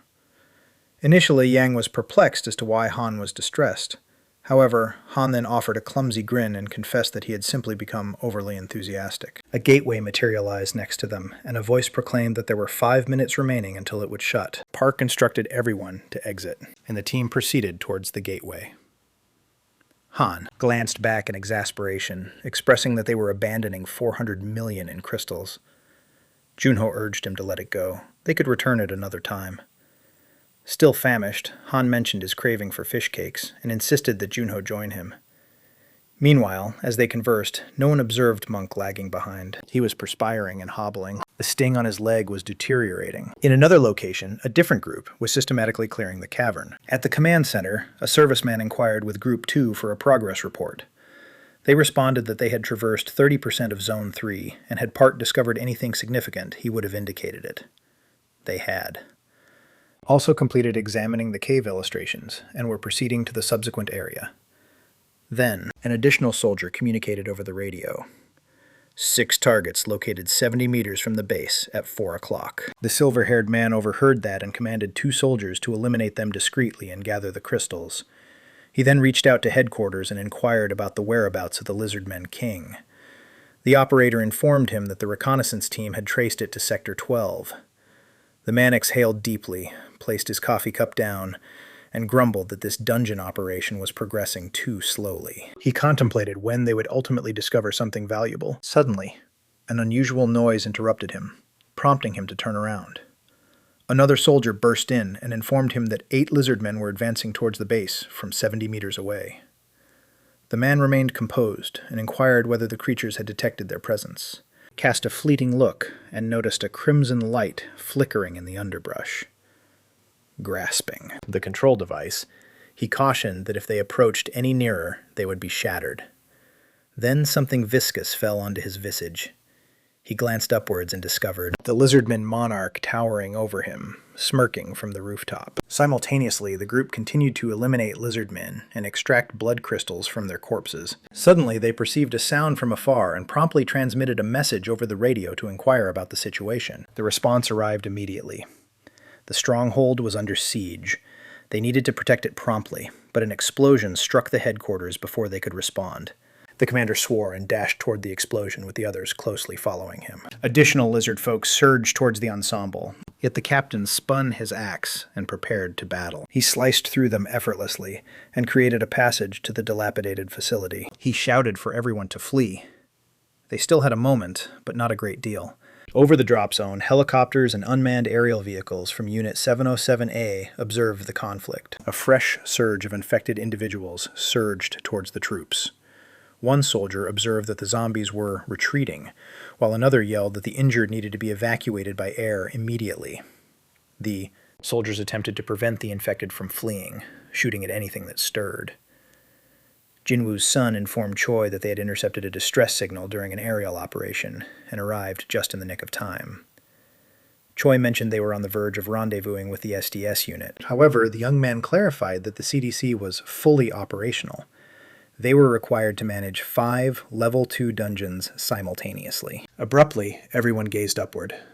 A blazing orb was hurtling directly toward the helicopter. It struck fiercely. The helicopter detonated midair, and the debris cascaded down, leaving the troops bewildered. Suddenly, a colossal beast emerged from the foliage and began launching fireballs in all directions. At the foundation, a serviceman positioned himself in front of a shadowy display and informed Miso that it was the final recording transmitted by a soldier capable of relaying information instantaneously. Miso inquired whether they had gained any insights from the situation, but the response was negative. They mentioned that further understanding would only be possible once the region was completely evacuated.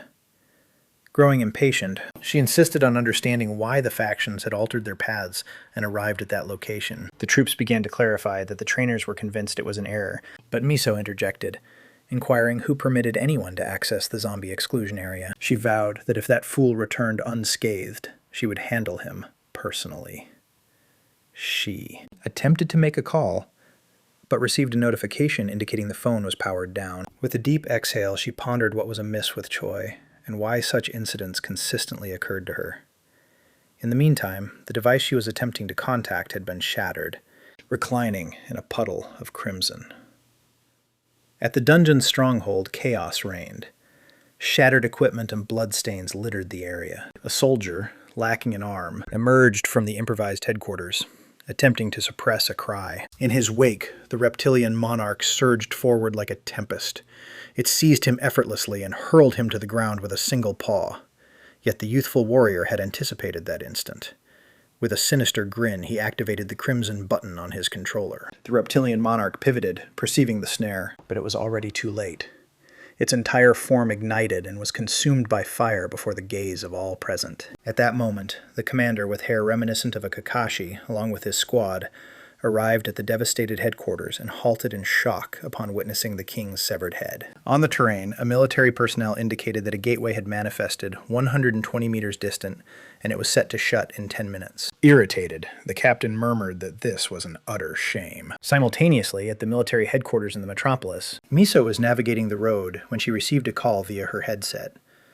A military personnel informed her that the initial team had come back, but 2 were deceased and 2 others were severely injured. Miso was taken aback. How could a level 4 dungeon inflict such casualties? The sergeant clarified that they had divided into 2 squads, one for combat and the other for reconnaissance, intending to return after a duration of 2 hours. Miso instructed them to postpone it. She required additional support beforehand. She inquired about the activities of the other factions. The solution was straightforward. Everyone was on an expedition. She inquired whether they had discovered anything significant, but the soldier replied that they were preoccupied with safeguarding the base. There were no other significant modifications, apart from one detail. They validated the phenomenon of time distortion. Group 1 endured 48 hours within, while merely 24 elapsed externally. Miso recalled that upon entering a dungeon, time had progressed at double the speed inside. Park had disappeared for a decade, which indicated he had endured 2 decades within that place. She recalled him stating it. Requires a millennium of practice to attain strength. It suddenly registered. If that were accurate, then he must have undergone training for 500 years in actual time. How could anyone endure a millennium in a subterranean prison? She remarked audibly that Park's faction was significantly ahead. Despite the additional mercenaries, they still wouldn't easily bridge the gap. Another soldier verified that Park's group had navigated the dungeon 50 times in merely 7 hours, and they had already indicated they were exiting the island's dungeon. Their subsequent destination was the Awakened Division, to refresh their records. Miso was astonished. They were departing already. At that moment, Junho was the one at the wheel. His statistics had risen, and the others were dozing in the rear. Everyone had advanced as well. Park gazed at Jang and inquired whether he was fatigued. With a hint of awkwardness, Jang replied that everything still seemed like a fantasy. Park arched an eyebrow and inquired about his meaning. Jang confessed that for the past 14 years, he had merely been surviving. He had never ventured into a Tier 3 or Tier 4 dungeon, and now, within a single day, he had ventured into a Level 4 dungeon 50 times. The lizard folk present were as formidable as bosses from Level 1 or 2 dungeons. For 3 years, he had toiled merely to attain E rank. Yet with Park's guild, he ascended to D rank in just a matter of hours. He remarked that had he become a member of the Scylla Guild, he likely wouldn't have completed his training punctually. Then, with a flush, he inquired if this was truly authentic. Park quipped that he could strike him if he sought evidence, but Jang chuckled and remarked he preferred to continue dreaming. Before long, the vehicle arrived at the Alert Division. Junho called out for everyone to rise. Park instructed them to expedite their tasks. Following this, they were set to indulge in lobster. During the energy assessment chamber, electricity flashed across the atmosphere, and peculiar orbs appeared within the bursts. Park detected voices emanating from the apparatus, and comprehended that the more powerful he grew, the more distinct they became. He recalled Miso mentioning that the apparatus had been created by a British scientist, and she would inform him when she could coordinate a meeting. Park had made his choice. He yearned to travel to England and encounter the individual. Han examined the outcomes and remarked that the figure significantly surpassed C rank, so why was he only classified there? Nevertheless, he commended him. Park found it amusing that they were just now discerning his capabilities. It appeared he was the sole individual able to perceive those of others. He approached a staff member and inquired about the originator of their system. Han, taken aback, remarked that it seemed as though it had been around since the commencement of the awakening. The staff member explained that it resembled an ancient myth known as the Godstone. Following the Great Cataclysm, that artifact was discovered, paving the way for advancements in spatial engineering. Han mentioned that he was familiar with that tale. Intrigued, Park inquired about the true nature of the stone. The team member elaborated that following the Great Cataclysm, a red stone adorned with inscriptions emerged in a location within Europe. Since that time, every enlightened individual in Europe possessed a unified interface. The populace was convinced that the stone bore a celestial omen. Once its instructions were interpreted, fragments of it were dispatched globally. This prompted enlightened individuals to utilize their interfaces, and a segment was embedded in the department's processor. That was the source of energy for the interface system. The team was astonished. They had never encountered any of this information before. Park subsequently inquired about what had precisely been deciphered. The individual remarked that it encompassed the fundamentals of the dungeon realm, the tier framework, spatial energy, and everything associated with it. Park remarked that it seemed as though all of this was an element of a divine design. As they exited the edifice, the collective continued discussing the matter. Park contemplated how anyone might even discover God, and Han suggested that perhaps only following demise. Park subsequently contemplated whether an individual could create a synthetic revival by infusing atomic energy during an incursion. However, Han immediately dismissed that notion, asserting it was merely a figment of the imagination. Awakening required specific circumstances. Park proceeded to commend everyone for their advancements. Jang repeatedly remarked that it still seemed like a dream, prompting Park to chuckle and inquire how many times he would express that. Junho then mentioned that his level had reverted, which astonished the group. He clarified that it had actually risen. Park probed if he recalled the orc dungeon, to which Junho sighed. Did he genuinely wish to return there? Grinning, Park remarked that with his upgraded proficiency, he could subdue even more wolves. It was the moment to expand the household. Han inquired about their next steps, and Park recommended conducting raids alongside Yang to gain proficiency and foster collaboration. Thankful, Jang referred to Park as captain. Junho remarked that accompanying Park on the raid was excellent, and Han noted that with their newfound levels, their governmental advantages would increase as well. Junho retorted, "Why bother, when they were already earning significantly more in the dungeon?" Han contemplated the matter, then consented. They were, indeed, affluent now. Monk, in his customary earnest manner, stated that his calculations estimated their profits at approximately 5 billion. Han contributed that they had also acquired a significant number of blood crystals. Junho turned to Yang and remarked that he neglected to mention the guild retains 50% of all proceeds, with the remainder divided among the raid participants. Jang was astounded when he discovered that 500 million had been transferred to him. Mortified, he admitted he hadn't accomplished enough to deserve that. Han informed him that Park was merely benevolent, yet Jang still struggled to accept it. Suddenly, Han exclaimed that he was famished, and urged everyone to join him for a lobster feast. Han abruptly clutched his head and exclaimed that he had overlooked something significant. The others leaped and inquired what the matter was. With tears glistening in his eyes, Han wept that he was likely facing imminent death. The gathering gazed at him, perplexed, and inquired why anyone would want to take his life. Shortly thereafter, they arrived at an eatery. The lads gathered around Han's laptop, and Yang was astonished by the figure displayed on the screen. Junho perused the names associated with the transactions, astonished. Han emotionally remarked that the funds were likely sourced from the Yakuza. Junho inquired why the Yakuza were concerned about a hunter who had recently returned, and Han replied that their communications pertained to Park's botanical growth abilities. As an extensive amount of agricultural land had been devastated, the majority of sustenance now originated from planet Aruka.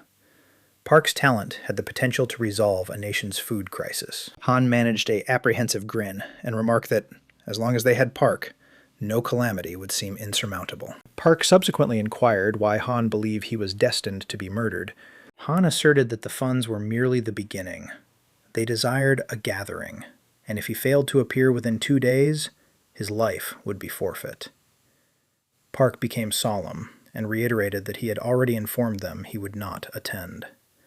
Han mentioned that they continued to pressure him, and recalled an incident when, inebriated, he had dispatched a message claiming that Park didn't even possess the means to meet them. Yang was appalled. Park serenely inquired what they sought from him.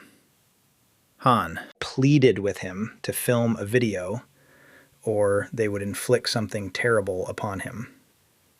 Park concurred immediately. Han leapt to his feet, bent profoundly, and expressed his gratitude with teary eyes. He remarked that he would allocate all the funds for the guild, and even humorously suggested that this YouTube channel ought to be renamed Park's Guild. Park urged them to hasten so they could indulge in lobster. Everyone concurred. They were famished. Han positioned the camera, welcomed the sponsors, presented himself, and brought Park into focus. He referred to Park as the individual they had all anticipated, then relinquished the remainder to him and moved aside. Park gazed directly into the lens and declared, "I'm staying put." Consequently, he pivoted and stated that was sufficient. "Now, let's indulge in lobster." Han halted in disbelief. "Is that all?" he inquired. The rest were also perplexed by the issue. Zhang asserted that Park had been sufficiently explicit, while Monk merely commented on his hunger and urged them to proceed. Subsequently, Han received a communication. He perused it and discovered that if Park did not visit them, they would approach him instead, and inquired if that was acceptable. Everyone appeared astonished. Han mentioned that they wished to visit and engage in a serious discussion with Park. Park merely replied, "Inform them that it is acceptable," as he strolled away, remarking that no one could hinder them if they truly desired to arrive. In the coffee shop, Junho inquired about the origin of the messages. Han replied that it appeared to be the same location Hiro had visited. Unbeknownst to them, a man at the adjacent table was observing them intently. The evening descended upon the metropolis. In a vehicle, a young individual informed his superior via telephone that he was en route. Once he ended the call, he scowled and mumbled that the elderly gentleman was making him insane. Subsequently, he informed the chauffeur that he was weary and they were en route to the nightclub. However, his phone chimed once more. He picked up, irritated. This time it was a gentleman phoning from a cafe. The caller informed the director that he had located Park. Taken aback, the director inquired about the location. The individual remarked that subsequent to dining with the guild, Park intended to visit a dungeon, the very location where a recent occurrence had transpired. Grinning, the director instructed him to retain Park in that location. In the meantime, within the DGB edifice, an individual in an armchair answered the telephone and inquired of the director what he required. The director responded. They featured a participant from the Vitamin Ensemble, Song Yi, who, in her most recent interview, expressed her fondness for Park. The gentleman affirmed that she had indeed made that statement. The director remarked. A forthcoming track was on the horizon, and he aimed to incorporate that controversy into the marketing. The man scowled, incapable of understanding his superior's reasoning. Subsequently, the director instructed the chauffeur to pivot. They were required to collect a patron. The vehicle veered sharply and accelerated away from the alternative method. Subsequently, the individual within the vehicle received another communication from the chairman. He responded with deference. The elderly man was already yelling, referring to him as a scoundrel and inquiring why he had yet to arrive. He commanded him to arrive immediately and cautioned that should he venture elsewhere, he would not survive.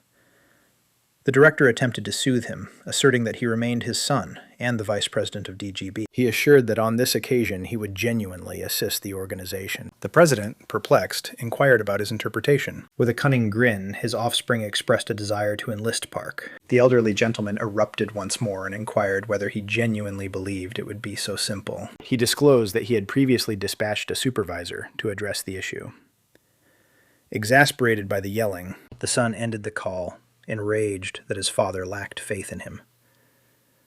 Gazing at his device, He grumbled about being treated in such a manner by his own relatives. Subsequently, Song Yi contacted him, referring to him as brother. Upon hearing her voice, he grinned and inquired about her well-being. She inquired whether it was accurate that he intended to acquaint her with Park Soo-ho. He affirmed and informed her to prepare herself as he was on his way to collect her. Following the conversation, he reflected on the discussion with his father and became irritated with the supervisor. How could that cunning individual obstruct his progress? In his opinion, it is best for youth to interact with their peers. Undoubtedly, not even Park Soo-ho could withstand the allure of a Vita Group idol. If this succeeded, he would no longer need to submit to his father. Authority would ultimately belong to him. In the interim, within a forsaken cell, a powerful humming permeated the surroundings. It descended from a rotorcraft above, observed by creatures lurking from the structures. Radiant orbs cascaded from the helicopter and dispersed widely. Each emitted an infrared radiance. A picture emerged on the helicopter display, and the pilot announced the presence of goblins in abundance. It resembled hunting for a pin in a stack of straw. He pondered why such distinguished troops, equipped with superior equipment, had been dispatched to pursue merely one individual. Suddenly, a figure emerged on the ultraviolet monitor. The aviator called for a left maneuver, and the crimson signal changed. A man was concealed in a corner, hunched down, bearing a prominent gash across his visage. Irritated by being discovered, he complained that they had utilized him previously and were now pursuing him once more. The troops instructed him to remain stationary. They had come to save him. The aviator swore, declaring that the individual was encircled by creatures. And, at that moment, a goblin emerged before the battle-hardened individual. A man drew a handgun and shot erratically. He dispatched the closest goblins and fled. However, the beings pursued him relentlessly, nearly seizing him. The rotorcraft pursued from above. He sprinted at full velocity until a goblin almost struck him with a hatchet. He pivoted and discharged his weapon once more, eliminating additional foes. He hurried up a flight of stairs, striving to keep them at bay. Then his fortune expired. He stumbled and collided with the ground. His firearm soared away. Just as he was about to stand, a goblin approached him and bared its teeth, ready to end his life. In the final moment, its skull detonated from an impeccable aim. The pane fractured as a team burst through the glass. The individual identified the former DGB group and understood he had exhausted all avenues of escape. He cursed vehemently. Subsequently, he passed away due to natural circumstances. In the meantime, a dark vehicle sped through the urban landscape. On the control panel, a visual from Group X emerged. The individual responded and perceived that the objective had been seized. He commended them and instructed them to escort the individual to the storage facility. Simultaneously, the director reprimanded the manager, inquiring about his actions. Irritated, the man stated he had merely instructed the manager to retain Park until he showed up. The supervisor recalled Park softly stating that he would enter by himself. He attempted to halt him, but Park merely cast a brief look over his shoulder. He seized a DGB business card and vanished into the portal in a flash. The manager remorsefully elucidated that Park disappeared so quickly that he didn't even pay attention. The director averted his gaze and stated that he was not interested in justifications. The manager expressed his remorse once more and inquired about the previous duration of the dungeon challenge. The manager indicated that when tackled in pairs, it had required 4 days. The man winced at the thought. Solo, it would demand a minimum of 8. The director was taken aback. Had Park genuinely ventured into that level 5 dungeon on his own? Just then, the car window descended, and a young woman inquired when she would have the chance to meet Park. As she pivoted, the director referred to her as Spark and mentioned Park. Park assessed his skills. He had accumulated all his druid points, yet he still required additional experience. Then, he sensed a disturbance beneath the bodies. With a grin, he inquired if anyone was still present and utilized tracking. A injured goblin appeared amidst the heap. In some way, it was still alive. Park didn't falter and swung his hatchet. The creature had no opportunity to respond. The force was so intense that it ripped apart not only the goblin, but also the surrounding corpses. Park extracted a blood-stained rock and grinned at the alert. He received 23 experience points, precisely what he required. The stone disappeared from his grasp and proceeded directly into the guild's point repository. Now he possessed sufficient points, and the map materialized, and he selected a location. Parks. Terrain. A. Notification verified that the hunting area was now operational. He then inspected his domesticated beings. The limit was 100, and he had currently captured 24, which included one amalgam. Park. Swiftly determined that hybrid must be Biku. Merely. Subsequently, a different faction of orcs entered, and the system proposed establishing a summon directive. Orcs charged ahead with arms aloft, prepared to eliminate. Park scarcely focused. He remained preoccupied with the directive. He extended his hand, and a cerulean radiance emerged. Then he uttered, "Conjure creatures, thunderbolt." An azure light erupted across the expanse. Yet, the orcs continued their assault, grinning through their jagged fangs. A wolf's maw emerged from the illumination first, followed closely by the remainder of the pack. Park beamed, satisfied with the outcome. The wolves charged toward the orcs as a dove circled overhead, observing. An instant later, Park participated with a knife, smiling that today was ideal for occupying all 100 positions. In the meantime, boisterous melodies reverberated throughout the nightclub, while youthful individuals swayed to the rhythm. However, the director expressed dissatisfaction, stating that the atmosphere seemed dull and requested attractive women.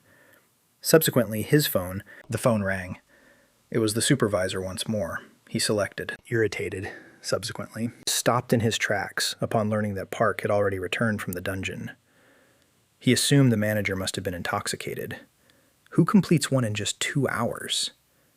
He was even more astonished to learn that Park had already re-entered. The supervisor stated that a merchant had encountered this previously, and Park was reportedly completing level 5 dungeons in merely 2 hours. The director dismissed the notion and claimed the manager was unraveling. Close by, Song Yi glanced up from her tablet when she unexpectedly heard her name. Within the subterranean chamber, Park continued to revel in his experience, effortlessly dispatching orcs. He then pivoted and observed arrows cascading down towards the wolves. He promptly commanded them to withdraw, and they leaped individually into azure gateways.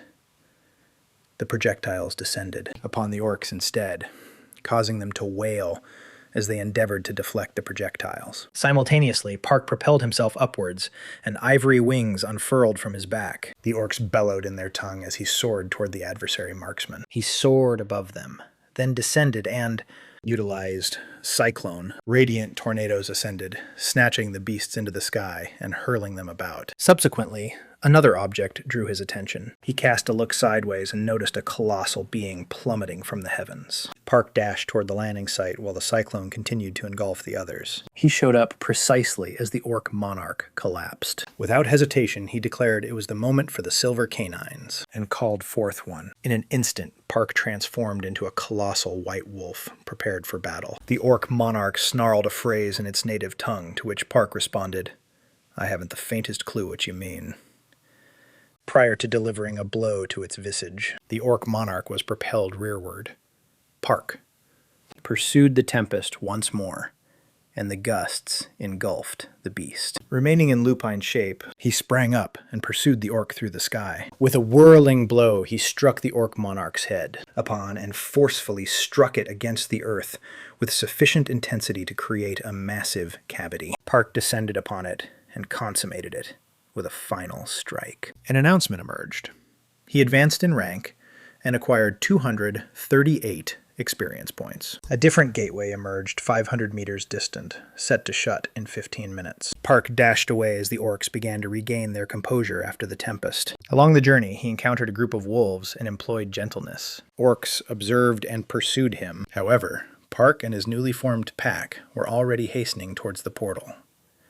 One after another, the wolves glided into the diminutive gateways he had created. Restored to his human state, he traversed the threshold and reflected on how distinct the repercussions of this form were compared to his hybrid existence.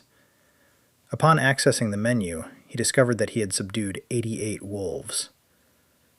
1. He estimated that with additional runs he could occupy all 100 positions and simultaneously enhance his hunting proficiency. At that moment, a girl wearing a cap positioned herself in front of. It was Song Yi. She inquired if he was Park, and he candidly questioned her intentions. Individuals in close proximity acknowledged her and began murmuring, speculating whether they were in a relationship. Whispers of romance circulated as the manager contacted the director to inform him that the pair had at last connected. The director beamed with excitement, inquiring if they were finally going to apprehend Park. The supervisor mentioned that Song Yi was advancing, and Park appeared to be responding positively. The director chuckled and remarked that Park remained merely a man, after all. Song Yi seized Park's arm, and the manager enthusiastically announced that they were on their way to a cafe. The director expressed that he anticipated nothing less from her, and instructed them to observe attentively. Inside the vehicle, he instructed the chauffeur to speed up. In the meantime, Park appeared occupied as per usual. Upon the director's eventual arrival, he surveyed his surroundings, inquiring about Park's whereabouts. Melody. Yi perched at a table in tears. She explained that they had arrived together, but Park merely expressed a desire for a drink and departed immediately. The director shouted in astonishment, prompting Song Yi to weep even more intensely. Then she exclaimed that Park had spurned her due to her fragility. He was not fond of girls of that sort. The director entirely misinterpreted the situation and inquired if she was under the influence of substances. Enraged, she struck her palms against the table and exclaimed, "Certainly not." Then she burst out, proclaiming that she would become a hunter as well. The supervisor was completely bewildered and inquired with the manager about the recent events. The manager clarified that Park mentioned his partner needed to be resilient. The director began to panic, declaring that everything was unraveling. The supervisor attempted to soothe him, asserting that there were formidable, empowered women within the community. The director inquired as to their identities. The supervisor referred to a crimson-haired individual of Class A who possessed considerable strength. But the director interjected sharply and insisted on discovering Park's current whereabouts. The supervisor stated he had re-entered the portal. Frantic, the director clutched his head and lamented that nothing ever succeeded. The manager gestured behind him. Park had already emerged from the portal, scrutinizing his interface as if no one else was present. With a subtle grin, he gazed into the horizon. The director regarded him in astonishment. Mere moments had passed. Then he sprinted towards Park, resolved not to allow him to escape once more. He dashed over, calling out Park's name. When he eventually caught up, Park merely inquired what they sought. The director stated he needed to converse, and delved into his jacket, attempting to present himself appropriately. Park disregarded everything, and stepped back into the portal without uttering a single word. The director remained there, bewildered, inquiring if he had truly just been dismissed in such a manner. The manager confirmed, seemingly unfazed. Enraged, the director began to curse, and made a move to pursue Park into the portal. However, the manager intervened. Still seething, he questioned if that incident had genuinely occurred. The manager attempted to soothe him. At that moment, someone approached, and a voice interjected, stating that it was sufficient. Irritated, the director insisted on knowing the identity of the speaker. A gentleman advanced, accompanied by bodyguards clad in dark suits. Immediately, the director acknowledged Chief Secretary Cheon. Cheon remarked that there were an excessive number of spectators, and suggested they postpone it for the time being. Nearby, individuals began to murmur. One remarked, "Isn't that the president's offspring?"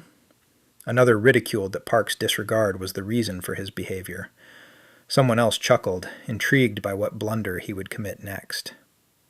The director sensed his reputation crumbling, and muttered that this truly was not his day. Cheon advised him to take a break, and let him handle the remainder. Still displeased, the director remarked icily that this was his responsibility. However, Cheon commended his endeavor, and mentioned that there would be another opportunity to connect with Park. The director brightened and inquired if he was sincere. Cheon affirmed. Subsequently, the director departed, grumbling that he was weary of that eccentric individual. Immediately afterward, Cheon contacted the president and informed him that he was awaiting at the entrance to the dungeon. The president inquired whether his son Junho had gotten into mischief once more. Cheon remarked that the more significant concern was Park's rapid dungeon clearing pace. It surpassed their anticipations. The president appeared satisfied and stated that this was precisely the reason for their substantial financial commitment to him. At that moment, Park emerged from the dungeon unexpectedly, startling Cheon during the conversation. Without surveying his surroundings, Park accessed his interface and reviewed the outcomes. He had ultimately subdued 100 beings, and at a hunting proficiency of level 2, the limit had increased to 200. Upon reviewing all aspects, he concluded that his subsequent course of action was straightforward: to relax and nourish himself. He was oblivious to the individuals positioned before him. Cheon welcomed him, and Park quipped that he was quite in demand today. The secretary presented himself as a member of DGB, and Park observed that this faction needed to oversee the labyrinth. Cheon affirmed this and stated he was present to express his regret for the incident. Park initially did not comprehend and inquired about his meaning, but then understood they were referring to the level 5 dungeon occurrence. He inquired why the apology was being issued at this moment. Cheon stated that they were getting ready with more than mere expressions, and also wished to express their gratitude to him. Park's presence had significantly enhanced the worth of the dungeon. Onlookers murmured, curious about the identity of the individual conversing with Cheon. Cheon mentioned that they had something arranged for him and proposed extending the discussion over a meal. Given that, he was famished, and Park consented immediately, expressing his eagerness to dine. Cheon announced that the vehicles were prepared. Park noted that they possessed excellent taste, and the secretary inquired whether he appreciated them. Park merely smiled in response. Meanwhile, at Suho's guild, the evening felt extraordinary. The central tree had reached even greater heights, and fireflies flitted about. The team returned home rejoicing after an extraordinary day. Delightful beverages, succulent lobster, a genuine banquet. Jang expressed that he understood why the monk behaved in such a manner. However, he felt sympathy for Juno, who didn't even obtain refreshments. Han chuckled and suggested they simply employ a chauffeur, and everyone concurred. However, Han's expression abruptly shifted. He cursed, and Junho inquired about the issue. Han admitted he overlooked arranging a gathering with individuals interested in joining the guild due to his diversion by the cuisine and beverages. Monk mentioned that he needed to stop by the building site office the following day and, feeling somewhat anxious, proposed relocating the gathering. However, Han became thrilled and proclaimed that this should become a regular occurrence. They would dine on and savor lobster daily. He reviewed the conversation and remarked that it was filled with grievances. Then he turned to Junho and inquired whether he should handle the recruitment personally. Junho remarked that it was his responsibility regardless. He still had not obtained his license and was merely registered in the guild as the entrance attendant. Junho was astonished, and the monk remarked that the initial requirement was that permit. Junho stated he could finally initiate the procedure the following day. Jang cautioned them that tougher times lay ahead, as they still needed to participate in numerous additional raids. Cheol expressed regret, but Han mentioned that Park would devise a solution. The monk concurred, asserting that the guild leader would be adept at resolving this issue. At that moment, Gunwoo dashed towards them and vaulted into his father's embrace. Grandma, observing from above, noticed everyone entering, and Junho held his son closely. Han was equally delighted to encounter his grandmother, who was clutching a container brimming with lobsters. She inquired about their whereabouts during the intervening period, stated they were occupied, then paused for a brief refreshment. Naturally, they also presented lobsters as a token of appreciation. Park massaged his satisfied belly and remarked that the dish was exceptional. The secretary felt pleased that he appreciated it. Park inquired whether the elaborate cuisine and personalized SUVs were somewhat excessive. However, Choi replied that when an individual jeopardizes their life as Park did, nothing is excessive. Furthermore, that was not the entirety of it. Additional presents were involved. Distant from the metropolis, subdued cries emanated from crimson DSS containers. A wounded man shouted for them to end his life already. Park, now wary, inquired whether this apology was truly just a pretext for a banquet. Choi chuckled at his humor, then adopted a serious demeanor. Park inquired about their true desires. Choi expressed a desire for a formal collaboration with Park's guild. He elucidated that the metropolis consisted of 12 divisions, yet DGB still lacked authority over one, as they did not possess a level 6 assault unit. Despite their wealth, they were unable to produce one. Park remarked that this must have stung their ego. The administrative assistant consented, particularly for the chief executive officer. Park candidly stated that he had no desire to represent a particular sector. However, Choi promptly clarified that they did not wish for him to join an existing one.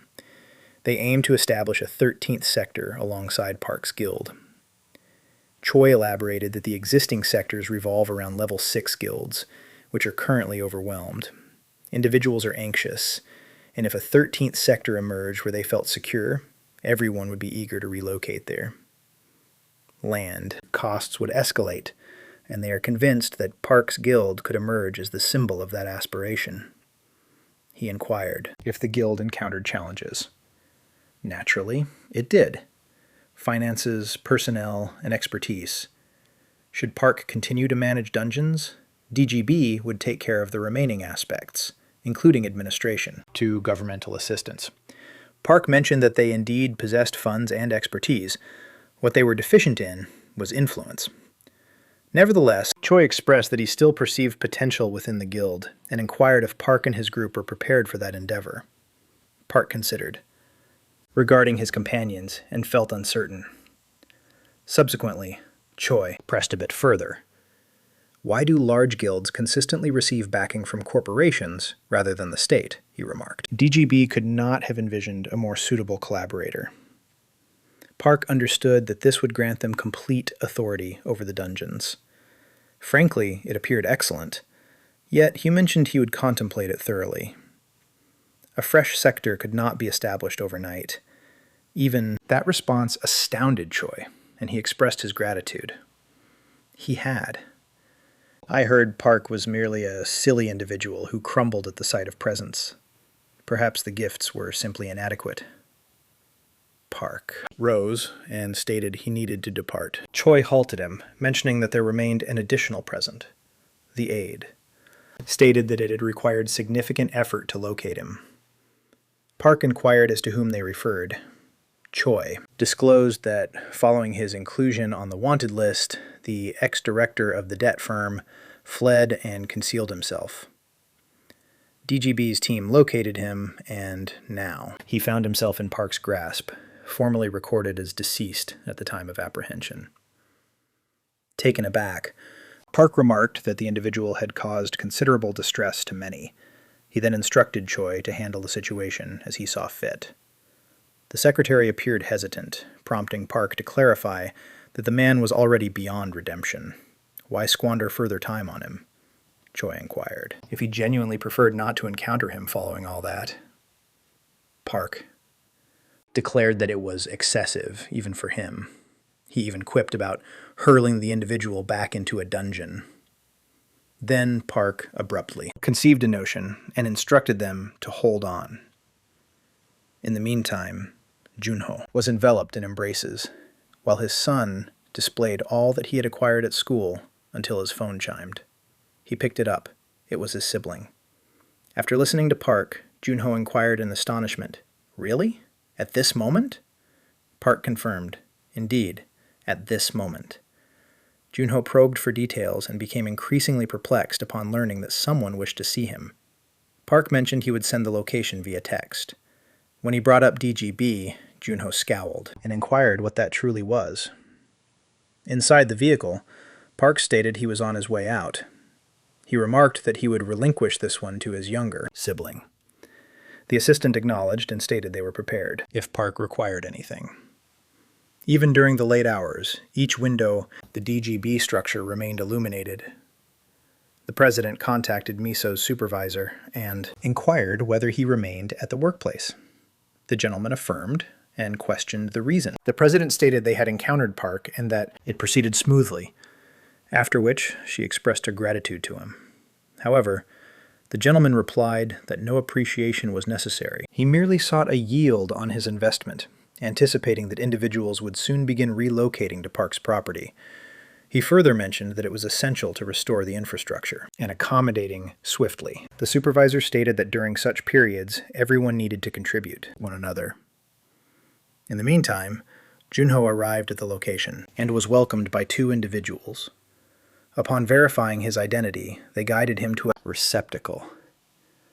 Within, An individual was shrieking, swearing, insisting on sustenance, and vowing to eliminate everyone upon his release. Thus, this was the person DGB apprehended. The individual I mentioned passed away of natural causes. As soon as the door creaked open, his demeanor shifted immediately. He expressed that he had not intended it, offered an apology, and asserted that he was merely famished. Junho entered, causing the man to come to a standstill. He identified him and, gradually, formed a wicked grin. Junho responded softly. The man inquired about his presence, to which Junho replied that someone had mentioned he wished to meet him. The man remarked that Junho had remained the same, and questioned whether Park had come as well. Upon hearing the negative response, he grinned with a sense of relief. Junho inquired about his desires, and the gentleman responded that he wished to express his remorse. He asserted that he assaulted Junho due to losing his composure after Junho's companion defeated the others, expressing that he felt remorseful about it. Junho expressed his comprehension. It belonged to a bygone time. The man expressed his gratitude and mentioned the level 5 dungeon occurrence. He maintained that he was not the individual who dispatched that person inside. Noticing Junho's skepticism, he inquired whether a low-level debt collector could genuinely accomplish something like that. He claimed that the administration and DGB were the entities attempting to exploit Park, and he was merely the scapegoat. Junho remained quiet for a moment before expressing that it must have been difficult upon him. The individual claimed his enterprise was devastated, and he had been concealing himself in deserted locations teeming with goblins, believing he would perish in that place. Junho expressed that it was disheartening, but if that was everything, he would be departing. The individual became frantic and implored assistance to escape. He claimed to have provided him with finances and aided Gunwoo's mother in securing employment, then halted, coming to the realization of what he had confessed. Glancing down, he mentioned that she requested him not to inform Junho's serene expression transformed into astonishment. He inquired about the nature of the employment.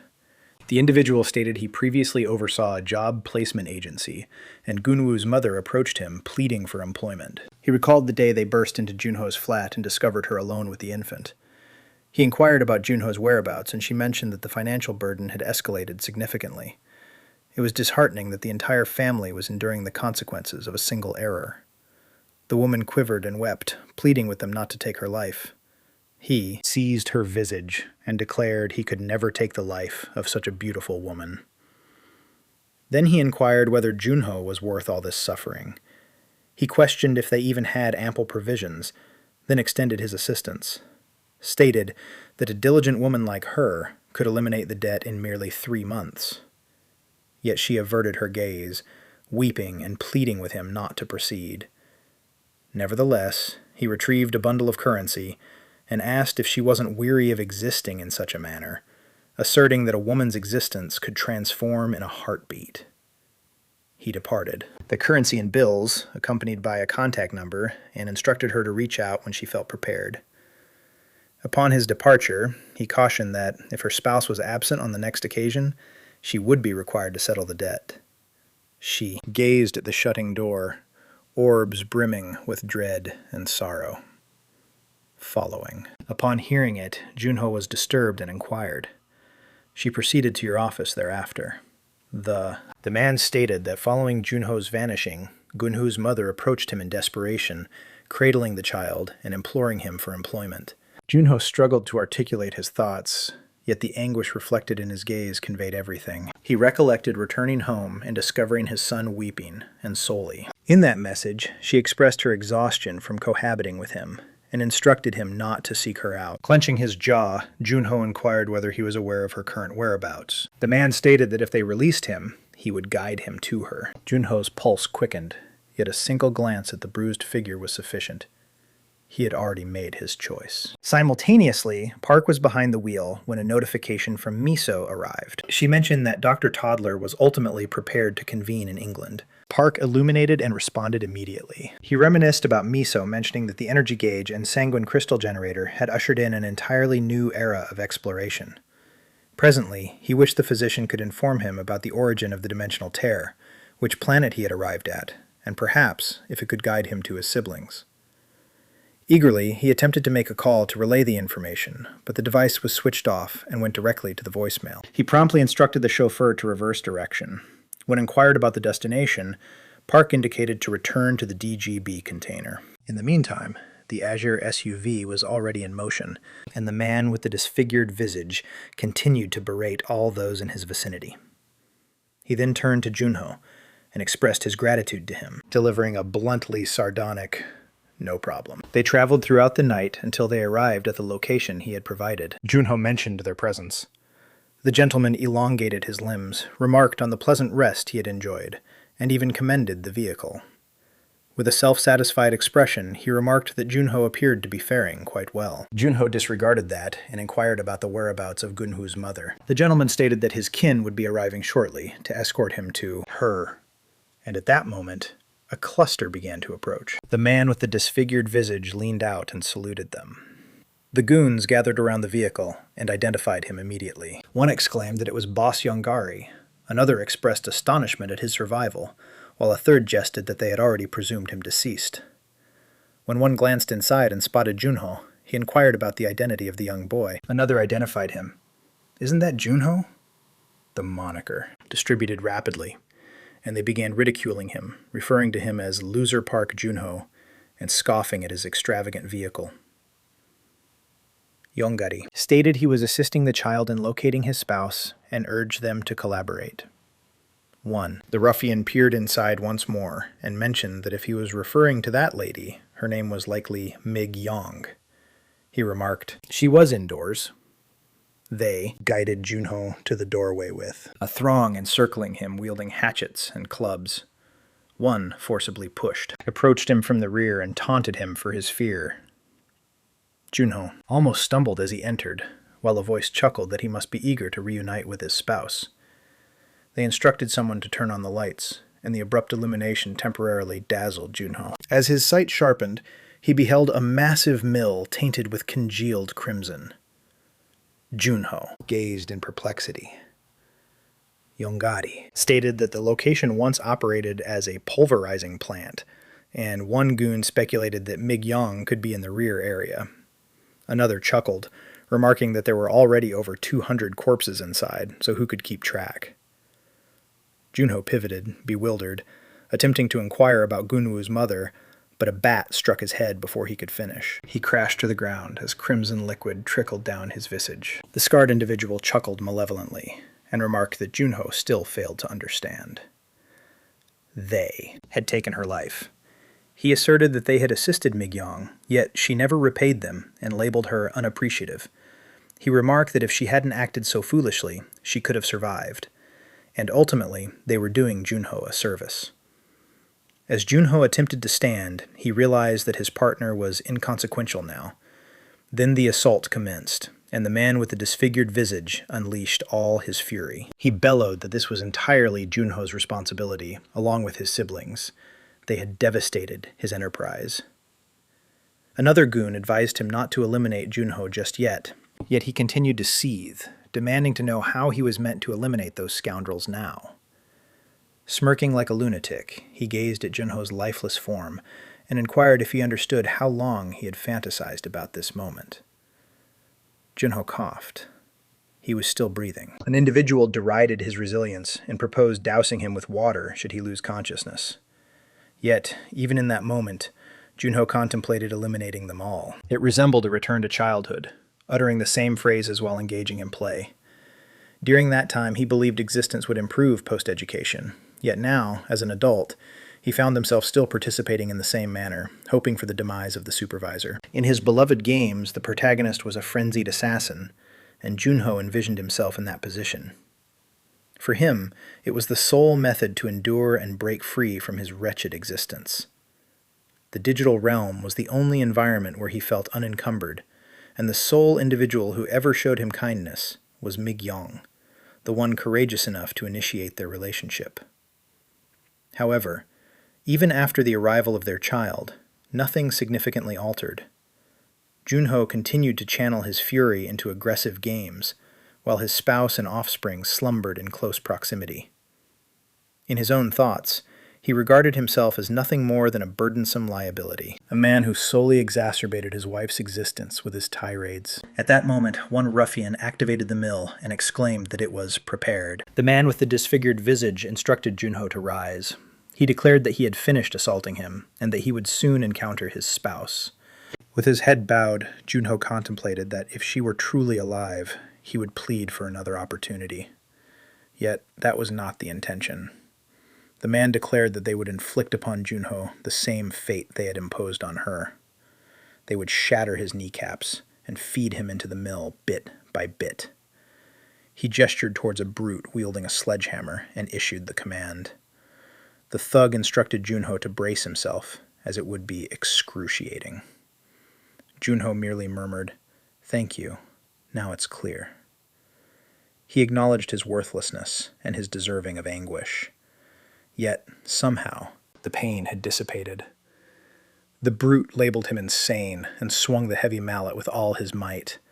However, in a heartbeat, Junho sprang to his feet and neatly severed both his hands. Blood gushed forth. Shrieks echoed throughout the storage facility, and blades started materializing in Junho's grasp. The henchman halted in. Dread. Junho stated that. When Gunwoo's mother departed from his life, he vowed he would never revert to this state. Yet now, it was too late. Grinning gloomily, he vowed that no one present would exit unscathed. The goons became frantic, gazing at the crimson-soaked blades and shouting that he had emerged. They fled. Yet, it was inconsequential. Junho pursued them relentlessly and severed them one by one. Yangari could merely observe, in disbelief. With each blow, Junho's smile broadened. The more he eliminated, the more contorted his grin grew. The handful remaining alive burst from the structure, shrieking, and a detached head soared, pursuing them. Junho emerged immediately, behind it, his blades still oozing. The ruffians pleaded to escape, yet he was already on the subsequent one before they could respond. Above them, where the marksman ought to have been, Park was observing, with a subtle grin. A man dressed in dark attire next to him inquired whether his sibling was okay. Park agreed and instructed him to ensure that Junho would not encounter any legal issues due to this. The individual responded that the majority of those criminals had already been classified as having a detrimental impact on society, thus the authorities would be indifferent. Junho was completely unaware of Park's presence. He continued to eliminate targets as though nothing else mattered. Still grinning, Park remarked that his sibling had genuinely come to life and was capable of managing matters independently now. The grin on Junho's countenance was no longer merely fury. It was the expression of an individual who had transcended his remorse and transformed. By that point, the extended night had concluded. The following day, the headlines announced that despite numerous dungeon eruptions throughout the metropolis, conditions were ultimately beginning to enhance due to the elite armed forces. Individuals remained apprehensive that the guilds might struggle to manage the expanding portals, yet at present the city was resonating with triumphant shouts from the troops. The cameras captured the elite 707 unit, and amongst them was Choi. Strolling alongside her group, next to a girl with crimson locks. Observing the transmission, Miso murmured that Choi was foolish for failing to contact her. Subsequently, the headlines shifted to a controversy surrounding Song Yi's latest track. An image displayed Song Yi conversing with Park, and the host inquired whether the audience recognized the gentleman. Choi happened to stroll by, and paused to observe. The crimson-haired girl next to her caught sight of the image and erupted, berating Park. At that moment, the leader of a different team emerged from a gateway, muttering obscenities quietly. 1. The soldier conveyed that 12 squads had scoured the region and retrieved additional supplies, yet not the coveted treasure they sought. Observing silently, Miso wandered into nostalgic recollections. She recalled Park stating they merely required a millennium of training. Then she remembered the white-mustached gentleman remarking in a gathering that Park merely wished to keep his secret hidden. It was at that moment that Choi erupted and asserted that Park was not like that. Having considered everything, Miso resolved that she should shift her focus from solely concentrating on dungeons to better understanding Park's true intentions regarding them. At that moment, her phone chimed. It was Park. She grabbed the phone and promptly inquired whether there was any possibility of locating his sibling. However, Park stated that all was well and inquired about another matter. What occurs if an awakened individual is bitten by a zombie? Miso's expression shifted immediately, and she inquired whether anyone had been nipped. Absent. Monk reclined in his chamber, lamenting, his punctured limb pulsating as crimson fluid trickled from the injury, and a scarlet network unfurled beneath the surface. Nonetheless, maintaining a nonchalant demeanor, Park stated that no one was harmed. He was simply inquisitive. The monk contorted in agony, grasping his leg, yet it provided no relief. Attempting to remain composed, Miso mentioned that there had only been 38 documented instances of awakened individuals being bitten by a zombie. She persisted.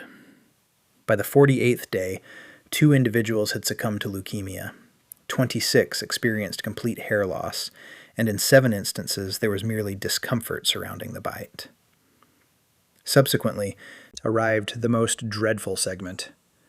3 F-rank awakened individuals transformed into the undead.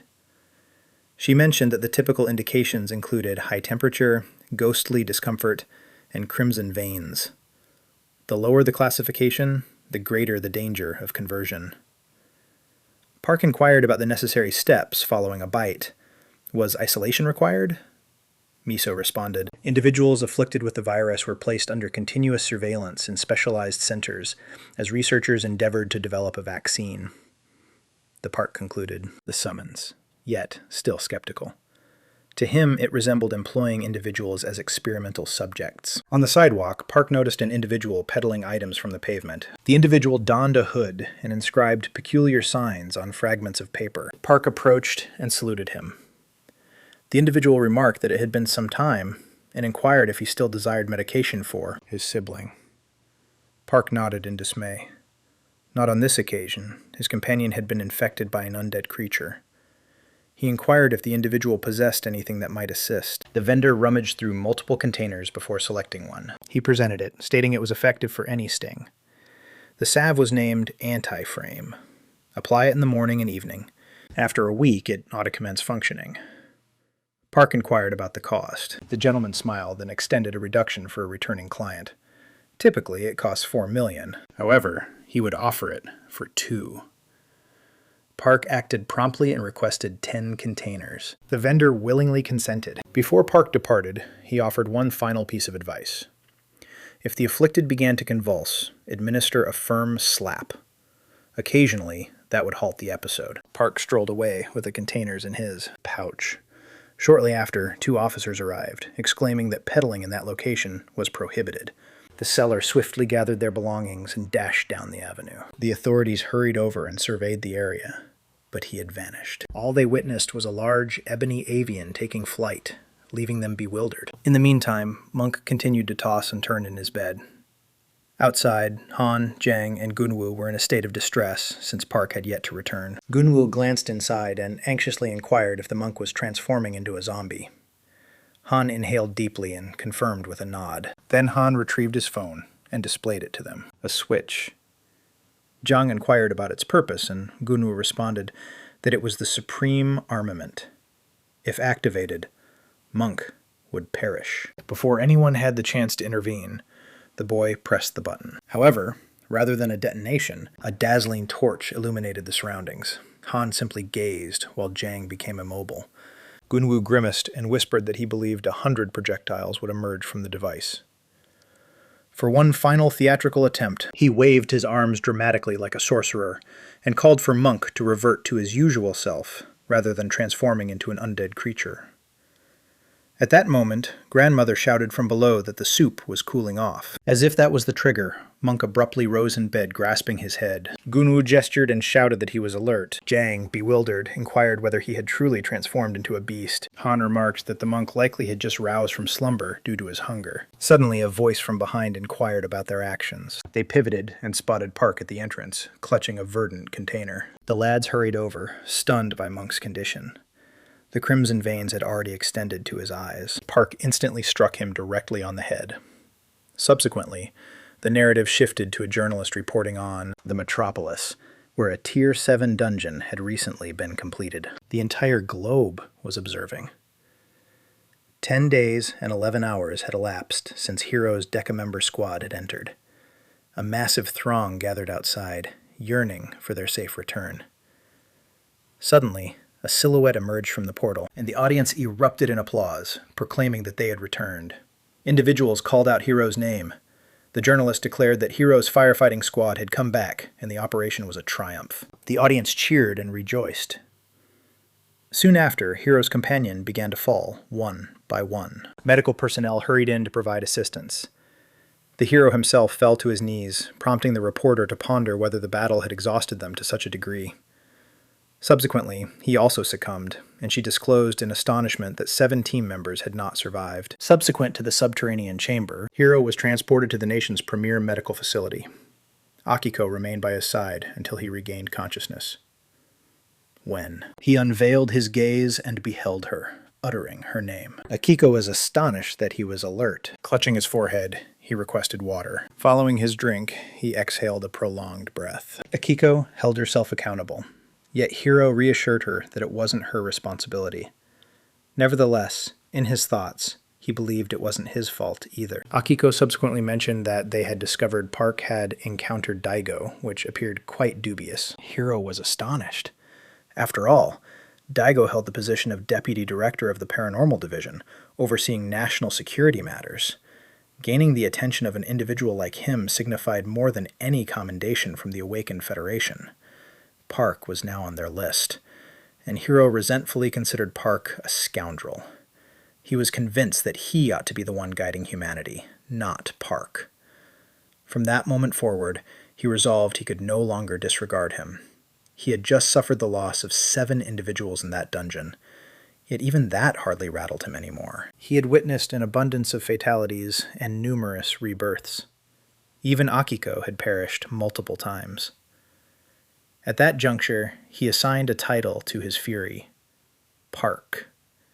He could not allow a lunatic to sabotage the scheme. To Hiro, Park's behavior unmistakably concealed a sinister motive, prompting him to conclude that, for the welfare of humanity, Park needed to be confronted. Perish. The hero instructed Akiko to locate any vessel bound for Busan, or to construct one on her own. Regardless of the circumstances, he was determined to arrive. The following morning at Park's guild, Junho awoke with a throbbing migraine. His grandmother reprimanded him for indulging excessively, informed him to join for breakfast. He retrieved his identification badge from the surface and grinned, contemplating that he had truly become an authentic mercenary. Meanwhile, Han was already in his chamber on his laptop, managing his affairs. He believed that the interest had diminished somewhat after individuals discovered Park was merely an awakened. Yet the channel still boasted 1 million subscribers and surpassed 10 million views. Greater than he had ever anticipated. He concluded that achievement hinged on relationships, and cultivating the confidence of an influential individual was a talent as well. Suddenly, Junho barged in and almost frightened Han out of his wits. Smirking, Junho inquired whether Han was the sole individual permitted to enjoy himself. Han retorted, inquiring if he had ever learned the etiquette of knocking. Junho expressed regret and mentioned that Grandma was summoning them for a meal. He then inquired about Jang's whereabouts. Han mentioned that Jang was practicing once more and would not descend until he completed his session. Jang was present on the practice ground, amidst tree remnants. With his eyes shut, he attuned himself to the breeze. Subsequently, he unsealed them and commenced slicing through the foliage with one method following another. The ultimate blow felled the last tree. Yet he remained unfulfilled. As the trees rejuvenated, he reminded himself that he could never falter in combat once more. Therefore, he continued to reiterate the actions, vowing that he would ensure such a situation would never occur again. In the meantime, recreational area and the rest ventured into the wilderness in pursuit of a group of wolves. One lad exclaimed that the first to seize the deer would be the victor, while another declared that the defeated would have to gather apples. Park remained beside the shrine with the senior monk and 2 youths clad in gray garments, stated that the sanctuary was ultimately completed, and inquired whether there was any possibility it could falter. The monk chuckled and expressed that all had been constructed properly. Park urged them to voice any issues that might arise. The monk expressed profound gratitude, stating they were uncertain how to reciprocate the kindness of one who provided them refuge. In proximity, a stag dashed by with the predators pursuing it.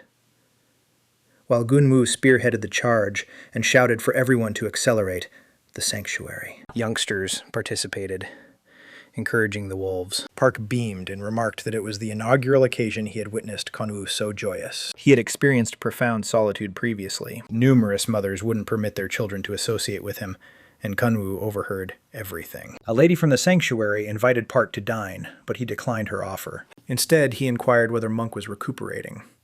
She replied that Monk had experienced hallucinations in the past, but now he was able to train once more and was consuming food satisfactorily. Monk positioned himself in front of a mirror, gazing at the mark encircling his crimson eye. At that moment, he resembled Saitama with a Sharingan, and his mind drifted to bygone days. He recalled being ridiculed as a bald primate. Bereaved in his youth, he was harassed to the point that he isolated himself from all. Subsequently, his superior welcomed him and escorted him to the sanctuary. Years later, goblins assailed and obliterated everything.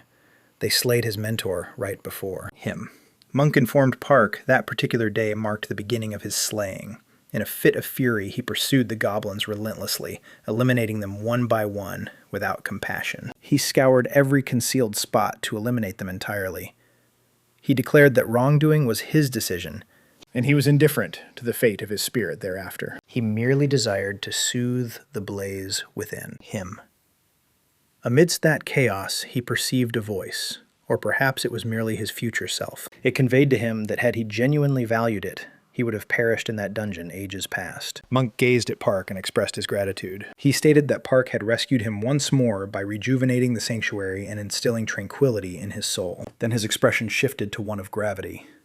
He declared he had a fresh objective, and Park's team was entirely unaware of what he was implying. Abruptly, Monk conjured a feathered javelin within the chamber, shattering everything in his vicinity. The boys recoiled in disbelief. With a sinister grin, Monk declared that, for the benefit of the aggrieved, he would descend into the abyss in their stead. Jang appeared bewildered, and Han grumbled that the group now consisted of two crazies. At that moment, Grandma charged upstairs wielding a knife, demanding to know which fool had the audacity to bring a weapon into her home. Monk did not hesitate. He leaped through the window, shattering everything in his path. Moments prior, he had been in his chamber gazing at his image. When they summoned him for lunch, he shattered the mirror with his forehead and smiled like a lunatic. I'm exceedingly attractive. The radiant moon illuminated the ocean with a silvery luminescence. A petite vessel glided swiftly over the surface of the water. Hiro and Akiko positioned themselves at the rear. Upon arriving on shore, Akiko remarked that they would proceed by vehicle. Hiro remained silent, gazing forward, and reassuring himself that he was merely accompanying the druid. At Park's guild, they pondered whether Monk had come back. One person mentioned that the elderly woman had berated him, while another remarked that he had it coming after shattering the window. Just then, Junho entered and announced that the secretary had reached out. The city blueprint was complete. They would receive the map the following day and commence work on the construction specifics. Park instructed Junho to observe them attentively and ensure that no one attempted anything suspicious while he had his breakfast. Jang inquired about Park's destination. Park replied that he was heading to England to consult with Dr. Toddler, but Han remarked that it wasn't feasible at the moment. Park inquired about the reason, and Han clarified that all air travel and maritime pathways had been closed. Taken aback, Park inquired about what transpired. Young remarked that there had been numerous dungeon breaches. Wyverns populated the heavens, and the ocean teemed with yet another creature. Park inquired about specifics. Han presented him with a news article concerning the wyverns. Following that, another report featured a colossal octopus, and its current location remained a mystery. Junho contemplated whether Park could simply soar there himself. Park replied that perhaps if he transformed into a pigeon, but his flight duration would be limited to roughly 10 minutes.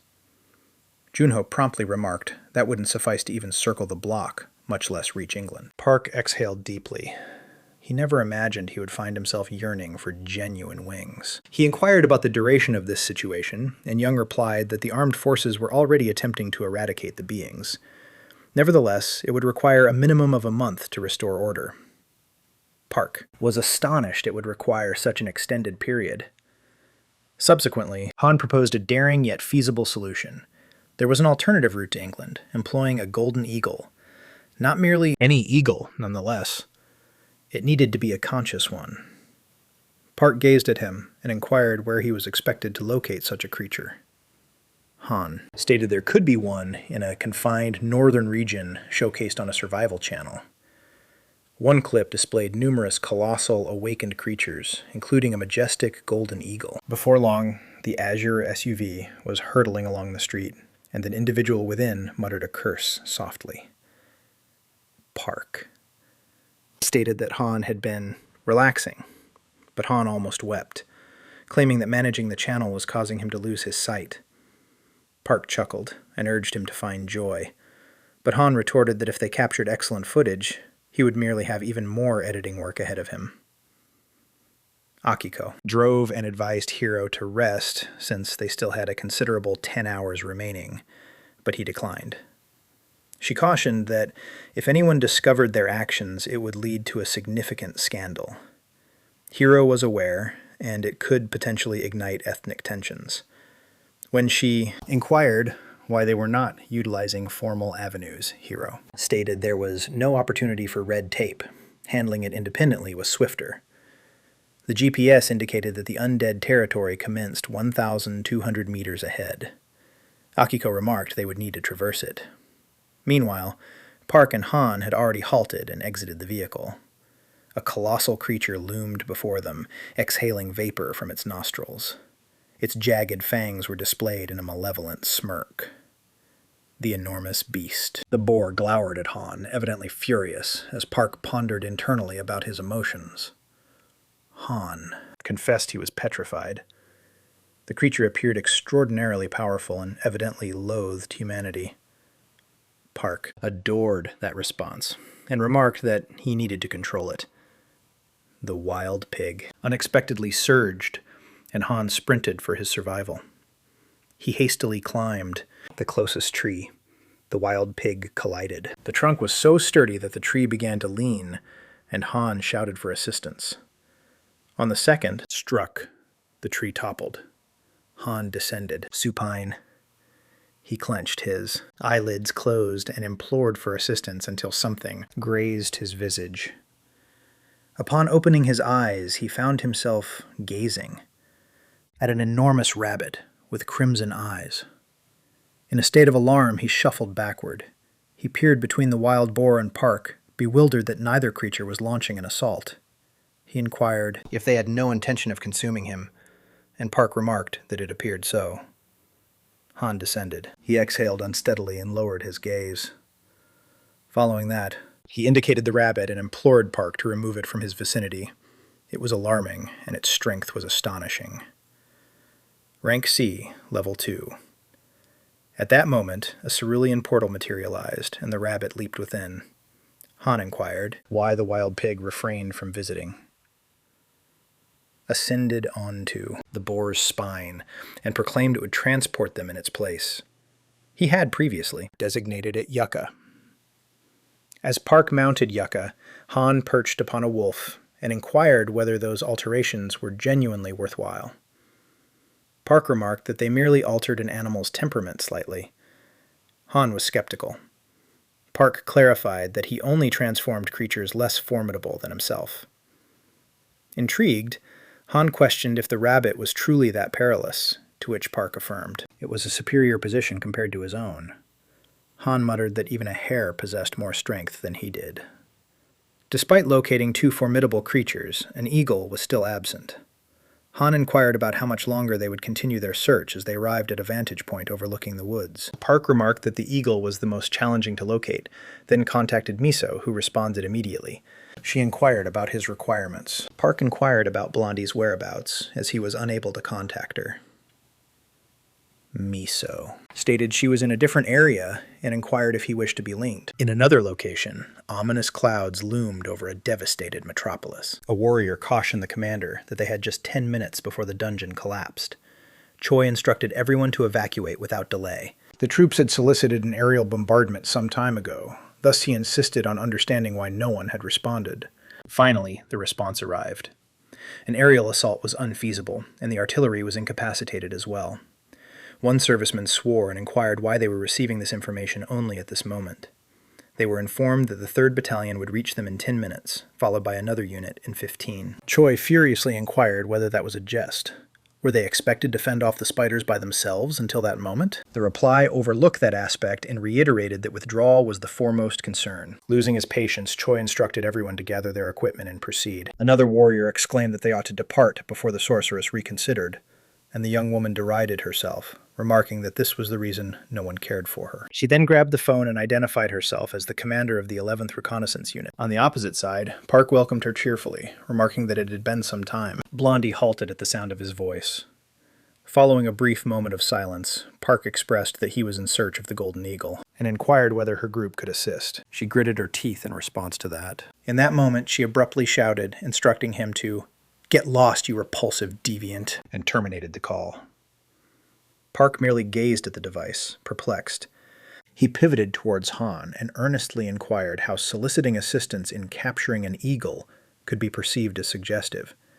However, Han was already gazing forward, gesturing. Ahead, he inquired what that was. Dark fumes were ascending beyond the metropolis. Grasping. Upon picking up his phone, Han expressed incredulity at the fact that they were starfish. Park gazed in astonishment and echoed, "Star what?" Han presented him the document. A starfish chamber had burst apart.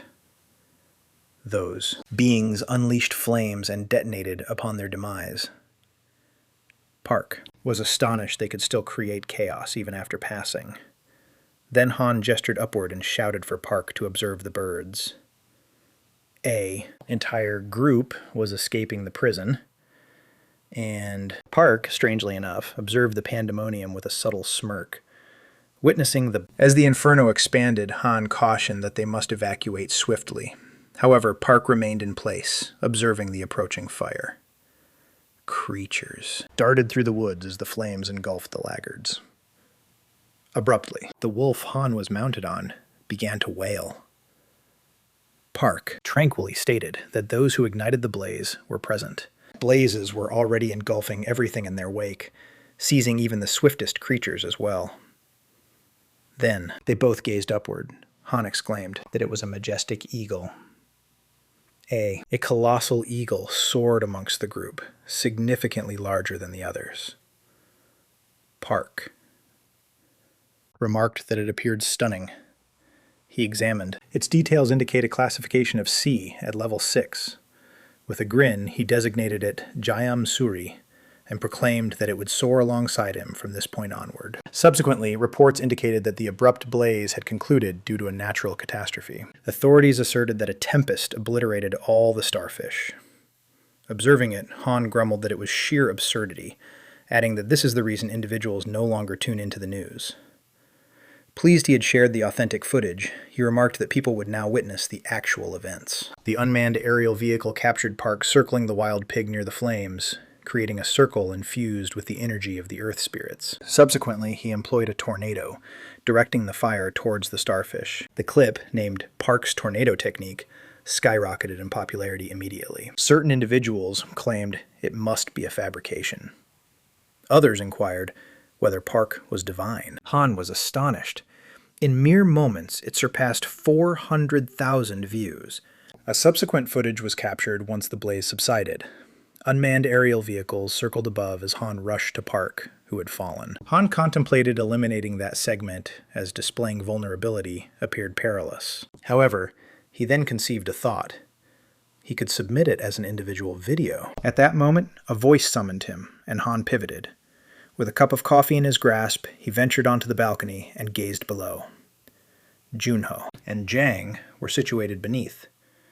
Han inquired whether they were venturing into a dungeon, to which they responded that a level 2 one had become accessible in the vicinity. Junho mentioned that they still had 3 available slots. Han chuckled and questioned if they genuinely couldn't conquer a level 2 dungeon on their own. Junho boasted that he possessed greater abilities than all of them combined, and Jang mentioned that Monk was already awaiting in the vehicle. Han believed they had acquired an extensive array of abilities. Due to the team's limited size, they needed to fulfill every position possible.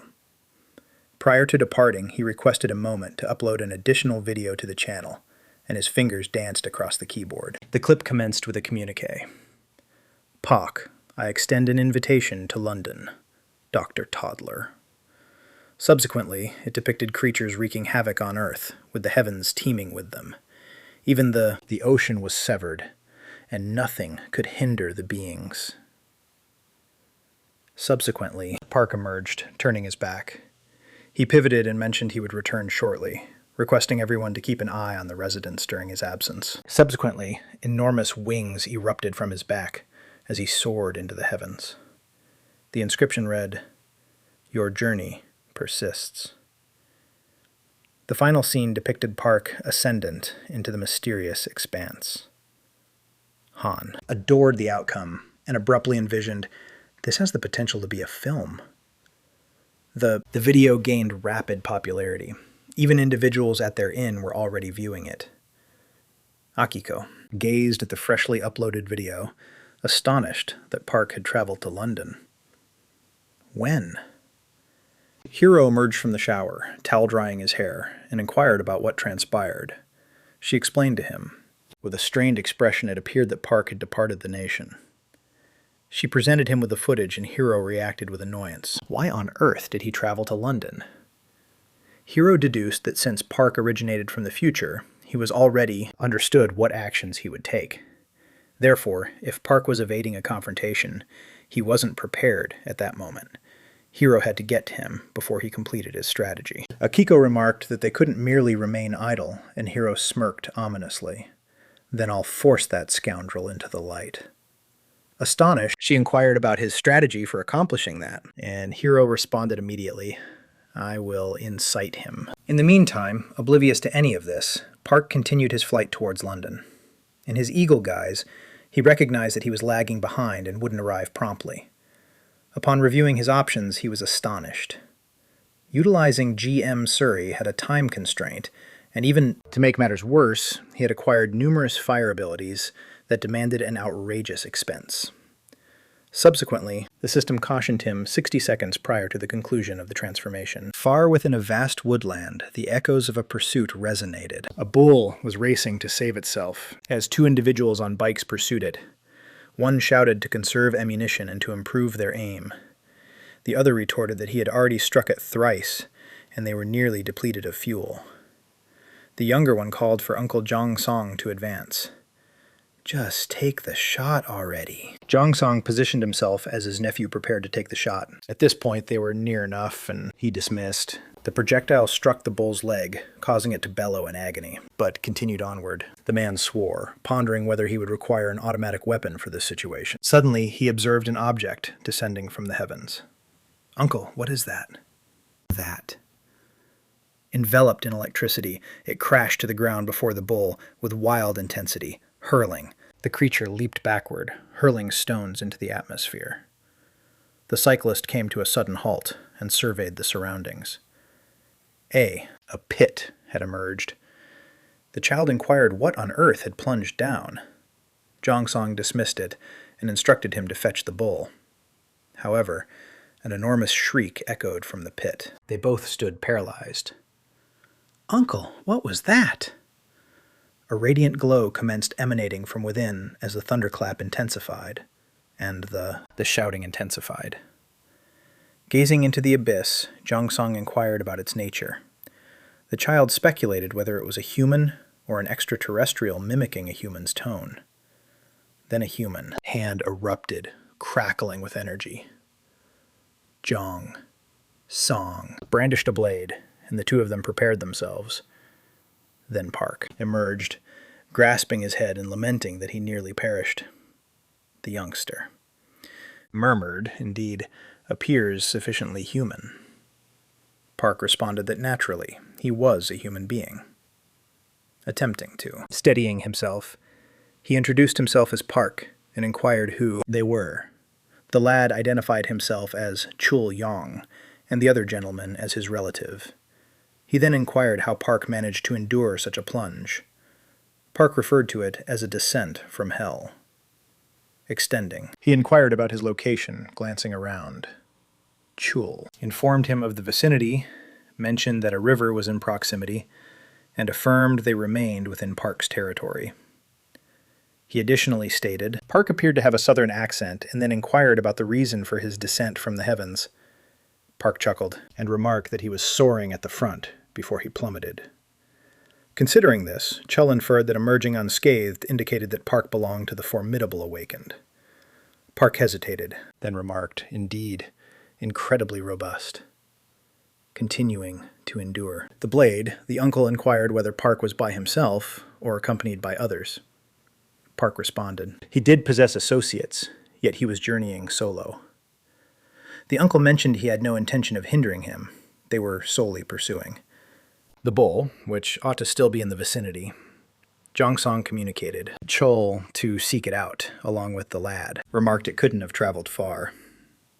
Still disoriented. Following the collision, Park contemplated whether he had truly navigated correctly. He rummaged through his pockets for his cell phone, but it was missing. Frustrated, he employed foresight to locate it. He detected it in a few shrubs close by. Upon retrieving it, he exhaled deeply. The device was shattered. In the meantime, the two individuals discovered the bull at a distance and were uncertain if it was still breathing. The relative was astounded. Their projectiles had achieved nearly nothing, but a single strike from Park had incapacitated it entirely. Chul inquired whether they would need to dismember it to transport it back, and his uncle replied that retrieving it intact would be challenging. They would forfeit. Throughout the day, he meticulously skinned it while still needing to safeguard the flesh from feral creatures. Nevertheless, he unsheathed his blade. If they failed to return with it, the community would face famine. Then Park emerged on a boulder and inquired if either of them possessed a blood crystal communication device, as his was malfunctioning. Chul mentioned that there was one among the children. How are we meant to transport an awakened individual back with us? Recognizing his statement, Chul promptly expressed his regret. As they conversed, Park approached and hoisted the bull as if it were weightless. The man gazed, astonished by his power. Park proposed an agreement. He would transport the bull to the hamlet if they provided him with the phone. Two moved aside to murmur. Chul mentioned that Park was remarkably powerful, and his uncle remarked that bullets likely wouldn't be effective against him. Even thus, Chul asserted they needed to resist, furiously recalling what the awakened accomplished the previous year. They arrived camouflaged as wanderers, were received with hospitality, and subsequently summoned reinforcements to massacre all. Park interjected, inquiring whether they were proceeding or not. The duo mounted the motorcycle and the uncle ignited the engine. Park trailed on foot, cradling the bull in his embrace. Jongsong instructed Chul to grip firmly. There was no chance Park could maintain the pace. The bicycle sped away at full velocity. Regretting his decision to abandon the bull, Chul heard his uncle shout to disregard it.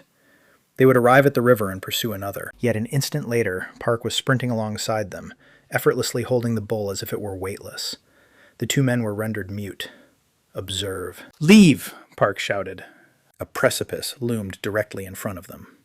Before they could halt, the motorcycle soared over the brink, and both riders shouted in alarm. Upon returning to the hamlet, chaos reigned supreme. The barrier had been shattered, and townsfolk were assembled nearby. Upon witnessing Jongsung, they were astonished, and inquired whether it was accurate that a bull had been pursuing him.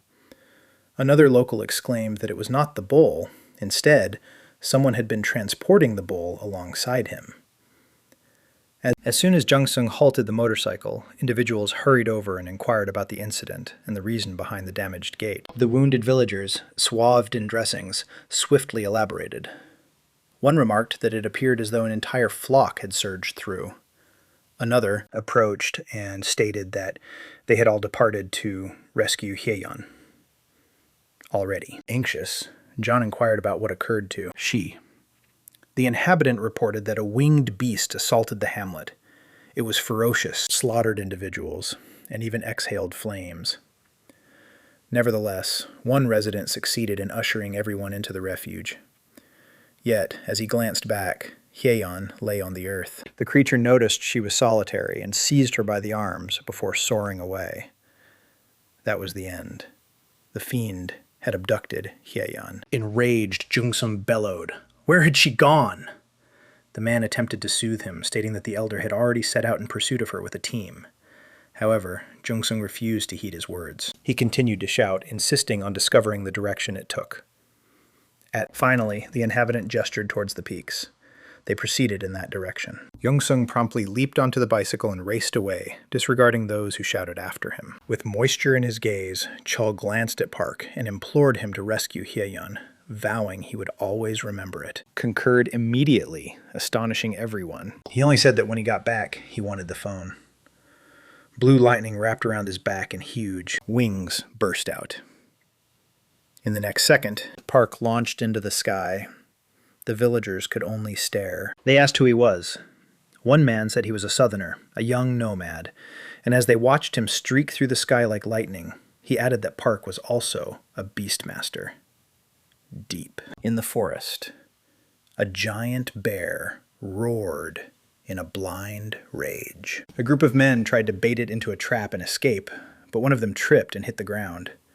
The bear was nearly on top of him, and his companion could only scream his name as blood sprayed through the air. The fallen man was thrown aside while the bear rushed in again. With one savage swipe, it sent him flying. One of the others, furious, pulled his knives and charged to avenge him. But the beast was too fast and too powerful. One swing scattered the group. A man shouted that they had to retreat. Another yelled back, asking if they were really going to run. Then someone shouted, "Watch out!" And the bear struck another man with a fresh swipe. Coughing blood, he said that at this rate they were all going to die. Hope started to fade. They wondered if saving Hye-yeon even mattered anymore. Maybe the winged monster had already eaten her. Only 4 awakened were left in the village, and they couldn't lose anyone else. As the bear raised its paw to crush another man, something slammed into it hard. The beast was launched away. It was Park, in eagle form, diving from the sky and kicking it straight in the face. The men stood there speechless, unable to make sense of it. Then Park stood before them, glowing wings on his back and a swarm of shining crickets around him. They all asked who he was. Park just said he was a man helping Chul. Then he asked, "Where's Hye-yeon?" One man said the flying monster took her to a nest in the mountains. He added that the bear caught them by surprise, and the others were still hurt. Park pulled out a bottle and told them to use the potion on the wounded. A man took the flask, shocked by how precious it was. Park kept asking where the girl had been taken. Then the bear suddenly roared behind him. Without even taking his hands from his pockets, Park kicked it away again. He followed with a hit to its stomach. Then an upper kick to the chin that sent the bear spinning. Park landed lightly as the bear slammed onto its back. But the system showed the bear was barely hurt. Park narrowed his eyes at it. "Playing dead? Open your eyes." The bear instantly obeyed and looked at him. Park gave it one more order. "Get up and obey." The huge beast sat in front of him like a trained pet. The men were stunned. Park had tamed the giant bear. The system asked for a name, so he called it Ilgon. He also learned it had once ruled the forest until the winged creature beat it and took its land. Park smiled. "Then you know where she is. Let's go get her, and your revenge." Ilgon roared back, ready to move. Just then, John arrived on his motorcycle. He rushed over out of breath. When someone asked why he came back, he brushed it off and asked where Hye-yeon was. No one could answer. They didn't know. Park looked at Yongshang and said he'd bring Hye-yeon back, but Yongshang had to keep his promise. Only then did John realize who Park was, and he was shocked. Park wasted no time and told Ilgon, "Take me there." The two left at once, leaving everyone staring. As they moved, blue light spread across Park's body. Lightning wrapped around him. His wings came back, and he leaped into the air toward the mountains. The men could only watch, realizing Park could command beasts and turn into one too. Yongshang dropped to his knees as Park vanished into the sky, prayed with all he had that Hye-yeon would be saved. Elsewhere, strange sounds came from a cave. The winged creature was eating half a deer on top of a pile of bones. In one dark corner nearby, Hye-yeon cried for her father. Her voice made the monster snap its head toward her. With blood and drool hanging from its jaws, it scared Hye-yeon so badly she curled up and covered her face. But before it could reach her, Ilgon appeared behind her, ready to fight. The monster turned and lunged. but Ilgon was already prepared. Then a giant eagle dropped in behind him. It was Park. Right as the monster tried to bite into Ilgon's armor, Park's body flashed blue and partly merged with the bear, one eye glowing red. He quickly figured out what it was. A young wyvern, and it was still injured. The creature tried to bite Park's claw, but he slammed it with his other paw. Then he grabbed the wyvern by the neck, threw it far away, and fired a fireball after it. The wyvern blasted through the cave wall and dropped hard.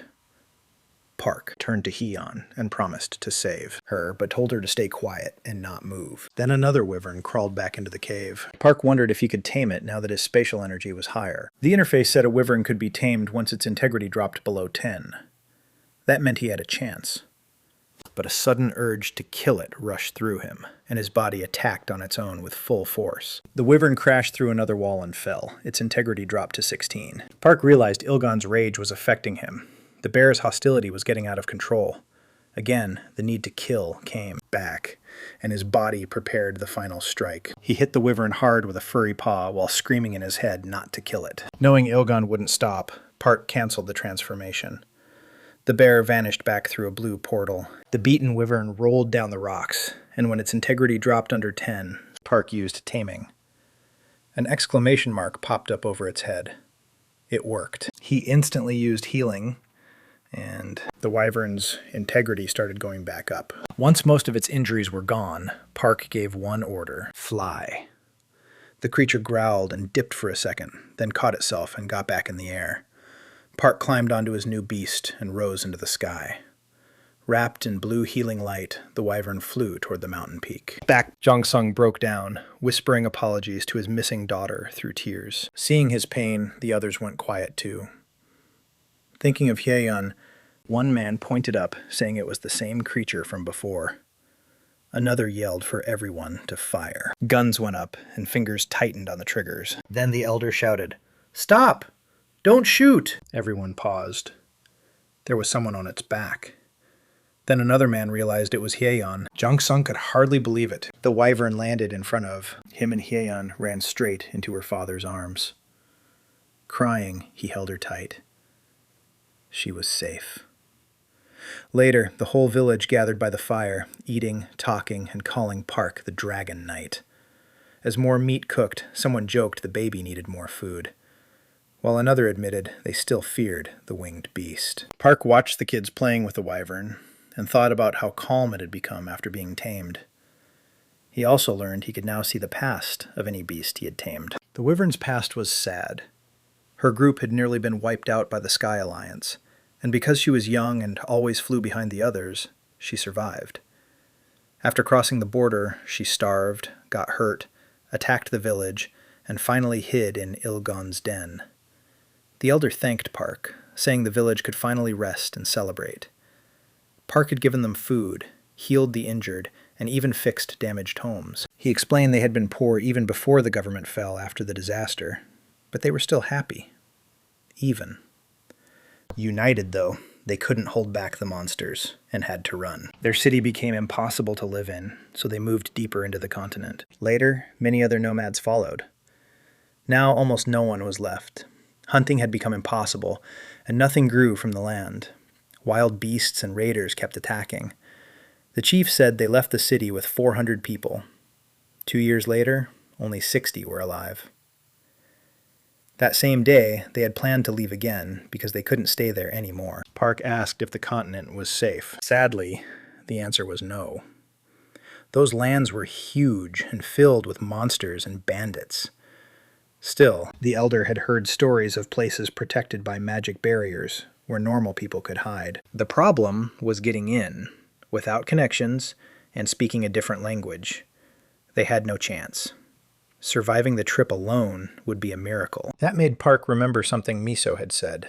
Soon all of Asia would turn into a giant battlefield, and refugees would pour into their lands. The nomads had heard from guards, too. If they couldn't defend themselves, they'd need to join someone who could, but it would cost them. The chief stood up and said everyone was drunk, so they should stay the night. He added that a room upstairs was ready for Park. Chol said it was. A little messy, but he'd still sleep fine. Park just smiled and refused. He said he had to leave. The elder worried it was late, but Park said it was fine. The man nodded and said they had kept their savior long enough. Park awkwardly said it wasn't like that. Then the elder told Chul to bring the blood crystal phone, and the boy ran to get it. The villagers gathered to see Park off, while the wyvern behind him was ready to go. When Park got the phone, he said the navigation and satellites worked perfectly, and that it would be useful, the leader told him. Not to thank them. He had saved the whole village. Then Park's hand began to glow, and a ball of electricity formed in his palm. The villagers watched, in awe, thinking he was about to use magic again. Instead, dozens of blood crystals poured from his hand. The villagers were stunned by how many there were and how valuable they were. As he prepared to leave, Park said he hoped the crystals would help them too. The whole village thanked him. They wished him a safe trip, and he waved back, saying they would meet again. The wyvern spread its wings and took off, and Park shouted that they were heading to England. Jungsung held Taeyeon's hand as they watched him disappear into the distance. Then the story cut to a news report with breaking news. The anchor said a wyvern horde had been destroyed by the Sky Alliance, but that morning the Air Force found another wyvern. This time, though, it was different. The creature was being ridden by an awakened. The story exploded online, and people started praising an unknown dragon knight. The broadcast then showed a destroyed bridge that had just collapsed. 2 giant fire ants had come out of a portal and turned the place into an inferno. But something was now racing across the bridge. The anchor called attention to the screen, where a long-haired man appeared with 2 swords. The commentators were stunned. Was that the #1 hero? What was he doing in a nearby country? People everywhere started asking if it was really him. The match was too clear to ignore, and the news confirmed it. The strongest awakened had suddenly shown up on that bridge. Fighting with the Scylla Guild, he cleared every monster in just 10 minutes. The commentators were split. Some called him a legend. Then the Dragon Knight joined the army in a mission to wipe out the Scorpions. Now the top summoner awakened were gathering there, and everyone kept asking the same thing. Who is this Dragon Knight, really? Over the last few days, more reports said the Dragon Knight came back to help the troops. This time against ogres. After checking everything, they finally confirmed it. The mysterious knight was Park. The commentators praised him without holding back. They called Park a god, listed his powers, and even said he might be the new #1. Then came a shock. Breaking news revealed that the current top hero had openly accused Park. The anchor said his sudden statement and his return to the country he once left behind caused a huge stir. He then told viewers to watch the interview. Reporters got right to it. They asked why he was targeting Park and why he came back. The hero didn't soften it at all. He said he came in person to expose the so-called godly tamer as a fake. The press room erupted and reporters demanded to know why he was calling Park a fraud. He claimed Park ran the moment he heard Hero was coming, too scared to be exposed.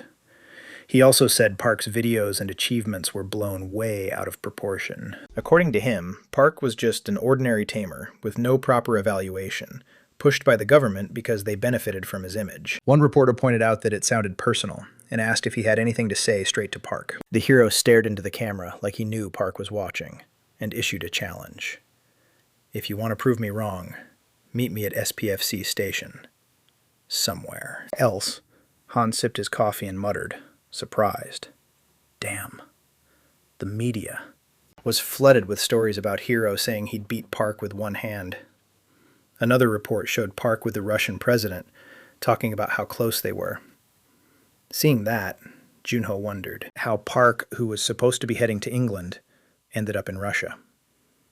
Then the phone rang. It was for Park's guild, and Junho answered. The caller asked if they'd reached Park yet, but they hadn't. Han asked if the agency director had called again, and Junho let out a sigh before saying yes. Han thought that was odd. Not long ago, Junho couldn't even stand hearing the director's name. Now he was taking his calls every day. The base was tense. Nobody was finding much in the dungeons, and one guy even said they should stop chasing money and just take whatever loot they could get. Han sighed that now everybody needed Park. And Junho asked why it was different this time. A new report explained that level 7 dungeons were appearing more often. People in the area were nervous and wanted Park's guild to take over the 13th district. Junho said many people wanted to move into that new part of the city, and Han said this was the perfect moment to act. A little irritated, Junho said the director had told him the same thing. That caught Han off guard. The offer was that once the district was officially approved, the guild would protect it. The agency would collect taxes and handle the smaller dungeons themselves. Impressed, Han asked what Junho told them. Junho said they were still thinking about it, but Han felt they should have accepted already. The agency also wanted the guild to build a special team to respond whenever new dungeons appeared, but Junho said clearly that with his brother gone, he couldn't decide that alone. He wasn't sure they could manage both level 7 dungeon raids and building a new district at the same time. Han thought about how becoming a special task force would completely change how people saw them, but it would also bring much bigger risks. He looked at a photo of Park beside the president, with the painted wyvern behind them. The whole country was already a mess because of Hero's statement and the new district, and still no one knew where Park was. Han asked if they'd heard from him at all, and Junho just shook his head. At the same time, in a ruined city, a red car raced through the empty streets. The gray-haired driver called Park, sounding nervous. He asked if Park could hear him, and said he was heading to the meeting point. Park answered by asking if he was the one in the red car. The man said yes, and welcomed him to London. Then he asked if Park could see the 3 stone golems chasing him. Park said yes, and that he'd deal with them now. From above, riding his wyvern, Park dropped lower. He focused on the 3 golems closing in behind the car. The nearest one lifted its huge hand and slammed the ground, blasting open a crater beside the vehicle. Before it could crush the car, a huge fireball appeared and smashed into one golem, throwing it into a building. The other 2 roared in rage, but Park flew past on his wyvern and pulled their attention away. With a flick of his hand, he released tiny, glowing fire fairies. Then he used a fire tornado, feeding it with bursts of wind. The attack was so strong, the 2 golems collapsed before they could fight back. Park moved toward the first one and blasted it with a pillar of fire. Then he turned to the second and kicked its head, cracking it on impact. Its jaw flew off and tore through a wall. Looking over the damage, Park said they were weaker than they looked, probably just low level. His wyvern landed nearby. Then he heard clapping and excited praise behind him. Park turned and saw a gray-haired man taking pictures, saying he was just like the rumors. Park asked if he was Professor Toddler, and the man confirmed with a smile. The wyvern flapped its wings, and the professor stared at it in awe. He asked if this was the famous wyvern, and Park said the Russians had painted it so people wouldn't mistake it for one of the wild ones. Toddler thanked him, saying that even for a moment he'd really felt the presence of the Dragon Knight. Park joked that the professor's translator worked great. The professor proudly showed it off, and said that once he heard about the meeting, he bought the most expensive one he could find. Park looked around, a little doubtful, and asked if this was really London. The professor said all of England was struggling, but London was total chaos. And after sunset, it got even worse. Park understood and got ready to move. He opened a portal and called his wyvern Buryong. Buryong slowly walked into it while the professor watched in amazement. The portal led to a place full of wolves. On the other side, they watched the wyvern come through before the portal closed. Then they gathered around it. Buryong let out a roar, and the wolves howled back. Someone said that had to be the same wyvern from the news. Another said people claimed she lived on a farm with other tame beasts. Total sweethearts. Meanwhile, the red car kept moving, and the professor still looked stunned by what he'd seen. He said that for a wyvern that big to pass through a portal, the place on the other side had to be at least level 3. Park said he was pretty informed. The professor replied that Park had been the main thing on the news lately. He added that he was really glad they'd finally met. But Park wasn't nearly as excited. To him, the man sounded like a scientist dying to run tests. As they drove through the ruins toward the coast, creatures swam in the river. Park asked if the lab was in London, and the professor said that city was basically the past now. England's new capital was New Dover, and that was where the lab had been built. Park asked why they hadn't met there from the start. The professor said he had to pick up materials here first, especially after the recent bombings left blood crystals scattered all over. He explained he was studying how to make instant teleport stations, portals that could summon creatures. He believed monster portals during rift events worked the same way. If humans could use that, he said, monsters would never be able to stop mankind's progress again. Park didn't seem convinced, but he politely said it sounded good. The professor kept going, saying rivers and air routes were blocked now. If nothing changed, humanity would become isolated, and survival would get even harder. The car crossed the bridge over the river when the professor awkwardly admitted he might be talking too much. Park didn't answer. He was staring hard at the road ahead. The man asked why Park had been in such a rush to meet him. But Park cut in, voice low and serious. Careful. In the next second, the bridge exploded upward like something huge had burst through from below. A giant sperm whale tore through the road with its snout, sending the car flying backward. Gripping the wheel in panic, the professor shouted, "Is that a whale?" But Park saw more than that. He read its status right away. Level C2, integrity 18. And then it got worse. Even while the car spun through the air, the professor kept hold of the wheel and screamed in terror. That's a megalodon. Below the broken bridge, a brutal fight was already going on. Whale against megalodon. The car dropped toward the water, with the whale crashing down behind it. Military forces rushed in, helicopters above, soldiers skimming over the water on motorboards. One helicopter reported that a small car had been hit and ordered an immediate civilian rescue. A soldier on a board asked who was coming for backup, and the answer came fast. David and Silva, the legendary pair, including the powerful Muscle Queen. David, a big man with a ponytail who liked guys, took command and asked if the red car belonged to Professor Toddler. A soldier said it looked like it did. David dove in, his glowing eyes lighting up the water below, and he quickly found the car, but it was empty. The soldier spotted the megalodon chasing a whale much smaller than it. The shark was almost on it, but the whale twisted away at the last second and slipped free. A moment later, it burst out of the water.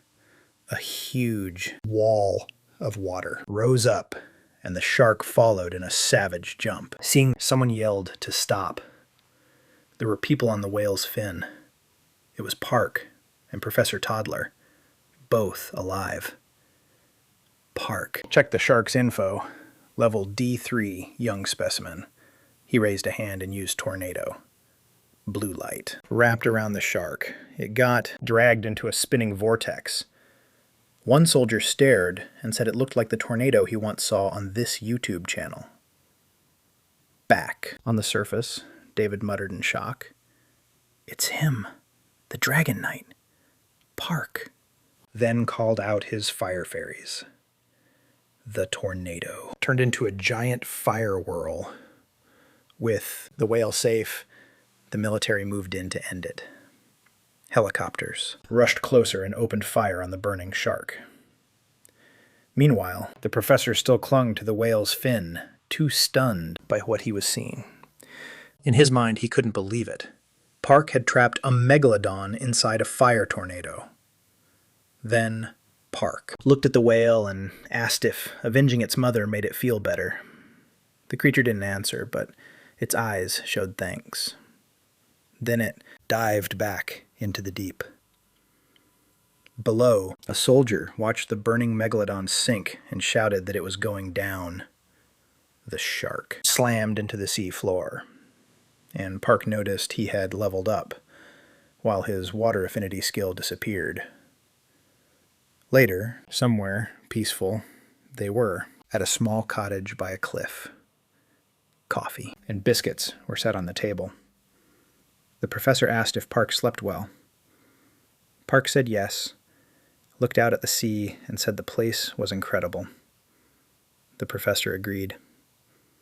Right then, a whale jumped from the water nearby. Professor Toddler said blue whales were getting rare because of monster attacks, but that one had survived by luck. Park smiled and said the village really felt like the end of the world. The professor nodded. English forces had been trapped by monsters for a long time, with nowhere left to flee.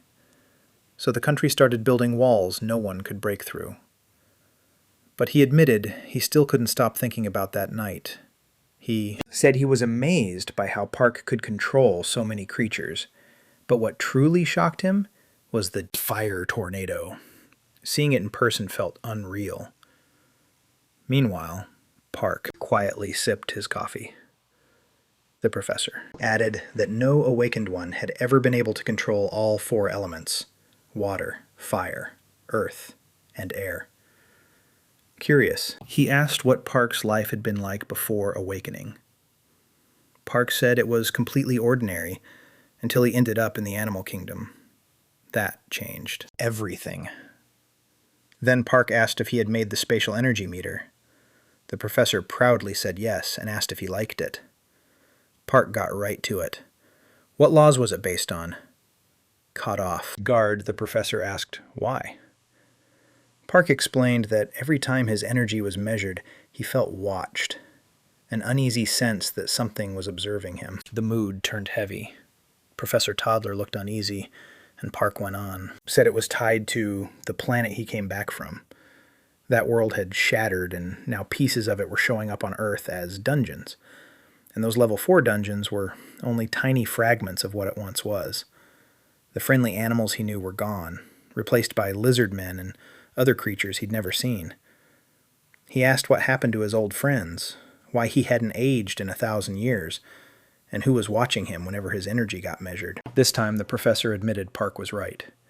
He said all those questions, even Park's sudden interest in languages and writing, were linked. Then they opened a hatch in the floor and headed down the stairs. There the professor revealed his real lab. Park noted how deep it was, and the professor said it was built to survive even a nuclear blast. Even though it was his personal lab, it actually belonged to the government, and Park was the first outsider ever allowed in. At the bottom, the professor entered a code, and the door slowly opened. "This is it," he said, lighting the room with a flashlight. Park went silent as he looked around. The lab was huge and completely messy. Things were scattered everywhere, but the professor laughed and said it was fully stocked. He pointed out analysis gear, test samples, and even a robot that could rebuild projects from code and recognize voices. Another bench held stones and flasks with dungeon minerals being tested. On a monitor were notes Park had written in the cave. The professor said all of it had been collected from dungeons over the last 2 months. And the most amazing part was that they had found writing in human language inside them. Park's language. Those inscriptions had kept appearing for the last 21 days in every dungeon they entered. Park was shocked. He asked if there were multiple versions of the same dungeon, and the professor said yes. Similar dungeons had started appearing in cities across the world, from level 2 to 5, and they showed up at different times. That reminded Park of something Miso once said. Dungeons open near awakened ones. Maybe they weren't just planet fragments. Maybe the dungeons were copying themselves. Park asked if the planet had been duplicated and broken apart. The professor said that was the best theory so far. Then Park asked about the animals living there. The professor admitted he wanted that answer too. Park asked if that was why he wanted this meeting. Exactly, the professor said. He grabbed Park's hands eagerly. He said he hoped Park could help him learn how dungeons appear and vanish. Someone had even contacted him recently. The person behind those inscriptions. Since getting Park's letter, he hadn't been able to sit still. He was desperate for answers and called Park the Dragon Knight. But Park felt disappointed. Deep down, he thought the professor didn't really know much. Sensing that, the professor changed the topic and brought up the spatial energy meter, saying he could show it now. He dug through a box, suddenly shouted that he found it, and pulled out a strange stone. Showing it off with a pleased smile, he let Park ask what it was. It was a memory stone, the professor explained, holding it out. He told Park to hold it and close his eyes. Park did it without hesitation. The stone instantly began to glow. As soon as Park shut his eyes, he observed those unusual markings once more, and sensed that identical, unsettling stare upon him. As soon as he discovered that his information had been documented, he immediately widened his eyes, anxious. The instructor swiftly inquired about the experience. Park expressed with discomfort that he distinctly sensed a presence watching him as he grasped it. The instructor mentioned that individuals respond in various ways, yet those who are more perceptive frequently experience that. Park subsequently inquired whether a gauge could be fashioned from that mineral. The instructor affirmed this possibility, but noted that he had not produced the mineral himself. Astonished, Park inquired about his meaning, and the professor serenely clarified. The rock had descended close to a gateway on the occasion of the Grand Calamity. It was not until later that they realized its capabilities. Park inquired whether it had truly descended from the heavens. The lecturer stated that Europe endured significant hardships, yet it also acquired a blessing, the sacred stone. It manifested on the exact day of the calamity. With the information contained within, they commenced their exploration of the cosmos and developed numerous inventions. He subsequently presented Park with a container containing multiple vials and claimed it was one of those creations. Within resided a container equipped with a memory crystal. Park appeared unimpressed, prompting the professor to elaborate that he had uploaded all the information from the stone into the apparatus. He clarified that the stone retains data from physical interaction. Although it has a capacity limit, it continues to function effectively. Subsequently, he passed the box to Park and instructed him to make contact. He placed his hand upon the apparatus immediately. Observing the outcome, the professor became exhilarated, declaring that Park had achieved energy level B in merely 3 months, an accomplishment unprecedented even for an individual of his caliber. Park inquired if that was genuinely a portable meter, to which the professor enthusiastically affirmed, although he still aspired to reduce its size further. He subsequently revealed another gadget he had crafted and presented it to Park, who inquired whether it utilized the same mineral. The professor affirmed this and elaborated that this particular device boasted additional functionalities. He clarified that the rock could contain a substantial quantity of information and exhibit tangible characteristics. Park, observing nimbleness on the display, inquired about the specific characteristics he referred to. The lecturer stated that it could assess power and agility as well, facilitating the formation of improved teams grounded not solely on energy level, but also unrefined physical prowess. Park remained silent, understanding that up to this point, no awakened individual had been able to perceive another's statistics. Beaming with enthusiasm, the professor inquired about Park's opinion. Park highlighted that, in reality, there had never been a method to observe the statistics of another awakened individual prior to this. The instructor announced that the prototype was prepared and beckoned Park to observe a presentation the following day. Park returned the box and concurred. However, the display indicating his power and nimbleness began to flicker. An error notification appeared, and the professor remarked with astonishment that it hadn't occurred the previous day. Slightly flustered, he requested Park to hold on for a moment. He contacted the director and informed them that the presentation needed to be postponed due to a technical issue. While he was engaged in this, Park perused an article featuring him and Song Yi, becoming irritated upon noticing they had included the cave quotation he despised. Once he concluded the call, the professor expressed a desire to continue the conversation, but indicated that something pressing had arisen. Park seized the opportunity to inquire if he was aware of the origin of those stones. The lecturer responded immediately, stating that memory crystals are extracted from the planet Aruka. At Park's guild, the dusk was approaching. Gunwoo and the young acolytes were frolicking in the sand when a shadowy silhouette loomed above them. It was Choi. He remained in that position, wielding 2 blades smeared in crimson. Firearm. Wu became motionless, and a monk murmured that it was crimson. Choi gazed at the lads as they rose to their feet. Gunwoo regained his composure first and inquired about his identity. With blood upon his garments and visage, Choi inquired whether he was indeed Gunwoo. Meanwhile, Park was entirely unaware of this and continued to inquire with the professor regarding Aruka. The professor stated that memory stones weren't particularly uncommon. They resonated at the same frequency unless they were separated. If blood crystals resembled power sources, memory stones resembled more of data instruments. The High Elves employed them to maintain connectivity, and Park inquired about the identity of those elves. The instructor remarked that they were esteemed entities. He further noted that the energy detector was merely a peripheral advantage. The primary objective was to establish a network for the elves, and subsequently one for the entirety of Earth. With a grin, he stated that the fairies who arrived on Earth revealed all of this to them. On Aruka, the elves utilized these gems to discern energy classification and various characteristics, ensuring that nothing could remain concealed from their perception. Park was astonished and questioned whether they observed the same status window he had. Upon accessing his own, he was astonished to discover the professor's complete information: title, course, occupation, and fundamental characteristics. Suddenly, the display flickered and distorted, displaying no signal. Park clicked his tongue, suspecting the system was malfunctioning once more. The professor observed that Park had zoned out, and awkwardly remarked that he needed to repair the device.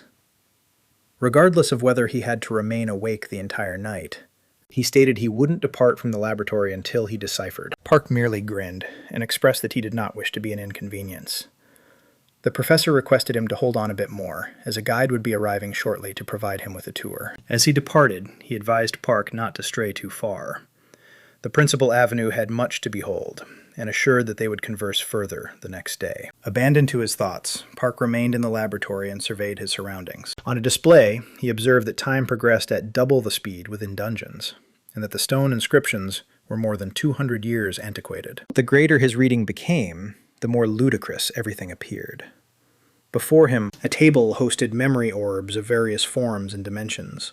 Park lifted one and once more noticed the inscription indicating they were observing him and documenting his information. Suddenly, it dawned on him. Perhaps the noble elves were aware of who was monitoring him and what had instigated the catastrophic event. He resolved that he must visit Aruka personally. Simply. At that moment, a gentleman descended the staircase, shouting his name. Park pivoted and inquired if he was the escort. The individual identified himself as William from Lawrence Corporation and mentioned that he was involved in measurement research. Park promptly addressed the matter and expressed that he had a destination he needed to reach. Indicating the display, he inquired whether he could access that location. William clarified that it was the southern entrance to London, situated within the 11th Infantry Brigade area. William then asked if he wished to participate in the dungeon clearance, to which Park readily consented. Despite feeling apprehensive, William assured him he would guide him there. Concurrently, Professor Toddler was in his office attempting to identify the origin of the mistake. He examined everything, discovered no issues, and was perplexed as to why it malfunctioned solely on Park. At that moment, the door swung open, and an individual entered, inquiring about the professor. It was David.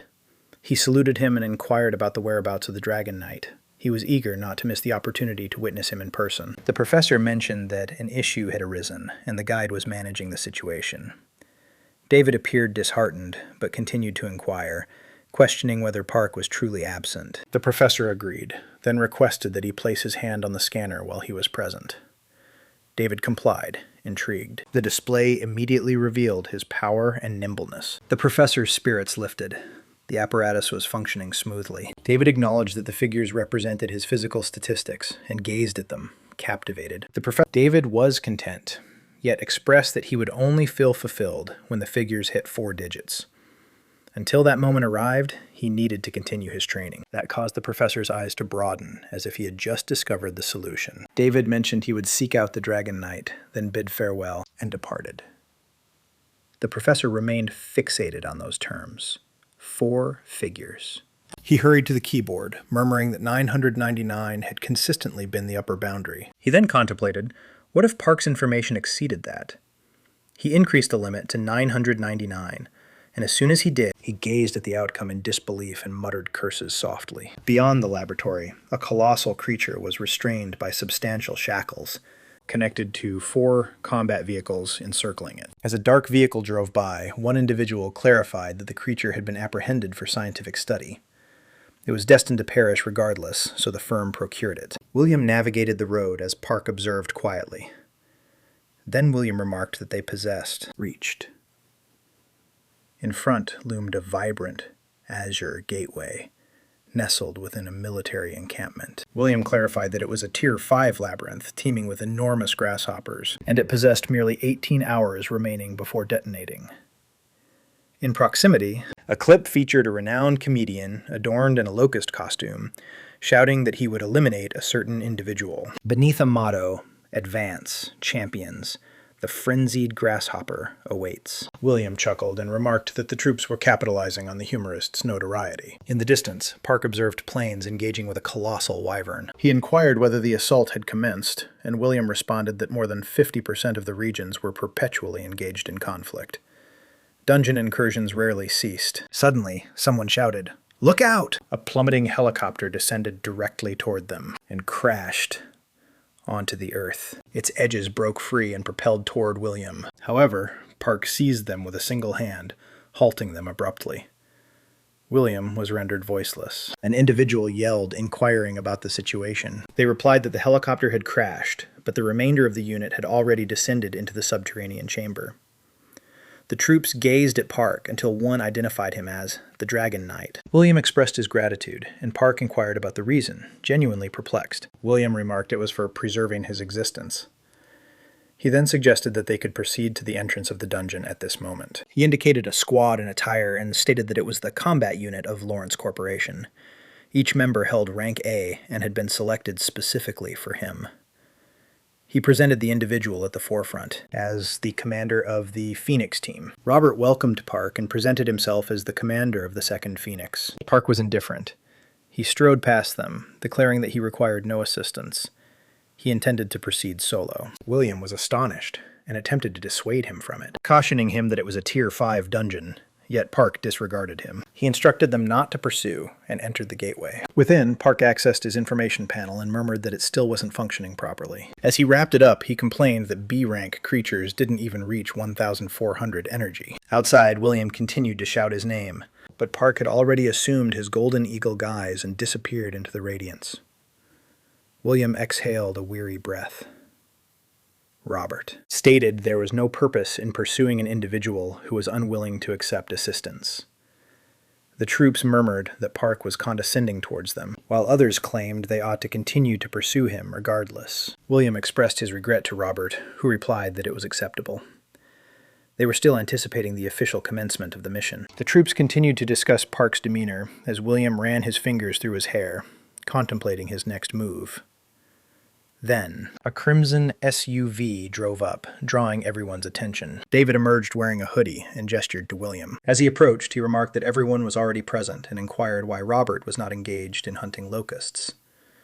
Robert retorted, inquiring what the purported champion meant by wanting to rescue the planet while loitering around here instead. David justified his actions, yet Robert straightforwardly asserted that he possessed every right to evaluate the 9th-ranked combatant globally and the top contender in England. With a faint smirk, Robert suggested they prepare for the task ahead, and mentioned they would reconvene at the send-off celebration. David sighed and inquired whether he truly had to confront that inebriated visage as well. In the rear, a few troops whispered that conversations among seasoned veterans were sufficient to induce nausea in anyone. As it concluded, William shouted to David with tears streaming down his face. David crouched down with a chuckle and inquired why sorrowful William was weeping, and where the Dragon Knight had gone. Irritated, William replied that Park had ventured alone into a level 5 dungeon. David's eyes grew large, and William remarked that Park darted away so swiftly that he couldn't halt him. Gazing at the ground, William muttered that he was completely at a loss regarding what to do. If anything were to occur to Park, he would likely be at risk of losing his employment. David abruptly erupted in laughter, which only deepened William's bewilderment. He remarked that this was precisely what one would anticipate from a Dragon Knight. When William merely gaped in response, David commented that he evidently failed to comprehend Park. Yet William maintained that it remained a level 5 dungeon. David dismissed the notion. He quipped that he would be at the cafe with a rosy-hued ice cream and instructed William to inform him when Park returned. Suddenly, David halted, detecting something unusual. He spun around, gestured towards the portal, and exclaimed that Park had returned. William found it hard to fathom, yet Park truly emerged, brushing off his attire as if nothing had transpired. William shouted in utter astonishment. It was completely illogical. In the meantime, the troops were conducting a final equipment inspection prior to stepping through the portal. They conversed about how the previous assault squads had yet to come back, and expressed skepticism about their ability to maintain control over the rift. One of them inquired whether the region was on the verge of being inundated with locusts. Another. The trooper mentioned that the National Bureau had already requested reinforcements. A man, anxious, inquired about the consequences if the fissure were to activate while they remained inside. His companion, perspiring, admitted he didn't even want to contemplate it. Subsequently, one soldier glanced upward, went white, and inquired whether he was perceiving this correctly. His companion questioned what he implied, and the soldiers hurried to Robert's side. They informed him that Park had returned already. Robert could scarcely comprehend. He merely remained stationary, attempting to comprehend what he had just encountered. Simultaneously, William dashed towards the Park in relief as David exclaimed, referring to him as Dragon Knight. Park instantly identified David and remarked that he was the large individual from earlier. However, they scarcely managed to utter a word before someone shouted that the fireboar had escaped. David pivoted and beheld the enormous, infernal creature barreling directly towards them. William quivered, exclaiming that it was a conflagration, but David became furious the instant he identified it. That enormous swine had demolished his beloved ice cream parlor. Driven by that fury, David tightened his fist and shouted that he wouldn't allow it to pass. Subsequently, he harnessed Megan's blow, and his hand glowed a vivid azure. He steered it directly into the wild pigs, striking, propelling the creature rearward with a single, savage blow. It barreled towards the troops, and they hurriedly dodged aside. The soldiers were astonished, remarking that this was precisely why David was referred to as the living tempest. Park smiled broadly, evidently awed, and remarked that the beverage was exceedingly potent. David approached, clasped Park's hand, and expressed his desire to formally introduce himself on this occasion. Park reciprocated the handshake. Returning, David confessed he had been anticipating this moment ever since that occasion. Perplexed, Park inquired why he had been so eager for it. David claimed he had witnessed Park transform a megalodon into bait for fish, and from that point forward, he sensed they were similar. He inquired whether Park was aware of how he had developed all that muscle, and Park lifted an eyebrow, awaiting the response. David confidently remarked that he had witnessed a mural depicting Park training alongside enormous bananas.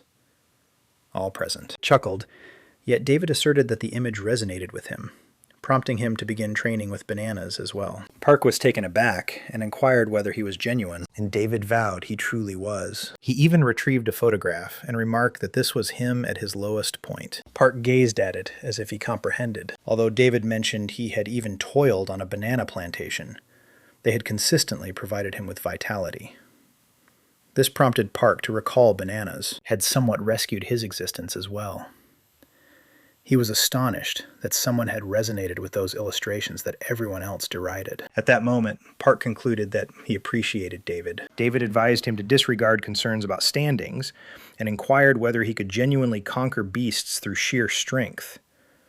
Park grinned and remarked, "That was simple." Enthusiastically, David expressed his desire to witness Park engage in a hand-to-hand combat, devoid of any extraordinary abilities. Park concurred immediately. William attempted to halt them and requested that they pause, yet neither of them paid attention. They proceeded directly into the gateway. William and the troops could merely gaze, pondering what they were on the verge of experiencing. Before long, news reports were ubiquitous. David and Park had rescued England by completing the dungeon 15 times in merely 40 minutes. Extensive, prior to the chasm being able to emerge. Each organization, notably the Lawrence Corporation, openly expressed gratitude towards Park. Additionally, the Queen of England bestowed an honor upon him and elevated him to knighthood. Miso and her supervisor perused the headlines in astonishment. She remarked that Park had just rescued the entire nation, but her superior merely cradled his head and inquired if there was still no update regarding him. He inquired whether his underground lair had been emptied yet, or if they had discovered anything valuable within. He exhaled deeply, as if he had anticipated that. She playfully inquired if they could at least reclaim the funds. He muttered that a level 7 dungeon was approaching, so finances were insignificant at the moment. With a cunning smirk, Miso taunted him, inquiring about the origin of his newfound patriotism, when he intended to flee the moment a level 7 dungeon emerged. He dismissed that, shifted the topic, and instructed her to determine how to return Park home as swiftly as possible, as feasible. Miso chuckled and reassured not to fret. Once Park experienced the internet, he would promptly return. The supervisor gazed at her, intrigued, and she stated they had published a fresh video an hour prior, and Hero had created a significant turmoil. The supervisor unsealed it, subsequently enlarging his gaze in sheer perplexity. In a different location, helicopters were discharging fire upon a colossal creature, whilst in close proximity, individuals were celebrating following the completion of the dungeon. Cups chimed beneath bursting pyrotechnics, as David conveyed to Park that this was the most remarkable day of his existence, even surpassing the occasion when he captured the tentacled shark. Park expressed his gratitude, and remarked that David's blows had accomplished a great deal as well. Then David was a renowned handler. The moment she learned about Park, she rushed to Russia, and she wasn't alone. Numerous handlers were eager to meet him.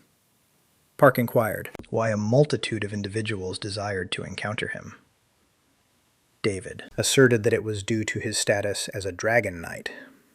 No trainer across the globe possessed the ability to manage a wyvern as adeptly as he did. Park failed to grasp the significance and remarked that it was, in fact, quite simple. David abruptly became earnest and cautioned him against falling for the trap. Park inquired about his meaning, and David questioned whether he had not observed the news. A recent publication stated that Hero asserted he could triumph over Park without sustaining any damage. Park merely appeared bewildered and inquired about the identity of that individual. Park glanced at the article and remarked that he had never encountered the name before. David inhaled deeply and clarified that Hero was the globe's top contender. But beneath that renown, he was a lunatic and a murderer. Park scowled and inquired why individuals labeled him as a lunatic and a killer. David remarked that Hero had contributed significantly to the world. He was exceptional, yet entirely erratic. David had even received the opportunity to confront him one time. He was defeated, naturally, but deemed it the greatest battle of his existence. When David ultimately acknowledged his surrender, Hero merely chuckled and asserted that solely the formidable possessed the authority to evaluate a battle, and simpletons like David ought to grasp the realities of existence. Then, with a frosty gaze, Hero declared that he would reveal to him the cost of hubris. He had glimpsed the demon within Hero's gaze, and lifting his marred hand, he stated that it required 8 significant operations to reconstruct it. Despite hearing that, Park still struggled to accept that anyone could be so ruthless. David remarked that numerous individuals who confronted Hero ultimately met their demise. Even yielding did not rescue them. That was how he acquired the moniker of Killer. Park inquired why anyone would take such an action. David exhaled deeply and remarked that no one truly understood, but cautioned him once more not to incite Hero. Still perplexed, Park contemplated what actions he might have taken to provoke Hero's attention. Then the information disseminated rapidly. Hero had overstepped boundaries and invaded Park's domain. Hero even asserted that he was responding in self-defense. Astonished, Park murmured that the scoundrel was trespassing on his property. David, utterly perplexed by his meaning, simply gazed at him. Returning to Park's guild, an individual exclaimed, inquiring why it had taken so long to reach out to the leader. Park interrupted him and commanded them to explain what transpired. Junho recounted that Hero had intrusively entered and shouted that if Park didn't emerge, he would eliminate everyone. 2 wolves on duty were slain immediately. Park halted and inquired about who had perished. He continued to assert that it couldn't be accurate. If they had been assaulted, he ought to have received a notification. However, when he accessed his status window, it merely indicated no signal. He swore. The alert had malfunctioned due to a status window error. Outraged, he pondered. While his group was perishing, what were the others occupied with? Were they ensnared so severely that escape was impossible? He yelled, inquiring about everyone's actions. A response shot back. What did he anticipate? It was Hero, the best in the world. Park began to snap. Junho, gazing at the monitor, pleaded for him to return swiftly. Park sneered and remarked that upon his return he would train them so rigorously that they would plead for relief. David, upon hearing all this, inquired if he genuinely intended to return. Park replied that he was obligated to, but David cautioned him that this was evidently Hero's scheme. He was unaware of why Hero was fixated on him, yet there was undoubtedly a motive. It was unusual for a highly ranked champion to deride an unranked novice in such a manner. In a genuine confrontation, an incident could occur with surprising ease. Park dismissed it, stated that it was all right, and instructed the toddler and William to bid farewell on his behalf. David remained silent and merely observed him depart, filled with concern. Park lifted his hand to beckon his wyvern, yet nothing occurred. He simply remained there, gesturing with his hand in bewilderment. The young child, observing via the screen, pondered why David had mentioned the current events. David softly remarked that he merely wished to retain Park for a bit longer, assuring that Park would comprehend in due time. In the meantime, Park fixated on his skill interface, growing increasingly irritated as he observed the timer ticking down. Finally, it revealed an incursion. 2 wolves. Lifeless. He scanned their names and softly echoed them, overwhelmed with sorrow. Then, the conjuring ability has finally been triggered. A gateway materialized next to him, and a wyvern emerged into the bustling atrium, causing a flurry of murmurs among the onlookers. David observed in amazement, beaming broadly, as the instructor observed everything on the display. The display indicated that the ability would not be available for another 23 hours. The lecturer brandished a luminous azure gem, a synthetic mineral created by merging the memory stone with a takamite, known as the arukamite. He discerned that Park's abilities functioned similarly to those of the exalted elves. He deduced that when Park made contact with the arukamite, it caused a malfunction in the status display, disabling all skills associated with spatial energy for an entire day. The lecturer contemplated that if humanity continued to progress in the same manner as the elves, there could be repercussions. A telephone chimed. David responded, and the director inquired whether he remained with Park. David mentioned that Park had departed, and that he had stored all the information in the stone. Surprised, the director inquired whether Park had departed ahead of schedule, and instructed David to head back to headquarters. The instructor was still observing the screen when his phone also chimed. The lecturer affirmed that everything transpired precisely as intended. The director grinned and remarked that if it was effective with Park, then it ought to be effective with the individuals of the. The instructor consented, but cautioned them to exercise caution, as the elves were formidable allies. The instructor cautioned him that numerous challenges remained before the initiative could generate substantial profit.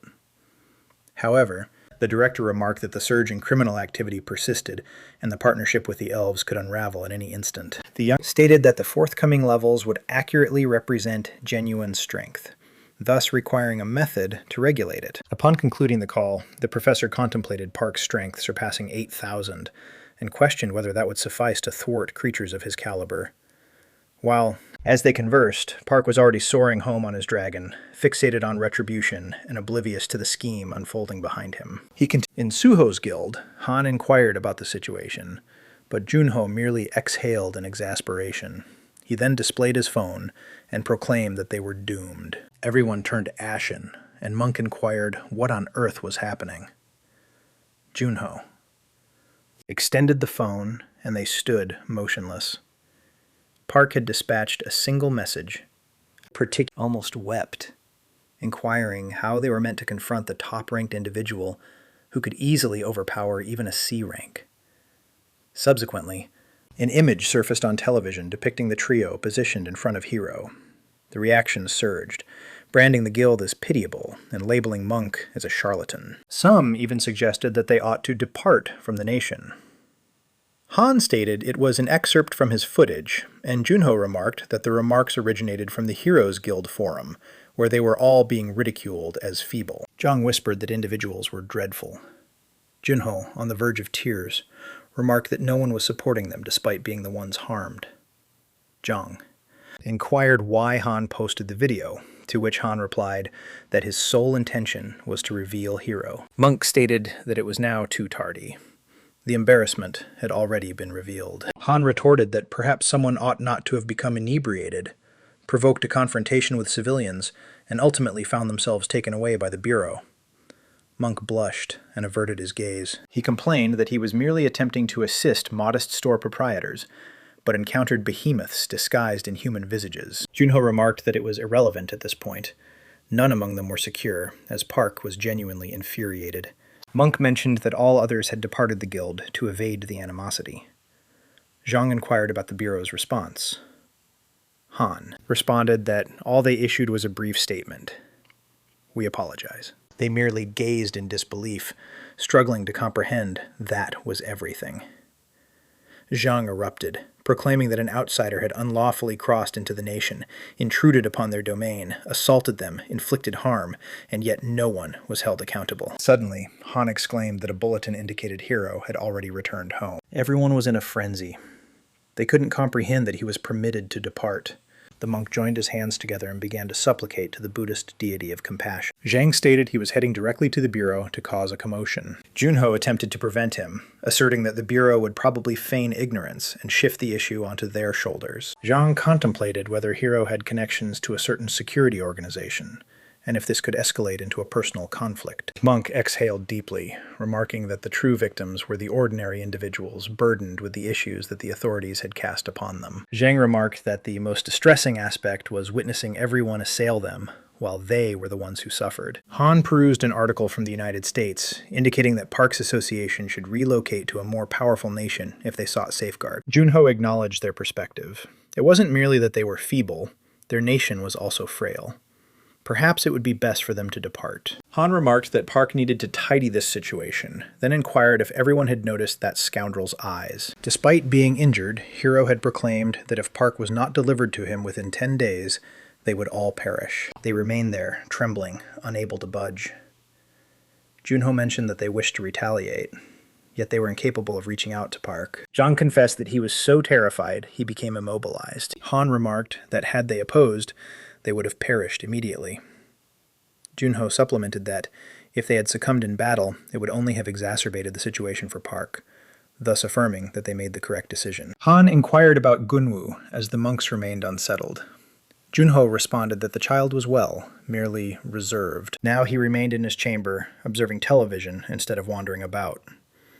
Previously, he would even fend off the wolves. Beneath the surface, Gunwoo appeared somewhat pleased that he had the chance to see Hero in person. Han remarked that their only course of action now was to bide their time for Park's return, as once he arrived, Hero would be doomed. Junho glanced at Han and remarked that they had to take action before Park returned. Han was perplexed and inquired about his meaning. Before long, they found themselves strolling through the agricultural region, and Han inquired about the reason he was selected for this task. Junho explained that Han had fewer responsibilities compared to the others. While they scanned the ground with metal detectors, he mentioned that they had concealed those items there prior to their departure. Han muttered that it was like hunting for a needle in a haystack. Then Junho's phone rang. Miso expressed gratitude for his assistance, and remarked that their opportunity to investigate the dungeon was solely due to him. Junho responded that they had an agreement, so she need not express her gratitude. Miso requested that they refrain from holding the government accountable for the prior events. Junho maintained a courteous tone, and concluded the conversation. Subsequently, he returned to Han, and recommended inspecting the livestock facility, but Han immediately declined. Junho remarked that those individuals had a penchant for placing listening devices in significant locations regardless. Han advised him to be less harsh on Miso, as she had consistently stood by them. Junho concurred, yet remarked that occasionally the foe is nearer than one might assume. Han acknowledged his validity, recognizing that it was wise to remain vigilant. The estate housed a myriad of animals. Observing the multitude of creatures, Junho remarked on it, and Han acknowledged with a nod. In close proximity, a colossal bear and an enormous ebony rabbit were engaged in combat. Han inquired whether they were merely engaging in play. Junho remained silent for a moment before responding that the household continued to expand during the owner's absence. He pondered the whereabouts of Park. Han recollected a piece that mentioned Park had been spotted aboard a humpback whale near China. Junho remarked that if he was in the Sea of Japan, he was likely nearing home. He inquired whether the farm possessed a lake at all. However, Han reminded him that Park had been training animals long before he owned a farm. Evidently, he had honed that talent during his journey. He had even solidified the ocean to eradicate beasts. Abruptly, Junho halted and gazed forward. Han directed his attention and became astonished. 2 diminutive monkeys were perched in a tree, observing them with intrigue. Han inquired whether they were Japanese primates. In that moment, both of them came to the same conclusion. Unthinkable. The reports were now indicating that Park was assaulting the city where Hiro resided. They vocalized the headline in astonishment. A dragon-like creature soared above the metropolis, while onlookers gazed up in terror. The park descended onto its rear, and onlookers shouted as they identified the Dragon Knight. The wyvern flapped its wings, causing the throng to disperse in panic, shrieking that a beast had materialized. The broadcast continuously claims that Park was assaulting the city, while the remarks were harshly criticizing Hiro. Park called out for Hiro to emerge and confront him. Junho and Han observed in astonishment, and Han remarked that it truly resembled Park. The remarks surged, stating that he would seek retribution, while Park continued to shout. He damned Hiro, and reports indicated that the Dragon Knight was in the downtown area, seeking him out. They stated that Park had unlawfully entered the nation, and although he had obstructed traffic, he had not inflicted significant harm. Subsequently, the Federation's criminal task force arrived, and the journalist appeared astonished. It resembled Lot Saseki's premier team. Saseki advanced with armed operatives flanking him as onlookers murmured his name. The journalist noted that the top squad was already progressing in. The remarks promptly proclaimed Park's demise. Subsequently, information emerged that an entire battalion of Type 10 tanks was en route as well. Additionally, a contingent of unmanned aerial vehicles was dispatched. Observing all of that, Han remarked that Park had indeed created significant issues this time. At the Regional Department of Defense, everyone was summoned simultaneously. The command center was hushed as individuals hurried to their tasks. One technician communicated that the armored vehicles were set. Another indicated that the unmanned aerial vehicle squad was ready as well. On a display, the Wyvern manifested with a prominent crimson indicator overhead. Another operative conveyed that a military satellite had homed in on the objective. Two individuals in the control room scrutinized the broadcasts intently. The deputy leader of the Federation of Awakened informed the defense minister that his faction was attempting to persuade Park to join them. The minister replied that Saseki was already present, suggesting they should observe and determine if Park genuinely matched their caliber. Concurrently, Saseki advanced toward Park's arrival location. The audience was applauding as Park continued to vociferate for Hiro to reveal himself.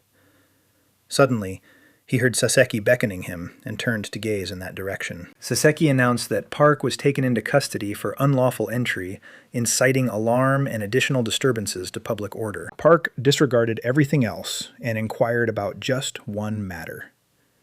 Was he a hero? The man confidently declared that he was Saseki from the police, and commanded Park to dismount the wyvern and capitulate. Park gazed down at him and remarked that if he wasn't Hiro, he ought to step aside. The audience inhaled sharply.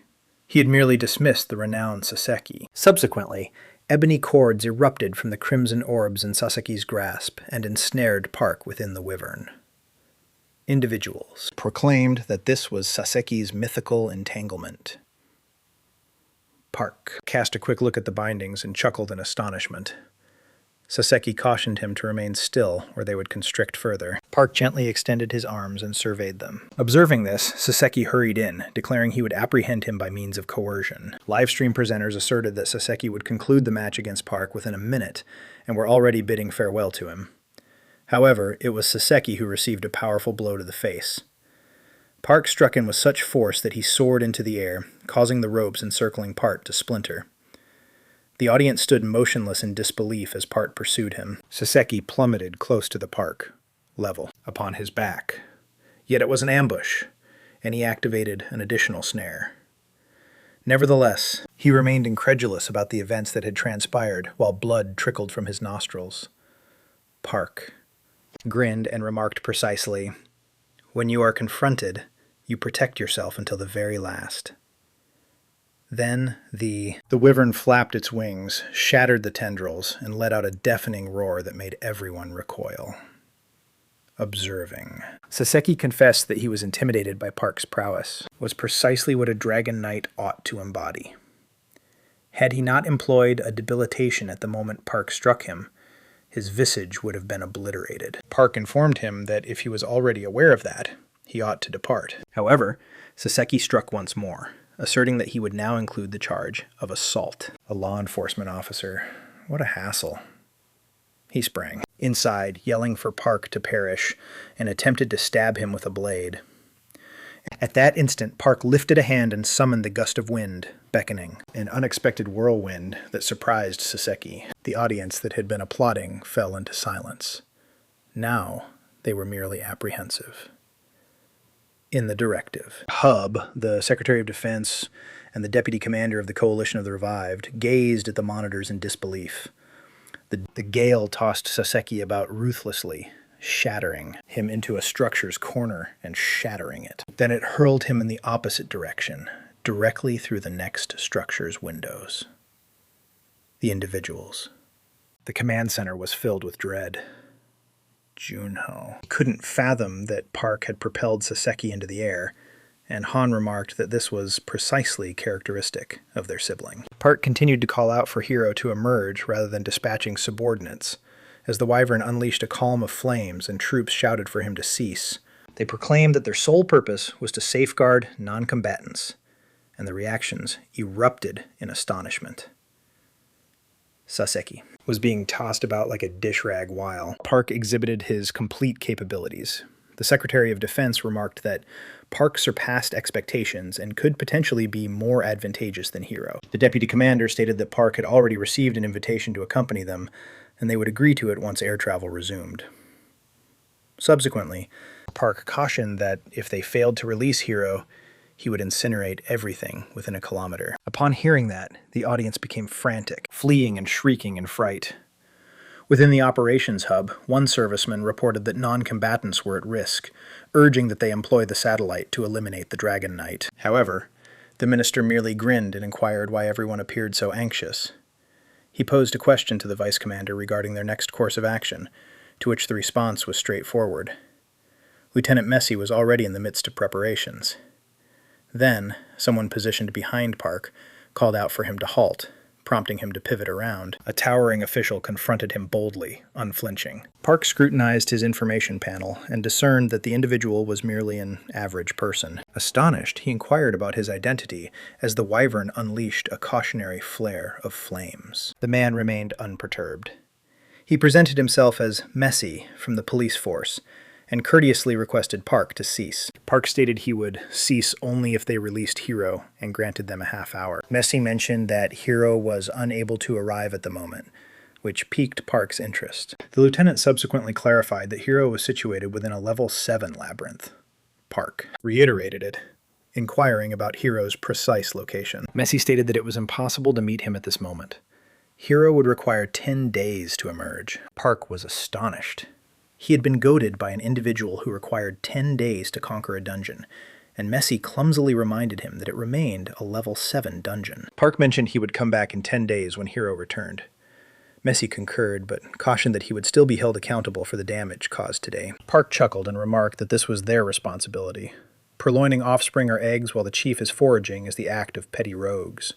The lieutenant offered a subtle grin and remarked that he would relay that information. The dragon-like creature flapped its wings and soared away while the townsfolk observed in terror. Returning to the main office, an individual contended that they couldn't permit Park to depart, or the entire globe would mock them.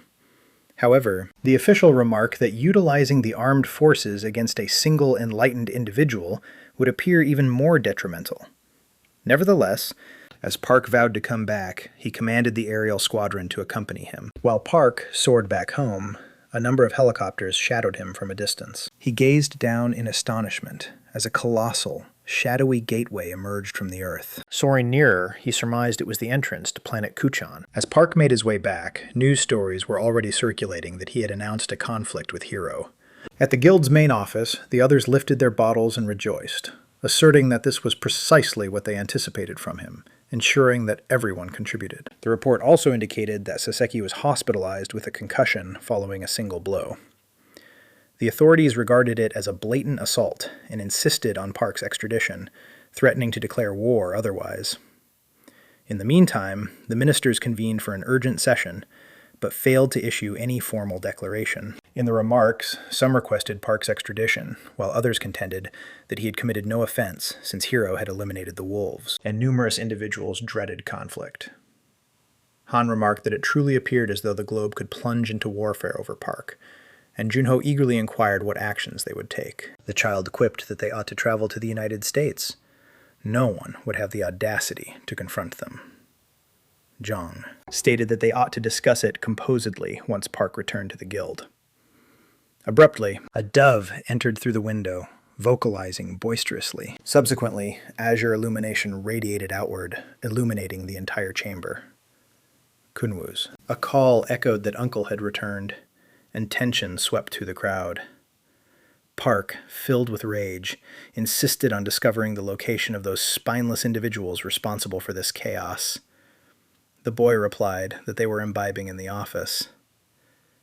Moments later, Park swung the door open, and a single glance from him conveyed everything. The atmosphere in the room became dense. Junho was the first to articulate, announcing that his sibling had finally returned. Park's eyes shimmered azure as he inquired about their recent activities. An individual shouted, "Flee!" and they all dashed away in distress, leaping through the window and shattering the glass to break free from his fury. In the interim, within a mountainous estate, an intense gathering was in progress. Some contended that they ought to exile Park. Others resisted succumbing to coercion and asserted that, if necessary, they would also dispatch Hiro. The Secretary of Foreign Affairs expressed dissatisfaction, asserting that this situation arose because Park had consistently been granted the freedom to act as he pleased, which led him to believe he was impervious to consequences. However, the Minister of National Security retorted that Hiro initiated this issue, thus attributing blame solely to Park was illogical. The Foreign Affairs Minister became enraged and began to utter obscenities, until someone advised him to take it outside rather than cluttering the space with curses. Then an individual clad in a dark suit rose and announced that the president was present. An elderly gentleman wearing a yellow t-shirt, who appeared to be the most senior among the group, occupied the principal position, and all disputants ceased their quarrel simultaneously. The president promptly addressed the matter and inquired whether Park and Hiro shared any affiliation. The assistant secretary stated that there was absolutely none, and the president inquired as to why this had occurred. Nobody possessed a definitive response. He mentioned he had heard that Hiro initiated it, but couldn't fathom why an individual who had deceived his own nation would provoke a confrontation with Park. The bureau chief stated they had two hypotheses. Initially, Hiro may only be envious that Park was gaining acclaim abroad. One individual retorted that, if that were the case, Hiro was unworthy of the top position, if he behaved like a juvenile. The president addressed the defense secretary and inquired about one matter. If conflict arose, did they possess any possibility to succeed? The individual remarked that perhaps a decade prior, with a substantial financial plan and ample time for preparation, they could have. Upon receiving that information, the president promptly commanded them to surrender Park. The Minister of Defense turned ashen and inquired if that was truly feasible, while others whispered that it was the sole option. Should conflict erupt at this moment, they would be doomed. Thus, it was imperative for them to consider the welfare of the populace. However, the bureau chief lifted his hand and asserted that the alternative hypothesis was even more plausible. The president inquired about what it was. The leader suggested that this could potentially be a scheme orchestrated by an overseas government aimed at compelling them to concede. Up Park. The president's gaze broadened. If that were the case, the peril of conflict was a ruse. The leader stated that both nations were so fatigued that confrontation was nearly inevitable. Yet one thing was clear. They required Park. The president inquired whether Park was truly that formidable, particularly considering he had not returned in the same manner as Hiro. The chief clarified that Park was distinct from all others. Numerous nations were pursuing him due to the skills he possessed. The president inquired about what forces could compel numerous countries to jeopardize everything. The chief disclosed that Park was on the verge of mastering all the components utilized by the High Elves. Once they became aware of Park's abilities, fascination with the newcomer surged, and none present possessed regional magic. The ministers were astonished when they grasped the concept of magic on a local level. The agriculture minister eagerly inquired whether that signified immediate yields. The bureau director affirmed positively. Park was essentially a lucrative lottery ticket, valued at an immense sum. Subsequently, the president and ministers concurred that they would safeguard Park at all costs, even if it required conflict. The president instructed the Minister of Justice to include Park on the VIP roster and ensure that he was prohibited from departing the nation. The leader contemplated that wherever wealth exists, conflict ensues. Shortly thereafter, news reports proclaimed that the ministers had declined to surrender Park. Another article mentioned that the DGB aimed to construct a substantial grain storage facility on Park's guild property. Inside a rapidly moving ebony vehicle, the chief pondered once more that wealth was the driving force behind all matters.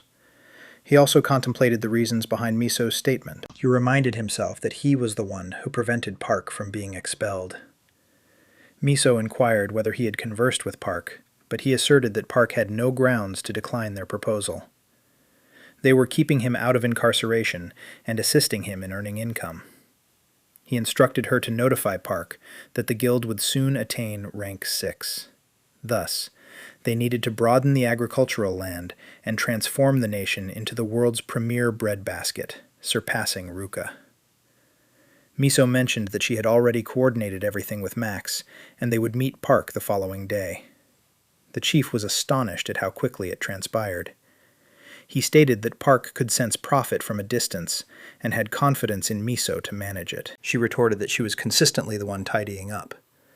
The chief remarked that they would address that issue at a later time. In proximity to the level 3 Locust Catacomb, Han, Junho, and Jang emerged from the portal and fell to the earth. Han was unable to maintain his balance and fell forward onto his face. Shortly after, Monk arrived and descended directly onto them. Park shot a fierce look at all three. Furious, he shouted for them to rise. They still had 10 rounds remaining. Junho showed no response whatsoever. He appeared to be snoring. Park was on the verge of bursting when his phone chimed. It was his grandmother. He responded immediately and inquired about the issue. She inquired whether he was truly having the boys practice during lunch. Park mentioned that those kids had consumed more than sufficient food during his absence. Subsequently, she passed the phone to Miso, who immediately got to work. She learned that they had been confined in a dungeon for 3 consecutive days, undergoing intense training. Park affirmed it and inquired about her desires. Miso stated that the nation's reaction was becoming substantial, yet they possessed an effective strategy to address the situation. As he listened, Park gazed at the boys sprawled out, immobilized, and reflected on the notion that every locale possessed its distinct regulations. Disregard them, and difficulties ensue. Upon reflection, he stated that they would converse at home and resolve everything appropriately. Subsequently, at the guild hall, the tree above continued to flourish.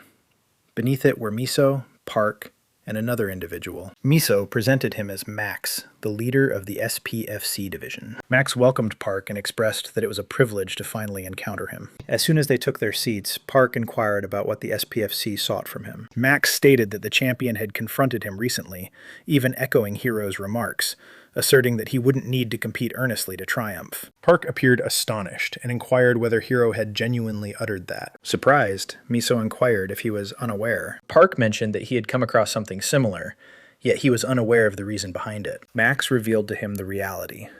It was entirely centered around finances. Should the confrontation occur, the reward would be substantial. He advised Park not to dwell excessively on it. Embrace the opportunity, amass wealth, and simultaneously avert a conflict. Park recalled David cautioning him that Hero was a brutal sociopath and should be kept at a distance. Thus, Park inquired whether consenting implied that he could lawfully eliminate Hero.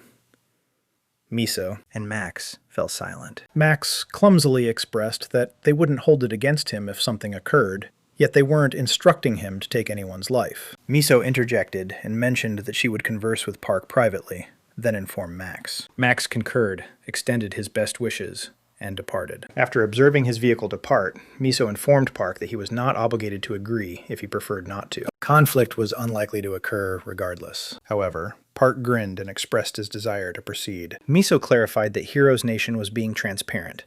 They either aimed to entice Park or eliminate him. Park merely shrugged. He had no interest in their scheme. Hero sought a thrashing, and as long as it wasn't unlawful, he was perfectly okay with that. Miso subsequently proposed contributing all the funds they accumulated to Hero's nation to gain some political leverage. Park favored that notion and consented immediately. She grinned and mentioned that she would inform Max. Subsequently, she presented Park with a formal governmental paperwork. She clarified that annually, all associations rated 6 or above convened collectively. Park perused the documents, perplexed, while Miso mentioned her intention to extend an invitation to him. He indicated that his guild had not yet achieved a rank of 6. Miso extracted a diminutive figurine inscribed with a 6 and declared that it was now official.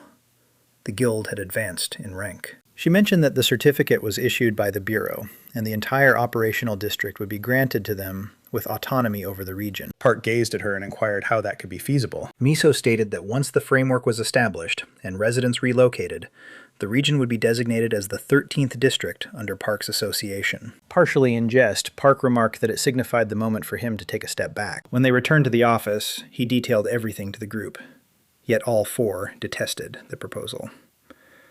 In their view, the government had previously neglected to safeguard anyone, and now it expected the guild to defend the territory. Park contended that the decision had already been reached, and the government intended to construct the city regardless. Junho inquired whether Park had succumbed to the lure. They could be exploiting him. Park suggested they could approach it as a neutral territory and gradually enlarge the farm incrementally. He complained that it was terrible and expressed a preference for taking the funds and relocating to the United States. Park responded assertively that he intended to establish the region as their formal headquarters and subsequently divided it into sectors. Han gazed intently and inquired whether Park truly intended for them to manage the entire establishment. Junho stated that typically each district would have its own mayor, but if Park appointed the leaders personally, he would essentially act as a sovereign. Han instantly adored that and continued to reiterate the title like a child. In the meantime, Monk perused a piece discussing how Park's territory could transform their nation into the globe's new hub for grains. The lads began to speculate whether they could compete with Aruka's agricultural sector, despite its global trade access and exorbitantly priced products. Han stated that if this succeeded, Park would transform into an authentic nobleman, possessing territory valued at an astonishing sum, funds. He even inquired if the agreement had been executed, and whether Park retained 2 duplicates to prevent anyone from deceiving him. Park retorted that they were incapable of safeguarding their own residents, so how could they discuss managing a fortress? Then, he stated that if they had finished their meal, it was time to commence training once more. Han abruptly hunched over, pretending to experience a bellyache and shouting that he required medication immediately. Park was swiftly exhausting his tolerance. But before he could erupt, Yang interrupted by unveiling a startling headline. The champion had emerged from the abyss. The group immediately began ridiculing him, shouting phrases such as, "Welcome to perdition, hero," and "He's done for now." The reports indicated that Hero's squad successfully navigated the level 7 dungeon in merely 8 days. Another headline revealed Hero's response to Park's provocation. "I will educate you on proper etiquette." Television analysts had begun discussing the impending bout between Park and Hero. 1. The ex-world champion remarked that a direct confrontation did not equate to conquering dungeons. The SPFC commentator remarked that Park possessed no prior experience in direct confrontations with another awakened individual. Another report disclosed that wagering on Park's competition had soared to an unprecedented 240 million. The fellows were astonished by the sum. The monk stated that even traversing the dungeon 100 times wouldn't yield them that amount of wealth. Subsequently, Junho instructed Han to scroll so they could delve deeper into the text. Another publication reported that Park had contributed the entire sum to Hero's nation. Han exclaimed, inquiring what was troubling him. Why relinquish funds he had toiled so diligently for? Junho speculated it was to prevent a conflict. However, Han remarked that it still hadn't curbed the hostile remarks. The monk reminded them that there was also the victor's reward. Han recognized that the bounty for triumphing was twice as much. Yang then questioned if that was indeed accurate. At that moment, Park emerged behind them and icily inquired about their actions. The individuals bombarded him with inquiries, seeking to comprehend why he would relinquish such a substantial amount of money when his own existence was at stake. Park merely informed them that if they had finished their meal, they ought to accompany him. He intended to assess the new territory. Meanwhile, the head of the bureau informed the president that the figure had been modified. If they divided 5 billion each, it would suffice abundantly. As an additional safeguard, they had also entered into a pact stating that Park would contribute the award to national finances, which extinguished the rumors of conflict. With a cunning grin, the leader remarked that this was merely the beginning, and once Park successfully executed the agricultural initiative, simultaneously, Park was already soaring on his dragon to survey his newly acquired domain. He recalled Miso mentioning that there once existed a headquarters structure at that location.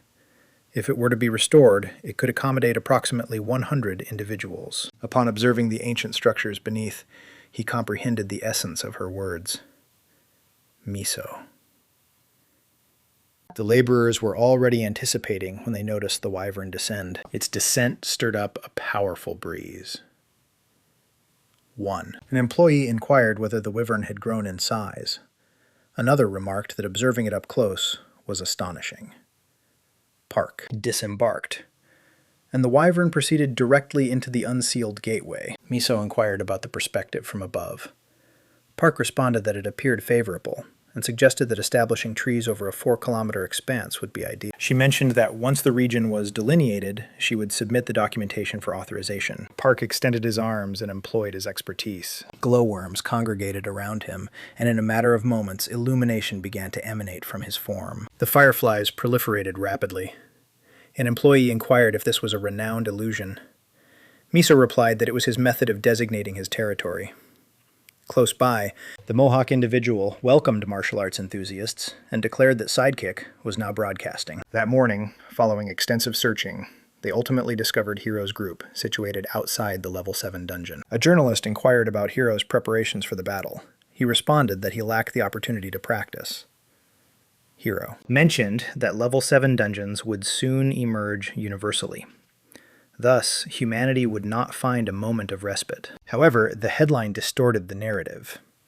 It claims that Hiro was unbothered by the need to ready himself for an individual like the protagonist. Concurrently, the main character's group was dining. Junho expressed that he could not recall his most recent warm meal. The monk reminded him that it was Monday, while Jang urged them to stop grumbling.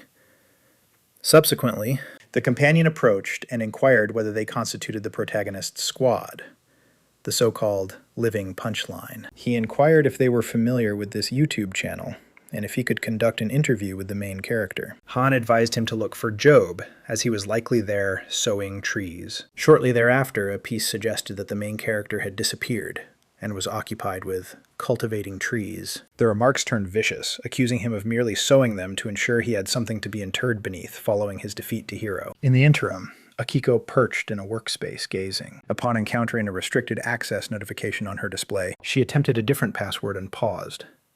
Then, the Bureau of Awakened dossier for the main character finally displayed authorized access. Grinning, she recognized she had infiltrated the system. She unveiled the classified files and commenced perusing a single document meticulously. An instant later, her expression shifted in astonishment. One message referred to a millennium. In an additional document, wagering specialists indicated that 85% favored Hiro to emerge victorious. Another piece stated that Hiro, referred to as humanity's hope, had reduced the dungeon completion time to 8 days. Another report indicated that the DGB had dispatched building materials to the city. A cautionary notice regarding wolves had been positioned at the entryway to the protagonist's territory. The most recent update indicated that there were 6 days left before the match, and the arena had already reached full capacity. An ensuing article indicated that the contest was merely 2 days off, and the central character remained on his property. In the interim, Hiro and Akiko occupied a luxurious hotel in the city, savoring wine subsequent to a taste. Akiko inquired about his thoughts. Hiro replied that he was contemplating how he would eliminate the main character if he didn't appear. Placing her glass on the table, Akiko remarked that it wouldn't be so straightforward. Hiro inquired about her meaning, and she responded that she was referring to his demise. She articulated that she had examined the Bureau's confidential documents and discovered an entry indicating that the main character had come back following a millennium on a different world. The hero appeared astonished and inquired whether he had repeatedly utilized the regression stone throughout that period. Akiko was unconvinced, but Hiro contended that no one could endure a millennium without it. She remarked that the documentation indicated he had dedicated a decade on a world where time progressed at double the speed. Given that Hiro himself had experienced 500 years on Earth via regression, it was not implausible. This also clarified why Hiro had never encountered him during those 500 years. Hiro inquired whether he had discovered some hidden key to everlasting vitality. Akiko responded that there existed a unique artifact known as the Crimson Celestial Peach, reiterated the name, anticipating the remainder. She mentioned that the fruit surfaces on a celestial body once every millennium and disappears after a decade. Whosoever obtains it acquires everlasting life and perpetual youth. The protagonist remarked that the individual is becoming increasingly intriguing. Experiencing a millennium devoid of the regression stone astonished even him. Furthermore, Akiko confessed her anxiety now that she realized the protagonist had existed for a duration surpassing that of Hiro. The hero rose and declared that it was inconsequential who faced him. He would never allow anyone to obstruct his way. Before long, the headlines were dominated by a single narrative. The main character had yet to arrive in the nation on the day of the match. In the meantime, he was continuing to care for the trees on his newly acquired property. Fruit began to develop on the limbs as Han observed alongside him. The main character remarked that was sufficient for the apple trees, and Han concurred. Time had run out. However, he proceeded to the pear trees instead. Han exclaimed that merely 3 hours were left, and he truly needed to depart. The main character stated that his proficiency was still insufficient to sow numerous saplings simultaneously.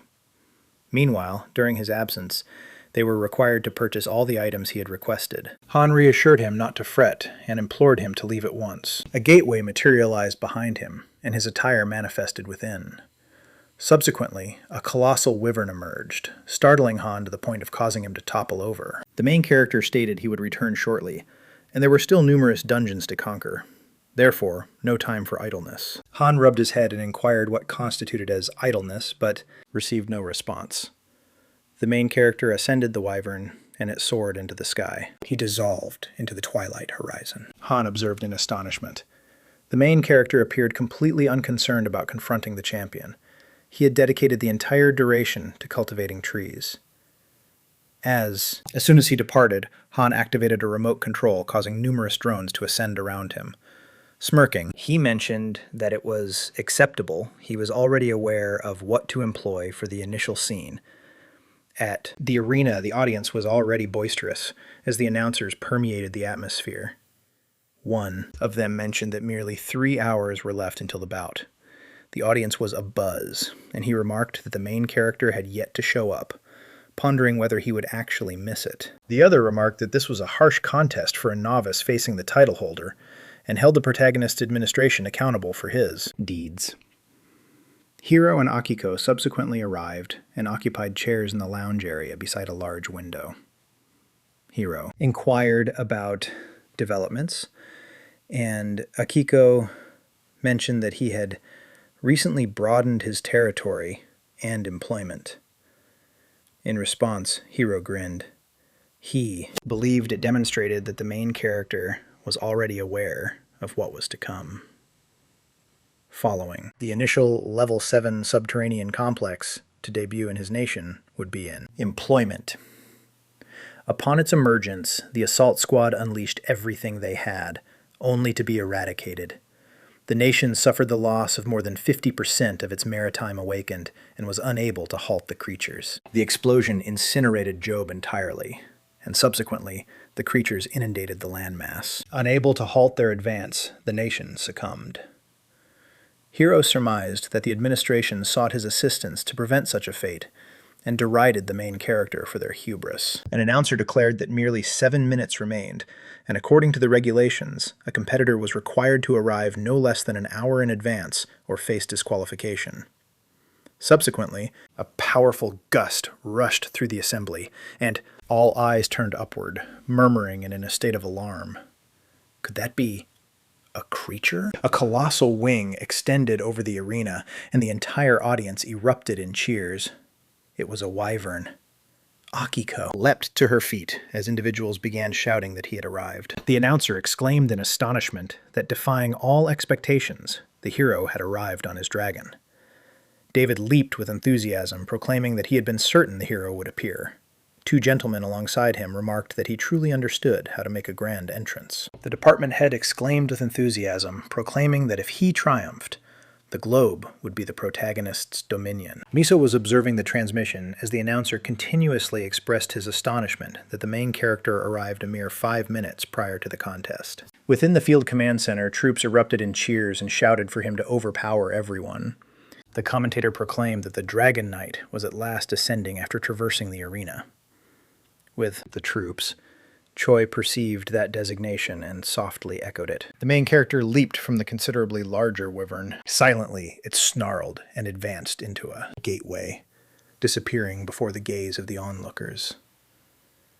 The assembly exploded at the conjuring sorcery. The main character surveyed the surroundings, inquired about the presence of so many individuals, and expressed a desire to find out the whereabouts of Hiro. He then shouted for Hiro to emerge. The announcer remarked that the main character appeared to be searching for Hiro in the Colosseum as he shouted for him. The audience responded by collectively chanting Hiro's name. Upon hearing it, Hiro rose and informed Akiko of his departure. She swiftly clasped his hand to halt him. However, Hiro simply grinned and assured her not to fret.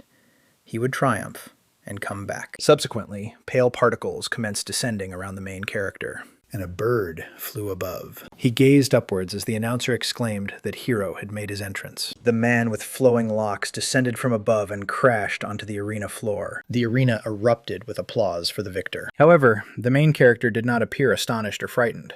Serenely, he inquired whether this was truly Hiro. Hiro disregarded that and stated he had several inquiries prior to ending his life. He inquired whether the protagonist was a remnant of the cataclysm. However, the main character was entirely oblivious to his implication and inquired which cataclysm he was referring to. Hiro squinted and labeled it a grave. Growing impatient, the main character insisted on understanding the absurdity of Hiro's remarks. Hiro subsequently inquired whether the regression stone was still in existence and the extent of time it could transport an individual. Still perplexed, the main character inquired which stone he was referring to. The commentator observed that they were conversing and inquired of his colleague if he wished to learn what they were discussing as well. The second analyst jested that perhaps Hiro was offering advice as the more seasoned combatant. The first remarked that if that were the case, they ought to listen in, and dispatched a transmission drone nearer. 3 drones swiftly descended into the arena. Hiro engaged a technique and inquired whether the protagonist believed he possessed the universe following his return from the past. The main character appeared even more bewildered and inquired about how he could navigate his way back from the past. At that moment, 2 daggers materialized in Hiro's grasp, and he remarked that the main character had brought this upon himself. He burst in, brandishing both weapons, proclaiming he would extract the truth from, the announcer exclaimed as Hiro launched his assault. At that moment, everyone became motionless. The main character's fists collided with Hiro's visage, surprising him entirely and propelling the champion into the atmosphere. The crowded arena fell utterly quiet as Hiro crashed onto the earth, creating a depression. As Park approached him, the announcer exclaimed that Hiro was on the ground, severely injured and unresponsive. Park snapped his knuckles and referred to him as merely another eccentric individual. He shouted for Hiro to rise and inquired whether he was already deceased. Suddenly, Hiro's hand quivered. Park ridiculed the alleged champion for his feebleness and urged him to rise. He still had not compensated sufficiently. Upon hearing that, Hiro lifted his gaze and gradually propelled himself forward. The announcer exclaimed that Hiro had returned to his feet. The entire arena gazed in astonishment as the victor stood tall. The audience cheered for Hiro to continue battling. He prodded the crimson liquid cascading from his nostrils, perplexed by what had struck him. Park murmured that matters had to unfold properly, and initially, Hiro had to acquire a sense of humility. That triggered Hiro's anger. He stormed in, shouting at Park to be quiet. However, Park hindered him with an additional blow to the visage. Hiro stood motionless, astonished that he had failed to anticipate it. Then another strike pummeled his abdomen, propelling him airborne once more. Park immediately employed his whirlwind ability, elevating Hiro while swirling gusts and luminous fireflies danced around them. At its zenith, the explosion propelled Hiro skyward amidst a blend of air and water. Park leaped after him, conjuring a blaze in his palm, the flame sprite torrent technique. He hurled the blazing blow directly at Hiro, and a massive burst engulfed the stadium. The throng became frantic. A few crouched down, others clasped their mouths in disbelief.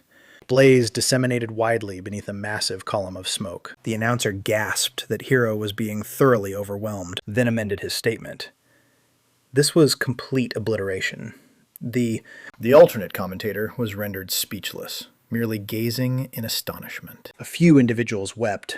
Others shouted as Park seized Hiro's lifeless form by the throat. The announcer exclaimed that he appeared lifeless. However, Park remarked that Hiro could cease his pretense. He was aware that he was still living. He was able to perceive the health gauge after all. Gazing into his opponent's eyes, Park inquired why Hiro was pursuing him. As his vitality restored, Hiro snarled that he desired Park's demise. Park scowled and inquired as to the reason. Hiro's gaze transformed into a crimson hue, his vitality surging. brimming with animosity. He proclaimed that Park warranted demise. Astonished, Park insisted on an explanation. Heroes. His visage contorted into a grotesque form as he disclosed that Park had shattered a 5-century scheme. Park's gaze expanded. What scheme? Yet Hero, now completely transforming, murmured, "Creature, shatter." He bellowed that he needed to rescue the planet as crimson illumination inundated the amphitheater. Park shook his head and deemed him utterly deranged. Then the transformation concluded, and Hero unleashed his celestial fury. The very fabric of space appeared to tear asunder, hurling Park backward. The power emanating from Hero was so tempestuous that the stadium's glass fractured into innumerable fragments that showered upon the assembly. Crimson bolts cleaved the heavens, the barriers, and the overhead. In the operations center, the minister and deputy commander observed with bated breath. The minister stated that the elixir which rejuvenated Hero was perilous, and the deputy commander was apprehensive about another explosion. This was no longer Hero. It had transformed into a colossal creature adorned with massive horns and an elongated tail, thundering through the Colosseum. Observing it, the minister whispered that Hero must have acquired some outrageous knowledge on the planet Kuchin. Following the explosion, smoke enveloped everything. Survivors lamented throughout the arena. Individuals pleaded for assistance, and a young child cried out for his mother amidst the debris. Numerous individuals had already perished. Even Akiko was injured in the waiting area when the enormous window fractured. In the Colosseum, Beast Hero growled that it was the moment for his ultimate maneuver, the fury of divine being. The force was overwhelming for a mortal form, compelling him to transform into this creature. He was astounded that he had to employ it against a single individual when he had reserved it for the 8th-tier antagonist. Suddenly, the creature perceived a sound and became motionless, eyes wide with astonishment. Park emerged from the debris, grasping his skull and cursing the agony. The creature gaped in astonishment as Park, radiating an emerald hue, approached him. Park scowled in fury and conceded that the scoundrel was truly remarkable. Hero was astonished that Park had endured the fury of the divine. As he approached, Park ridiculed him and asserted that he could change as well. Terror and fury consumed Hero's gaze as he insisted on discovering what artifact endowed Park with such strength, and what he had employed to diminish Park. Hero asserted tranquilly that he was entirely mistaken. There was no aspect of regression, merely an ability known as Forest's Blessing. Hero bellowed in incredulity, questioning how a technique could surpass a potion. With a slight grin, Park clarified that it was essentially an elixir-level ability that completely replenished his health and mana within 5 seconds. That triggered Hero's outburst. He yelled, questioning whether Park was genuinely grinning. Park merely lifted an eyebrow, perplexed. Preparing to strike, Hero growled and inquired whether this all seemed like a prank to him. Park looked at his status panel, which verified that the creature before him was Hero, a U-rank amalgamation. The creature abruptly sprang forward and startled Park. He launched an assault. Hero bellowed that the planet had perished due to his actions, then struck Park with his tail and inquired if he could still find amusement.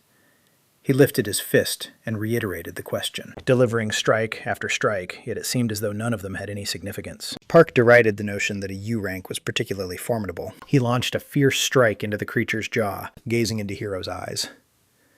Park inquired whether the 500-year strategy had collapsed due to him, and if that implied the annihilation of the planet was also his responsibility.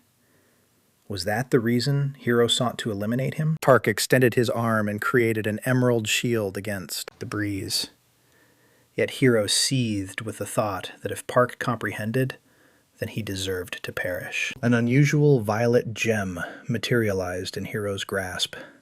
He tightened his hold on it, and purple illumination enveloped him as he bellowed that Park had devastated everything. He insisted on finding out if Park comprehended what Hero had accomplished to attain this status, and how he had the audacity to regard him with contempt. Amidst everything, Hero recalled being a small child engrossed in a superhero film. The youngsters exclaimed with joy when Hero delivered the decisive blow. Even so, Hero experienced joy witnessing the hero rescue the planet. However, everyone inhaled sharply when the hero descended too. his knees, oozing as the universe ignited on display. The storyteller remarked that Hiro's essence gem would reverse the passage of time and obliterate his existence. Yet that was acceptable if his cherished ones could survive. The other children wept, but Hiro remained unfazed. He grinned, believing it sufficed for the world to recall just one hero. At that moment, Park's foot collided forcefully with Hiro's face, causing his eyes to widen in shock. The strike propelled the creature into the air. Undeterred, Park reiterated that Hiro was merely a madman. Hiro collided with the earth, face down, and sank his claws into the surface to halt his momentum. He began to cough. With effort, he gradually lifted himself, gazing at Park, and acknowledging to himself that Park was formidable. More formidable than anyone he had previously been unable to conquer. Not even in this state could he prevail, and now he observed no indication that Park had deteriorated. Nonetheless, that was irrelevant. He could constantly begin anew. Yet subsequently Park struck him once more and inquired what he was murmuring. He claimed he was not the cause of the plan's collapse, and from this point forward, he would impart genuine knowledge to Hiro. However, the creature still wasn't genuinely retaliating. Within his thoughts, Hiro silently hoped that Park would continue to speak. The violet replica stone in his grasp had already attained 79%. Didn't merely replicate strength, it seized the essence as well. Hiro was convinced that in the forthcoming regression, Park's influence would belong to him. He felt that solely he possessed the capability to rescue the planet. Yet, Park engaged his reality ability. His hand shimmered with hues of blue and black, veins radiating across his visage, and the fist colliding with Hiro's visage was no longer of this world. It was a ferocious claw, now a colossal bear. Park delivered a strike so forceful it propelled the beast aside, shattering his nose and dislodging multiple teeth. Hiro smashed through a barrier and tumbled onto the opposite side, returning to a human guise amidst the throng. They gazed at him with revulsion and labeled him a heartless fiend. Hiro's hair became pale when he struck the earth, and he swore as he recognized that the replication stone had malfunctioned. Blood oozed from one eye. He glanced upward and observed an eagle soaring overhead. It was Park, now transformed into an eagle, gradually gliding down toward him. And at that instant, Hiro comprehended. He wasn't confronting merely another individual. Park settled down next to Hiro, who was stretched out on the earth. With a subtle grin, he inquired if Hiro could at last perceive the truth. Hiro remained perplexed and retorted that it was absurd. Running out of patience, Park cautioned him never to step foot in his domain again, or the next occasion would result in his demise. With crimson-hued eyes, Hiro murmured for him to be silent. Park retorted that Hiro was misguided, asserting that those shackled to the past possessed no prospects. That struck Hiro intensely. His eyes expanded as if the words had finally penetrated his understanding. The narrator remarked that even partially aware, Hiro appeared to perceive every utterance as Park, still in his avian guise, soared into the distance. In the meantime, Choi had observed the entire confrontation with her hands tightly balled into fists. A singular inquiry lingered in her thoughts. Why? She recalled the moment at the medical facility when she inquired of Park why they were unable to battle side by side. He had gazed at her with sympathy and remarked that she remained overly fragile. Their power was incompatible, and someone was bound to be injured. Choi became increasingly furious as he recalled that he had departed with another person immediately afterward. Departing the chamber, she whispered that the fool constantly babbled absurdities. In the meantime, monitors across the board were inundated with reports of Park's decisive triumph. Accounts indicated that over 48 individuals perished in the arena during the floor struggle, and that the globe's unofficial top contender, Park, had contributed all his winnings to Hiro's nation. Another piece highlighted that the families of the victims were organizing a collective legal action against Hiro. That evening, Hiro experienced a terrifying dream. Park manifested as a monstrous creature with talons, cautioning him to refrain from trespassing in his domain once more. A singular phrase echoed persistently in his mind. For an individual ensnared in history, there exists no tomorrow. struck him with such force that it jolted him awake, enveloped in perspiration. Isolated in his chamber, Hiro surveyed his surroundings, attempting to ascertain how much time had elapsed since he'd lost consciousness. He seized his mobile device and examined the news. Each headline revolved around Park's victory and the legal action against the ex-champion. As he perused the spiteful remarks, Hiro emitted a humorless chuckle and labeled them all as hypocrites. At that moment, Akiko entered the room. She appeared relieved to find him conscious with his phone in hand, but she swiftly removed it and implored him to cease perusing that nonsense. She informed him that individuals were merely wounded and furious, and what he required most was repose. Hiro understood she was attempting to safeguard him, so he remained silent. He merely exhaled a prolonged breath. When she inquired if he was fine, he replied that he wished to be solitary. Prior to departing, Akiko remarked that she would retain the phone. Subsequent to. After she departed, Hiro continued gazing at the entrance. He then rose, approached the window, and drew aside the drapery. Outside, a throng was clamoring for him to make amends and vanish. Hiro resentfully pondered that these individuals perpetually pursued him, regardless of the extent of his generosity. They remained unaltered. He accessed his status screen and gazed at the duplication stone. It revealed that the duplicate had been truncated. Hiro swore, contemplating that had he endured a bit longer, he might have transcribed Park in his entirety. Subsequently, he called forth a crimson gem, the Stone of Regression. Before, numerous iterations of Earth manifested and occupied the space. That gem could return him 2 decades into the past, and now Hiro perceived no alternative route. He needed to eliminate Park permanently. He contemplated. He might utilize it in 2 years, potentially earlier if he elevated it to level 3. However, 3 individuals entered unannounced. Hiro immediately identified them and welcomed the individual at the center who inquired if he was okay. Hiro responded resentfully that he was adequately well, then inquired what this concerned. The individual stated it originated directly from the agency. Hiro retorted that he had not obtained any notification. The gentleman merely shrugged and stated he had merely been instructed to accompany him. Hiro gazed at the other 2 and inquired about their presence as well. One mentioned they were summoned, while the other remarked they encountered one another en route. During that uncomfortable pause, Hiro grasped the true nature of the situation, and the 2 gentlemen couldn't even make eye contact with him. With all the awakened naval ranks assembled, Hiro realized this was not merely a ceremony for accolades. He gazed at them and instructed them to remain outside.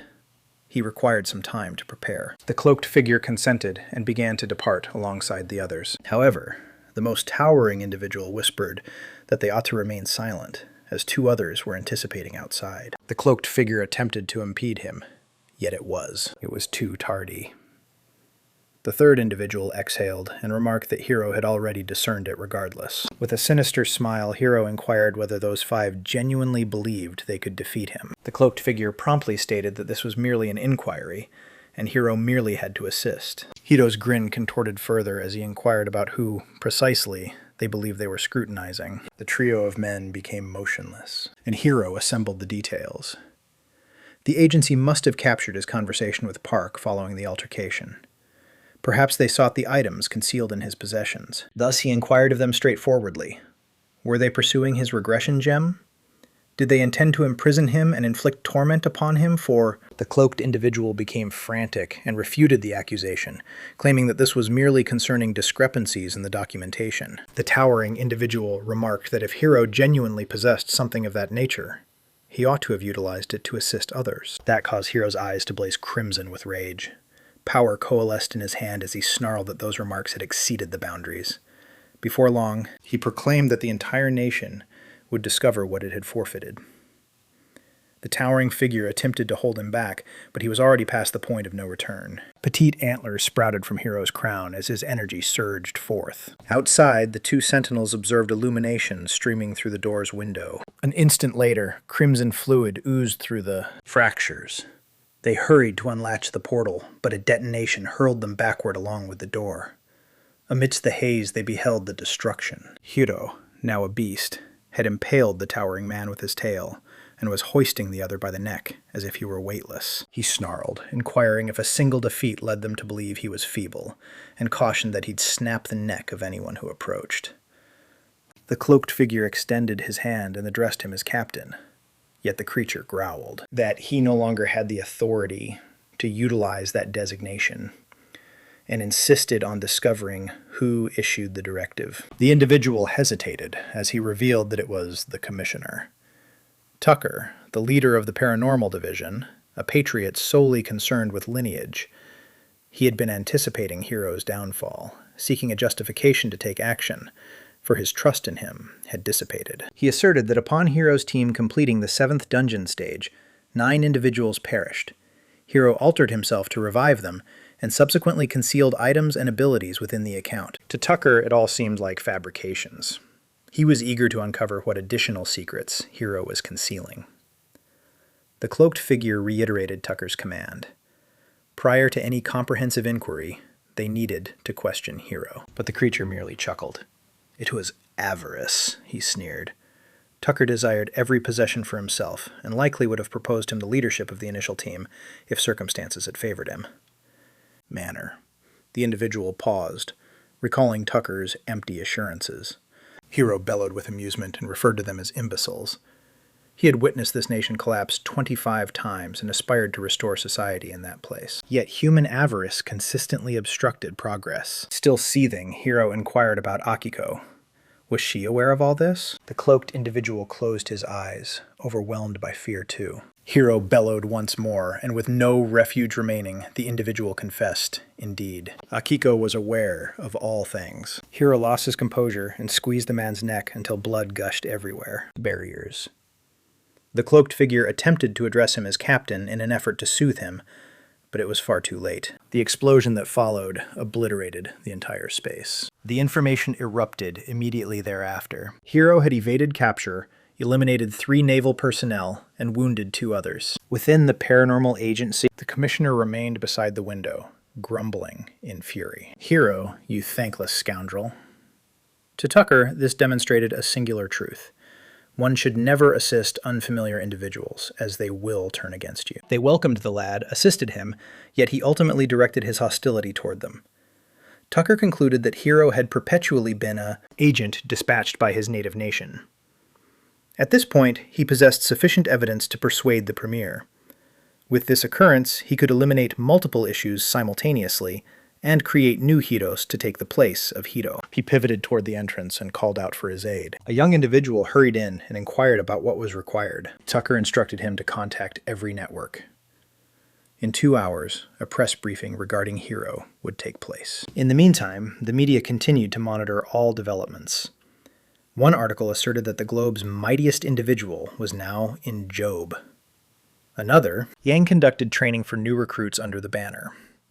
The guild is brimming with newcomers. 1/3 indicated that the timer for Job's transition to the 13th district had officially commenced. On YouTube, a particular video analyzed Park's guild enlargement and referred to it as the Job Edition. Another featured a property specialist stating that this expansion was merely to be expected. Another video examined Park's battle under the heading, The Dragon Knight Pursues Celestial Abilities. Han continued to observe, astonished by the sheer volume of attention being generated. The 10 most popular clips were entirely focused on Park. Smiling broadly, he murmured that this represented an entirely new echelon of notoriety. Subsequently, he noticed a headline proclaiming that Hero had fled from the medical facility. A television presenter remarked that Tucker had convened a press briefing and encouraged all to pay attention. At that moment, the commissioner accused Hero of espionage and insisted on an account regarding Park's alleged act of terrorism. The government representative retorted, deeming the assertion preposterous, and stating that the nation was enraged over the affront. Han paid careful attention and released a deep exhale. A shiver coursed through him upon the realization that Hero had disappeared. How could someone on the brink of death be stirring once more? And what if he returned while Park was absent from the guild? A clammy perspiration emerged on Han's brow. He hurried out immediately, resolved to locate Park. He hurried through the woods, muttering that Park consistently disappeared during troublesome times, and questioning why he could never simply remain at home. Suddenly, azure bolts of electricity began slicing through the heavens. Han froze in place, jaw agape, trepidation slithering up his back. This seemed excessively recognizable. An enormous thunderclap struck the earth, and cries echoed from the forest. Laborers rushed directly towards Han, shouting for him to dash as well. The moment he noticed that, he realized that the madman was already present. Filled with dread, kept insisting that the lunatic had returned. Amid the turmoil, Han pushed his way through the throng and almost collided with Yang, who emerged from nowhere. They gazed at one another, astonished and panting. Han swiftly recounted what he had witnessed, that the mad champion had returned. However, Yang scowled and mentioned that he received information about a gateway that had emerged in the vicinity and came to investigate. "It out," Han reiterated. "A gateway?" Just as perplexed as the laborers hurrying by, Yang inclined his head. They pivoted and gazed as bolts of lightning continued to flash against the earth. Subsequently, a crimson orb commenced materializing within the tempest. Both individuals became motionless. Han gulped and murmured that the gateway appeared fearsome. A warrior approached and stated that it was a level 7 gateway that would burst forth in 42 days. Choi exclaimed that was far too prolonged. As Junho pointed out, a portal of this nature had already generated 23 entrances and persisted for 120 days. An atmosphere of panic spread among the crowd. The numbers were overwhelming, and the clock was ticking. Junho expressed frustration that their focus on the 13th district had prevented them from assessing the abilities of the individuals they had enlisted. If the barrier shattered, they couldn't assure that anyone would survive. Only the monk remained composed. He stated that they needed to confront the situation and resolve it before it escalated further. There was no response. He then pondered whether Park would simply allow this to unfold. Zhang exhaled deeply and remarked that their initial task was to endure the entrance. Trembling, Han inquired if they genuinely intended to step into that horror. He confessed that he remained a mere rank E. Yang stated he was at the same level. Meanwhile, Zhang expressed his frustration that Park was absent when his presence was crucial. Han replied that he would continue the search. Junho opted to investigate the animal farm and departed, while the monk ventured to explore the eastern side, while Yang made his way towards the entrance. They separated immediately, yet overlooked the petite ferret nestled between them. It appeared identical to Park. Sensing its gaze, they gradually pivoted around. In ferret guise, Park inquired why they had embraced that domain whatsoever. Junho mentioned that they were dazzled by the opportunity to transform into the 13th district. Han acknowledged that the managerial designation influenced him as well, and the others concurred. Park interrupted them. That wasn't the true justification. The territory served as a vast hunting estate. They all fell silent as that registered. The ferret remarked that it ought to have been apparent why that location was selected. He appreciated their line of reasoning. He urged them to experience the untamed essence of that territory firsthand. Monk even closed his eyes, inhaled deeply, and grinned. Remaining as still as a ferret, Park mentioned that a significant reward lay directly before them. Shouldn't they pursue it with grateful spirits? Han expressed their appreciation, yet, at their current standings, Park interrupted him. The quarry was virtually presenting itself, yet they still wished to flee. He cautioned that if they continued to exist in that manner, they would squander their entire lives retreating to the anguish from which they originated. That hit Monk profoundly, and Park questioned them once more. Did they genuinely desire to return to their previous existences? They all exclaimed no simultaneously. After all they had accomplished, none of them would retreat. Han pushed up his sleeves, prepared to charge forward, while Monk offered to reconnoiter ahead. At that moment, the ferret radiated a blue hue, and everyone froze. The human form of Park materialized in the location it once occupied. Grinning, he cautioned them that this was their initial level 7 dungeon.